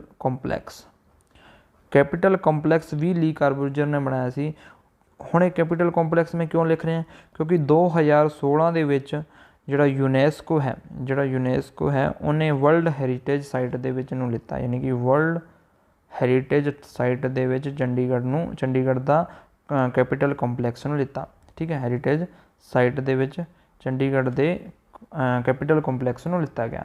ਆਰਟੀਕਲ 239 ਇੱਕ ਆਰਟੀਕਲ ਹੈਗਾ 239, ਤੁਹਾਨੂੰ ਦੱਸ ਦੇਣਾ ਸੰਵਿਧਾਨ ਦਾ। ਆਰਟੀਕਲ 239 ਹੈਗਾ ਉਹ ਆਪਣੇ ਇੰਡੀਅਨ ਕੌਨਸਟੀਟਿਊਸ਼ਨ ਦੇ ਵਿੱਚ 239 ਉਹਦੇ ਵਿੱਚ ਲਿਖਿਆ ਹੋਇਆ ਹੈ ਕਿ ਜਿਹੜਾ ਪ੍ਰੈਜ਼ੀਡੈਂਟ ਹੈ ਨਾ ਇੰਡੀਆ ਦਾ, ਉਹੀ ਯੂਟੀ ਨੂੰ ਕੀ ਕਰੂਗਾ? ਇੱਕ ਐਡਮਿਨਿਸਟ੍ਰੇਟਰ ਦੇਊਗਾ, ਯਾਨੀ ਕਿ ਉਹਦੇ ਰਾਜ ਕਰਨ ਵਾਸਤੇ ਜਾਂ ਉਪ ਰਾਜਿਆਪਾਲ ਬੋਲ ਦਿੰਦੇ ਆ, ਉਹ ਦੇਊਗਾ। ਪਰ ਕੀ ਹੈ 1984 ਤੋਂ ਬਾਅਦ ਕੀ ਹੋਇਆ? ਪੰਜਾਬ ਦਾ ਜਿਹੜਾ ਗਵਰਨਰ ਹੁੰਦਾ ਹੈ, ਪੰਜਾਬ ਦਾ ਗਵਰਨਰ ਹੀ ਇਹਦਾ ਕੀ ਬਣੂਗਾ? ਜਿਹੜਾ ਉਪ ਰਾਜਿਆਪਾਲ ਬਣੂਗਾ। ਫਿਰ ਇਹਦਾ ਨਾਮ ਪਤਾ ਹੋਣਾ ਚਾਹੀਦਾ ਕੀ ਹੈਗਾ। ਹੁਣ ਇਸ ਟਾਈਮ ਕੌਣ ਹੈ ਆਪਾਂ ਨੂੰ ਪਤਾ ਹੈ, ਆਪਣਾ ਪੁਰੋਹਿਤ ਹੈਗਾ, ਠੀਕ ਹੈ, ਬਨਵਾਰੀ ਲਾਲ ਪੁਰੋਹਿਤ ਹੈਗਾ। ਤਾਂ ਬਨਵਾਰੀ ਲਾਲ ਪੁਰੋਹਿਤ ਵੀ ਆਪਾਂ ਨੂੰ ਯਾਦ ਰੱਖਣਾ, ਬਨਵਾਰੀ ਲਾਲ बनवारी लाल पुरोहित। ठीक है, इन्हीं चीज़ां आपको याद हो गई। अगला क्वेश्चन देखते हैं। अगला क्वेश्चन कहते which one is the largest district by area wise इन पंजाब। कहता एरिए के हिसाब नाल सब तो वड्डा डिस्ट्रिक्ट कौन है, ये नहीं पूछा। हुण ये क्वेश्चन मैं तुहानूं क्यों रखा इत्थे, इस क्वेश्चन का रखने का एक बहुत बड़ा कारण यह है कि जो ये तुसीं देखोगे तो तुहानूं कन्फ्यूजन हो जाऊगी। तुसीं की कहो यार तो क्वेश्चन ही गलत है, छड्ड के आ जाओगे। क्यों छड्ड के आ जाओगे? क्योंकि विच one is the largest district by otherwise in Punjab. कहना इन्हां दे विचों किहड़ा हैगा जिहड़ा लार्जेस्ट है। इन्होंने कहा विच वन, इन्हें जो लार्जेस्ट है। वैसे आप गल करिए कि डिस्ट्रिक्ट ऑफ पंजाब, जो आप लार्जेस्ट एरिया वाइज देखते हैं, आप लार्जेस्ट एरिया वाइज देखते हैं तो आपको पता है लुधियाना है। आपको पता लुधियाना है, यानी कि जिन्हें पढ़िया उन्होंने पता लुधियाना डिस्ट्रिक्ट है। समालिस्ट की गल करिए आप एरिया वाइज, समालिस्ट की जब आप गल करिए तो आपको मोहाली मिलूगा। ठीक है जी, मोहाली मिलूगा। ये दोनों अपन जिले याद है, पर इन्होंने की किया which one is the largest. तो which one is the largest Firozpur होगा, क्योंकि फिरोजपुर दूजे नंबर पर आता है। फिरोजपुर अपना दूजे नंबर पर आता, तो थोड़ा पता होना चाहिए। थोड़ा मैप रीडिंग जो करोगे तो एरिया का थोड़ा जहा ये भी आइडिया रखोगे कौन कौन से बराबर जे लगते हैं, है ना। तो इस तरीके की थोड़ी मैप रीडिंग करोगे तो थोड़ा क्वेश्चन सही हो जाएंगे। आह क्वेश्चन आया हुआ एग्जाम जो इदा का क्वेश्चन आ जाता तो बंदे छड्ड के चले जाते, क्योंकि स्टूडेंट्स ये सोचते हैं कि बई फिरोजपुर तो ये संगरूर तो असीं पढ़िया ही नहीं, कदे असीं पढ़िया लुधियाना, पर नहीं जी, ये फिरोजपुर आंसर आ जाऊगा। हुण आप चलो इन्हों कई चीज़ां याद कर लीए। लार्जेस्ट एरिया है लुधियाना है, समालिस्ट एरिया अपना मोहाली हो गया। ठीक है, हुण जे आपां पॉपूलेशन की गल करिए, पॉपूलेशन के हिसाब नाल भी आप देखिए, पॉपूलेशन के हिसाब नाल जो लार्ज एरिया है तो वह किहड़ा है। पॉपूलेशन के हिसाब नाल भी लार्ज एरिया किहड़ा है, लुधियाना है। लुधियाने के सारे हैं, सारे ज़्यादा सब तो ज़्यादा लोग रहते हैं। और पर पॉपूलेशन के हिसाब नाल आपां मिनीमम देखिए या स्माल देखिए, मिनीमम देखिए या स्मालेस्ट देखिए, तो मिनीमम या स्मालेस्ट अपना किहड़ा आ जाऊगा, बरनाला आ जाऊगा। बरनाले के सब तो घट लोग रहते हैं, लुधियाने सब तो ज़्यादा लोग रहते हैं, और लुधियाने के सब तो ज़्यादा एरिया भी है, और मोहाली एरिया घट है जी। ठीक है जी, पर लोग घट नहीं रहते मोहाली। मोहाली तो हर कोई जाना चाहता, चंडीगढ़ नाल लगता है। पॉपूलेशन वाइज जो पंजाब की आप गल करिए, पॉपूलेशन के हिसाब नाल जे आप पंजाब की गल करिए तो अपनी 16वीं रैंक पै जाती है पंजाब की। पॉपूलेशन के हिसाब नाल जे पंजाब की आप रैंक की गल करिए ना जी, तो 16वीं रैंक आ जाती है। जे तुसी गल करिए अपना एरिए के हिसाब नाल, तो एरिए के हिसाब नाल अपना 19वीं रैंक पै जाती है। तो अपन दोनों रैंका भी पता होनी चाहिए। फिर आप गल करिए टोटल पॉपूलेशन कितनी है। पॉपूलेशन टोटल मेरे हिसाब नाल 277 लाख है। 277 लाख दे विच जे बंदियां दी गल करिए आप तो बंदे 146 लाख है, यानी कि मेल। ठीक है, जे आप गल करिए फीमेल्स की तो 131 लाख है, यानी कि फीमेल्स तो हमेशा घट होंगी है, यानी कि 47% है। और जे मेल का परसेंटेज देखिए तो 52% है। ठीक है जी। फिर आ गया रूरल पॉपूलेशन। हुण कहंदे भी लोग जिहड़े पिंडां 'च रहिंदे आ वो किन्ने हैगे आ, तो जिहड़े शहरां 'च रहिंदे आ वो किन्ने 131 लाख हो गए। ठीक है, जिहड़ा रूरल पॉपूलेशन यानी पिंडां दे विच ज़्यादातर पंजाब 'च पिंडां 'च रहिंदे आ तो 62% यानी कि 52 तो तुसीं थोड़ा जिहा वधा दो, 52 तो 10% वधा दो, तो 62% रूरल लोग रहिंदे पिंडां 'च। अर्बन की जे गल करिए आप शहरी लोग किन्ने हैगे, तो शहरी जिन्ने बच गए 38%। 38% किन्ने है अपने शहरी लोग रहिंदे आ। इन्नियां चीज़ां आपां नूं पता हो गई। फिर आप गल करिए डायनेस्टी की, यानी पंजाब की डायनेस्टी कितनी है। डायनेस्टी बड़ी इंपोर्टेंट टॉपिक है। डायनेस्टी पंजाब जी 551 551 लोग रहिंदे 1 किलोमीटर च, ये डायनेस्टी है अपनी पंजाब की, यानी 551 लोग पर यानी एवरेज कढ़ते हैं तो इन्ने लोग रहिंदे है। फिर अपन ग्रोथ रेट पता होनी चाहिए भी वध किन्ने रहे हैं। 2001 तो लैके तो 2011 के जे पंजाब की ग्रोथ रेट देखिए तो 1.39% ग्रोथ रेट आ रही है। ठीक है, फिर सब तो एक होर टॉपिक पता इन्हों एक बार याद कर लिए थोड़ा। लार्जेस्ट एरिया लुधियाना पता है, लोग यानी स्मॉल छोटा एरिया किहड़ा है, एरिया के हिसाब नाल मोहाली हो गया। पॉपूलेशन के हिसाब नाल लुधियाना जो लोग ज़्यादा रहिंदे हैं। फिर समालिस्ट अपने बरनाला च घट रहिंदे हैं। 277 लाख टोटल जनसंख्या हैगी है। 50,362 यानी किलोमीटर स्केयर अपना एरिया है। एरिया के हिसाब नाल जो पंजाब देखिए तो 19वें नंबर पर बैठा है, और पंजाब जो पॉपूलेशन के हिसाब नाल बैठिए तो देखिए तो 16वें नंबर पर बैठा है। 277 लाख टोटल इसकी जनसंख्या हैगी, जिहदे 146 लाख यानी कि 52% मेल रहिंदे है, 131 लाख यानी 47% फीमेल रहिंदी है। और जी 52% तो आप 10% होर वधा दिए तो रूरल लोग रहिंदे यानी कि ग्रामीण लोग रहिंदे आ। ग्रामीण एरिए 'ਚ लोग ਰਹਿੰਦੇ ਆ, 38% ਅਰਬਨ ਲੋਕ ਰਹਿੰਦੇ ਹੈਗੇ। ਇੰਨੀਆਂ ਗੱਲਾਂ ਆਪਾਂ ਨੂੰ ਯਾਦ ਹੋ ਗਈਆਂ। ਫਿਰ ਆਪਾਂ ਡਾਇਨੈਸਟੀ ਵੇਖੀ ਤਾਂ ਡਾਇਨੈਸਟੀ 5-5-1 ਯਾਨੀ ਕਿ 1 ਕਿਲੋਮੀਟਰ 'ਚ 551 ਯਾਨੀ 550 ਬੰਦਾ ਰਹਿੰਦਾ। 550 ਤੁਸੀਂ ਯਾਦ ਰੱਖ ਲਿਓ। 2001 ਤੋਂ ਲੈ ਕੇ 2011 ਦੇ ਵਿੱਚ 1.3 ਨੂੰ ਗਰੋਥ ਰੇਟ ਹੋਈ ਇਹਦੀ। ਇੰਨਾ ਗਰੋਥ ਹੋ ਗਈ ਇਹਦੀ, ਗਰੋਥ ਰੇਟ ਇੰਨੀ ਗਰੋਥ ਹੋ ਰਹੀ ਹੈ, ਇੰਨਾ ਏਰੀਆ ਵੱਧ ਗਿਆ। ਯਾਨੀ ਪਹਿਲਾਂ ਜੇ 100 ਬੰਦੇ ਸੀ ਤਾਂ ਹੁਣ 101.39 ਬੰਦੇ ਹੋ ਗਏ। ਇੱਦਾਂ ਦੀ ਗਰੋਥ ਰੇਟ ਹੋ ਰਹੀ ਹੈਗੀ ਆ। ਫਿਰ ਆਪਾਂ ਜੇ ਗੱਲ ਕਰੀਏ ਸੈਕਸ ਰੇਸ਼ੋ ਦੀ, ਸੈਕਸ ਰੇਸ਼ੋ ਦੀ ਗੱਲ ਕਰਦੇ ਹਾਂ ਕਿ ਕੁੜੀਆਂ ਕਿੰਨੇ ਆ ਅਤੇ ਮੁੰਡੇ ਕਿੰਨੇ ਆ। ਕੁੜੀਆਂ ਮੁੰਡੇ ਦੀ ਜੇ ਆਪਾਂ ਗੱਲ ਕਰੀਏ ਤਾਂ 895 ਟੋਟਲ ਹੈਗਾ। 895 ਕੀ ਹੈਗਾ ਟੋਟਲ ਸੈਕਸ ਰੇਸ਼ੋ, ਯਾਨੀ 895 ਕੁੜੀਆਂ 1000 ਦੇ ਬੰਦਿਆਂ ਦੇ ਉੱਤੇ ਹੈ। 1000 ਬੰਦੇ ਦੇ ਉੱਤੇ 895 ਯਾਨੀ 900 ਤੋਂ ਸਿਰਫ 5 ਘੱਟ ਹੈ। 900 ਤੋਂ ਸਿਰਫ 5 ਘੱਟ ਹੈ ਪੰਜਾਬ ਦਾ ਲਿੰਗ ਅਨੁਪਾਤ। ਠੀਕ ਹੈ ਜੀ, 895 1000 ਦੇ ਉੱਤੇ ਹੈਗਾ। ਠੀਕ ਹੈ ਜੀ। ਹਾਈਐਸਟ ਕਿਹਦਾ ਹੈ? ਹਾਈਐਸਟ ਕਿਹਦਾ ਜੀ? ਹਾਈਐਸਟ ਆਪਾਂ ਪੁੱਛੀਏ ਤਾਂ ਹਾਈਐਸਟ ਜਿਹੜਾ ਹੈਗਾ ਉਹ ਹੁਸ਼ਿਆਰਪੁਰ ਦਾ ਹੈ। ਹੁਸ਼ਿਆਰਪੁਰ ਦਾ ਹਾਈਐਸਟ ਲਿੰਗ ਅਨੁਪਾਤ ਹੈ। ਹੁਸ਼ਿਆਰਪੁਰ ਦਾ ਸੈਕਸ ਰੇਸ਼ੋ ਸਭ ਤੋਂ ਜ਼ਿਆਦਾ ਹੈ। ਸਭ ਤੋਂ ਜ਼ਿਆਦਾ ਕਿੰਨਾ ਹੈਗਾ? 961। ਇਹ ਵੀ ਪਤਾ ਹੋਣਾ ਚਾਹੀਦਾ। 961 ਕੁੜੀਆਂ 1000 ਬੰਦਿਆਂ 'ਤੇ ਰਹਿੰਦੀਆਂ ਹੈਗੀਆਂ। ਠੀਕ ਹੈ ਜੀ। ਫਿਰ ਘੱਟ ਕਿਹਦਾ ਹੁੰਦਾ?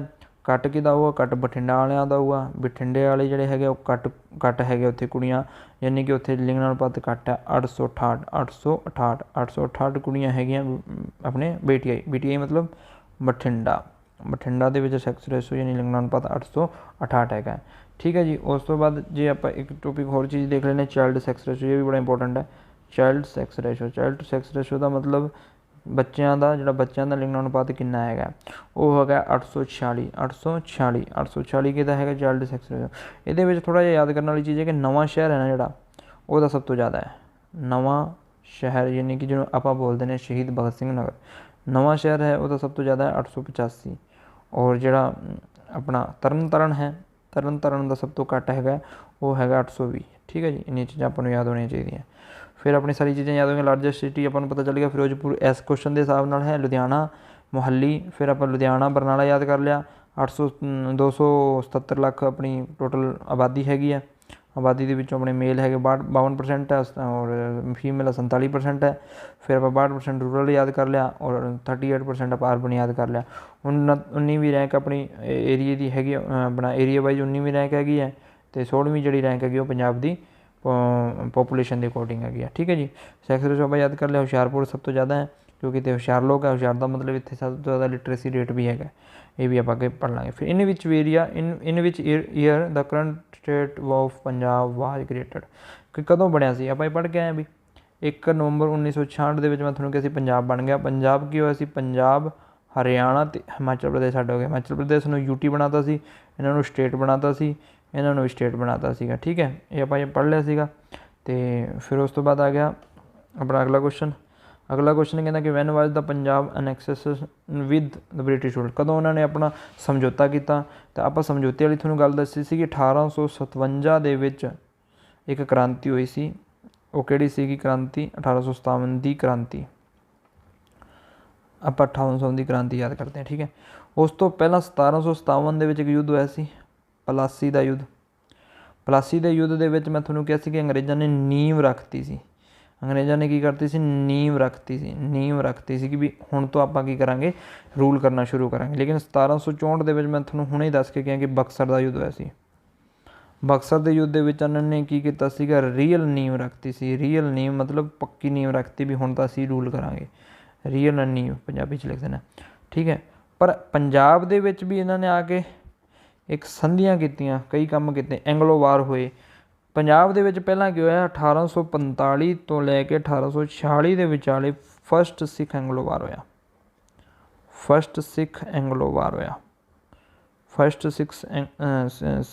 ਐਂਗਲੋ ਵਾਰ ਆਪਣਾ ਕਦੋਂ ਹੋਇਆ? 1845 ਤੋਂ ਲੈ ਕੇ 1846 ਦੇ ਵਿੱਚ।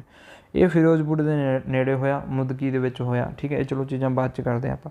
ਪਹਿਲਾਂ ਆਪਾਂ ਨੂੰ ਨੋਰਮਲ ਚੀਜ਼ਾਂ ਪਤਾ ਹੋਣੀ ਚਾਹੀਦੀ ਕਿ ਇਸ ਟਾਈਮ ਗਵਰਨਰ ਕਿਹੜਾ ਸੀਗਾ? ਇਸ ਟਾਈਮ ਜਿਹੜਾ ਗਵਰਨਰ ਸੀ ਉਹ ਲਾਰਡ ਹਾਰਡਿੰਗ ਸੀਗਾ। ਇਹਦੀ ਲੜਾਈ ਆਪਣੇ ਕਿਹਦੇ ਨਾਲ ਹੋਈ? ਇਹਦੀ ਲੜਾਈ ਤੇਜ ਸਿੰਘ ਨਾਲ ਹੋਈ ਅਤੇ ਲਾਲ ਸਿੰਘ ਨਾਲ ਹੋਈ। ਇਹ ਫਸਟ ਐਂਗਲੋ ਸਿੱਖ ਵਾਰ ਹੋਇਆ। ਉਸ ਤੋਂ ਬਾਅਦ ਹੋਈ ਇੱਕ ਲਾਹੌਰ ਦੀ ਸੰਧੀ। ਠੀਕ ਹੈ। ਟ੍ਰੀਟੀ ਆਫ ਲਾਹੌਰ ਬੋਲ ਦਿੰਦੇ ਆ। Treaty of